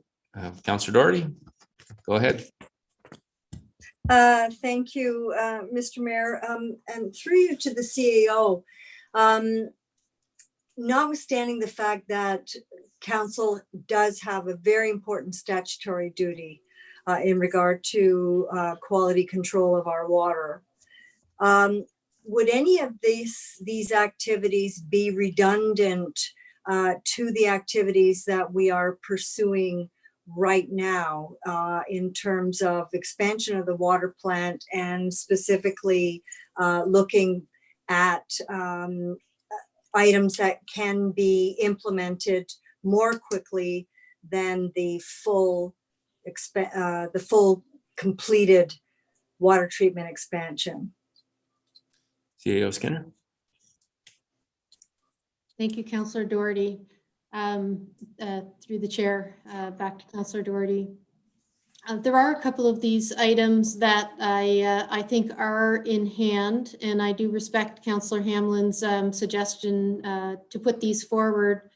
I have no concerns with item number 1 that she's articulated about the chlorine dosing. I think it's a very important piece, and we had been thinking that a third party review on those pieces would make sense. Alternative measures to expand the water capacity, that would include things like the UV treatment option, the expanded chlorine contact tank. We have recently had an engineering report on those options, and staff are more than willing to commit to a very timely accelerated internal update to council on what the considerations are for those pieces, especially the UV items. So I'm not sure if the work to bring someone on board at this point for number 2, reviewing the alternative measures that would potentially repeat the engineering report in hand would make sense at this time. I think that number 3, the town's water capacity in excess of the capacity allocated to existing users, is really quite linked to analysis number 1 and would naturally fall from analysis number 1, the capacity of the plant at the various chlorine levels. And I am supportive of number 5, which is a consultant support in just updating our processes to a newer state of maturity around how we keep that development ledger up to date across the many steps in the development process. And if it wasn't included in this project, it would be something that we'd be looking to do in the months that follow to make sure that we have an excellent handle on water and wastewater commitments going forward. Thank you. Thank you, Councillor Doherty. Yes, thank you. I have some other thoughts, but I'd like to hear from other members of council as well. Okay, well, you got a fairly good answer to, I think, your question, and maybe you might want to consider severing item 2 from the others, and we could vote on that one separately. So you can give that some thought. Council, any other questions or comments on this? I'm not seeing any. So Councillor Doherty, do you have any thoughts on the severing then of item 2? Yes, I would ask that item 2 be severed. Okay. Oh, I see Councillor Hamlin has her card. Go ahead, Councillor Hamlin. Yes, thank you. I can see if there's an additional engineering report that we haven't had an opportunity to, really have the benefit of, that we don't want to redo work. But I still think it's important that we have the additional capacity that would be created by any alternatives made available to us. And I don't believe that would be something that would have been covered already by the additional engineering work. So maybe because I would do something different with 2. Perhaps through you, Mr. Mayor, I could ask our CAO if she thinks that the additional engineering work has created numbers for the additional water capacity that's available. I'll look to CAO Skinner. I think the GHD report was fairly thorough in some alternatives, but go ahead, CAO Skinner. Thank you, Your Worship. We're delving into some items that are deep in the engineering world. So I'm wondering if Director Slama would like to talk to those pieces related to the engineering report, please. Sure. Director Slama. Thank you. Through the mayor. So I think that the GHD report was quite comprehensive, and it did cover a lot of aspects and consideration for 4 options in particular. Now, it didn't, one of the subtitles doesn't specifically cover available capacity with the implementation of that alternative. But I think we understand, staff understand all those alternatives, that we could provide that information as to complement the rest of the GHD report. Councillor Hamlin, you're muted. Thank you. Thank you for that answer. My quick look through that report, I couldn't see any water allocations. So what I would like to suggest, subject to Councillor Doherty's thoughts, obviously, but that we take out the first part of number 2, and we can always bring it back if it's needed. But instead, number 2,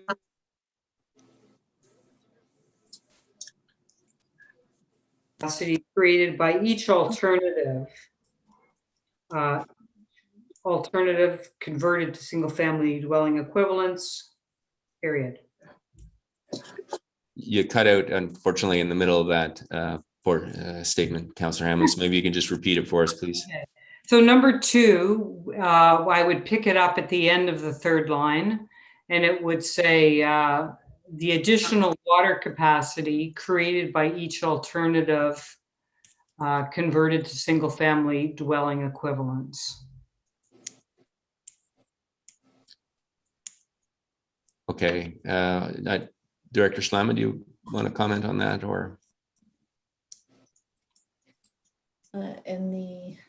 So Councillor Hamlin, you're saying, I'm sorry, could you repeat that again?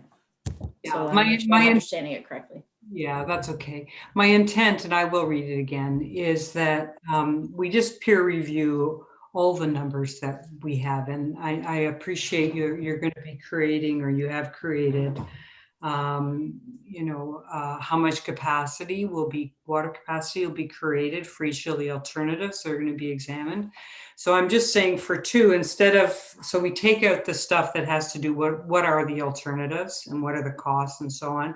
And we just have the focus on giving those alternatives, what is the additional allocation that would be created?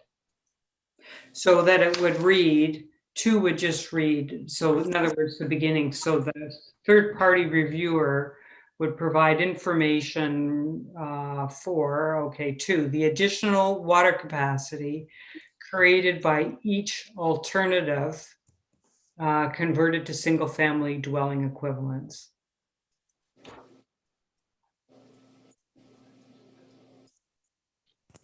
Through the mayor, I think that I think that's a reasonable change, like positive change. Yeah. Okay. Well, we're going to call the vote. We're going to sever out two. So we're going to vote on the motion as is with items 1, 3, 4, and 5, and the balance of the motion is read out. So I'll call the vote on that. All in favor? Opposed? Duly noted, that is carried. And we'll deal with the item 2 then,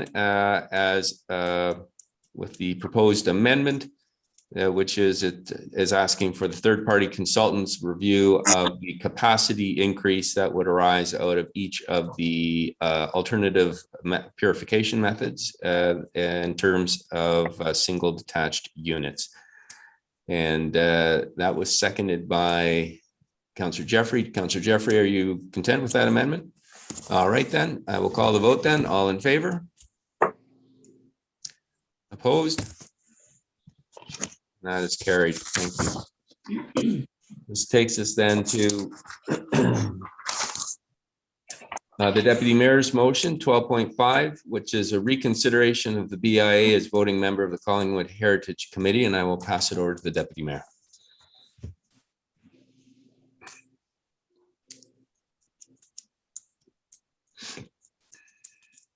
Thank you. I guess before I speak to it, I need to request that it be tabled and look for a seconder and then vote to have the matter reconsidered. And then I can speak to the actual issue.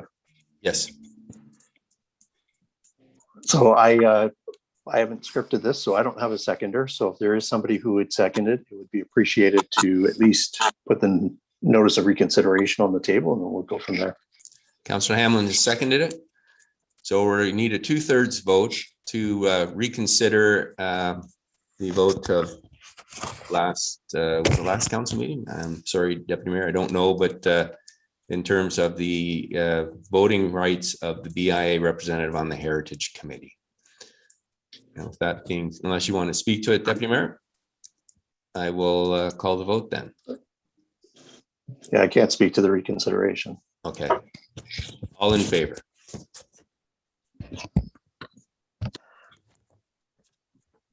Opposed? So that is defeated. And that brings us to item 13, which is bylaws. Item 13.1, that the following bylaws to appoint municipal law enforcement officers for the corporation of the town of Collingwood be enacted and passed the 17th day of May, 2021. Bylaw number 2021-29, read Chloe J. Almas. Bylaw number 2021-30, Maeve E. Motrin. Bylaw number 2021-31, Isaac M. Swanton. And bylaw number 2021-32, Taya Wallace. And these are summer positions as bylaw enforcement officers, and their term of the bylaw will end on September 30th of this year. I need a mover and a seconder, please.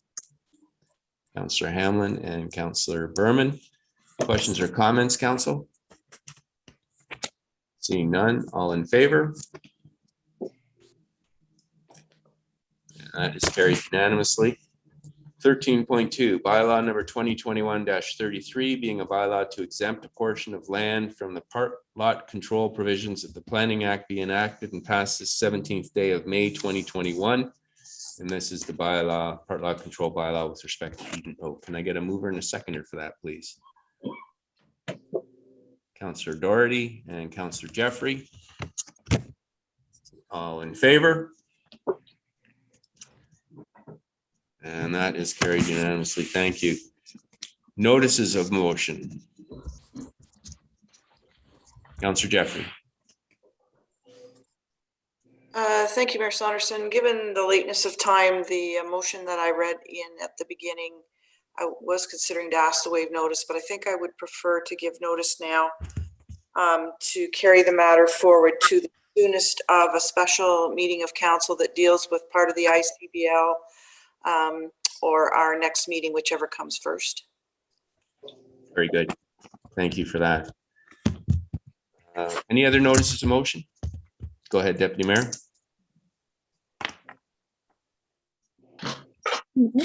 Thank you. I provided everyone with notice this afternoon. I'll just simply read it in.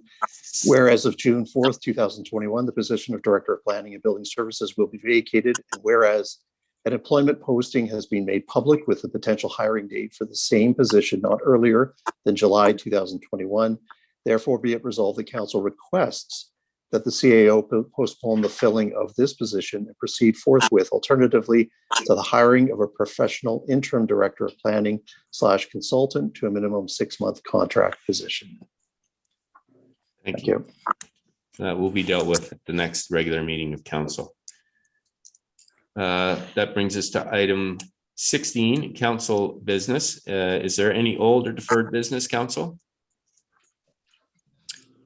Any other business tonight, council? Councillor Jeffrey.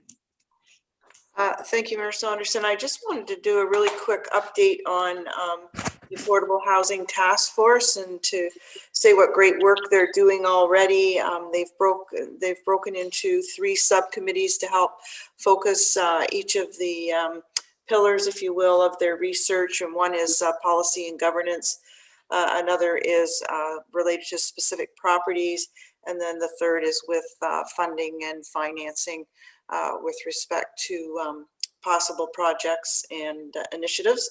And I can say that one of the challenges that they have met very early on is going to be requiring council to develop a definition of what affordable housing or attainable housing means to council, so they have better direction moving forward with their recommendations. So that's just a brief update, but they're working very, very hard, and they'll be bringing recommendations, I'm sure, soon. Thank you. Thank you, Councillor Jeffrey. That's a good update. Any questions or comments, council? Seeing none, then we'll move into item 17.1. Which is to move in camera. And before I do that, I think what I will do is look for a mover and a seconder for a bylaw to extend tonight's meeting by 1 hour, because we're coming up to the 5th hour or the end of the 5th hour. So it's moved by Councillor Jeffrey and seconded by Councillor Doherty. So we'll call the vote then. All in favor? That is carried. Thank you. And then I will read in the motion for a moving in camera. Whereas the clerk hereby concurs the reasons for the in-camera session have been duly reviewed and considered, and the matters are authorized under the exception provisions to conduct a closed session in accordance with the Municipal Act prior to proceeding into closed session. Therefore, be it resolved that this council proceeds in camera in order to address a matter pertaining to the security of the property of the town or local board, item A, personal matters about an identifiable individual, including town or local board employees, item A, litigation or potential litigation, including members before an administrative tribunal affecting the town or a local board. Item A, the receiving of advice that is subject to solicitor-client privilege, including communications necessary for that purpose. Item A, a position, plan, procedure, criteria, or instruction to be applied to any negotiations carried on or to be carried on by or on behalf of the municipality or local board, and it's item A. And the issue for discussion tonight is water capacity. So with that being said, are there any questions or comments? Oh, I think I need to move a seconder. Sorry, mover and seconder, please. Councillor Berman and Councillor Doherty. Any questions or comments before I call the vote? Seeing none, all in favor? Thank you. That is carried. And I'm going to look to the clerk. I think we have a separate link to go into in camera tonight. So we're going to go, we will meet at 10 p.m. and in camera to discuss item A. Thank you.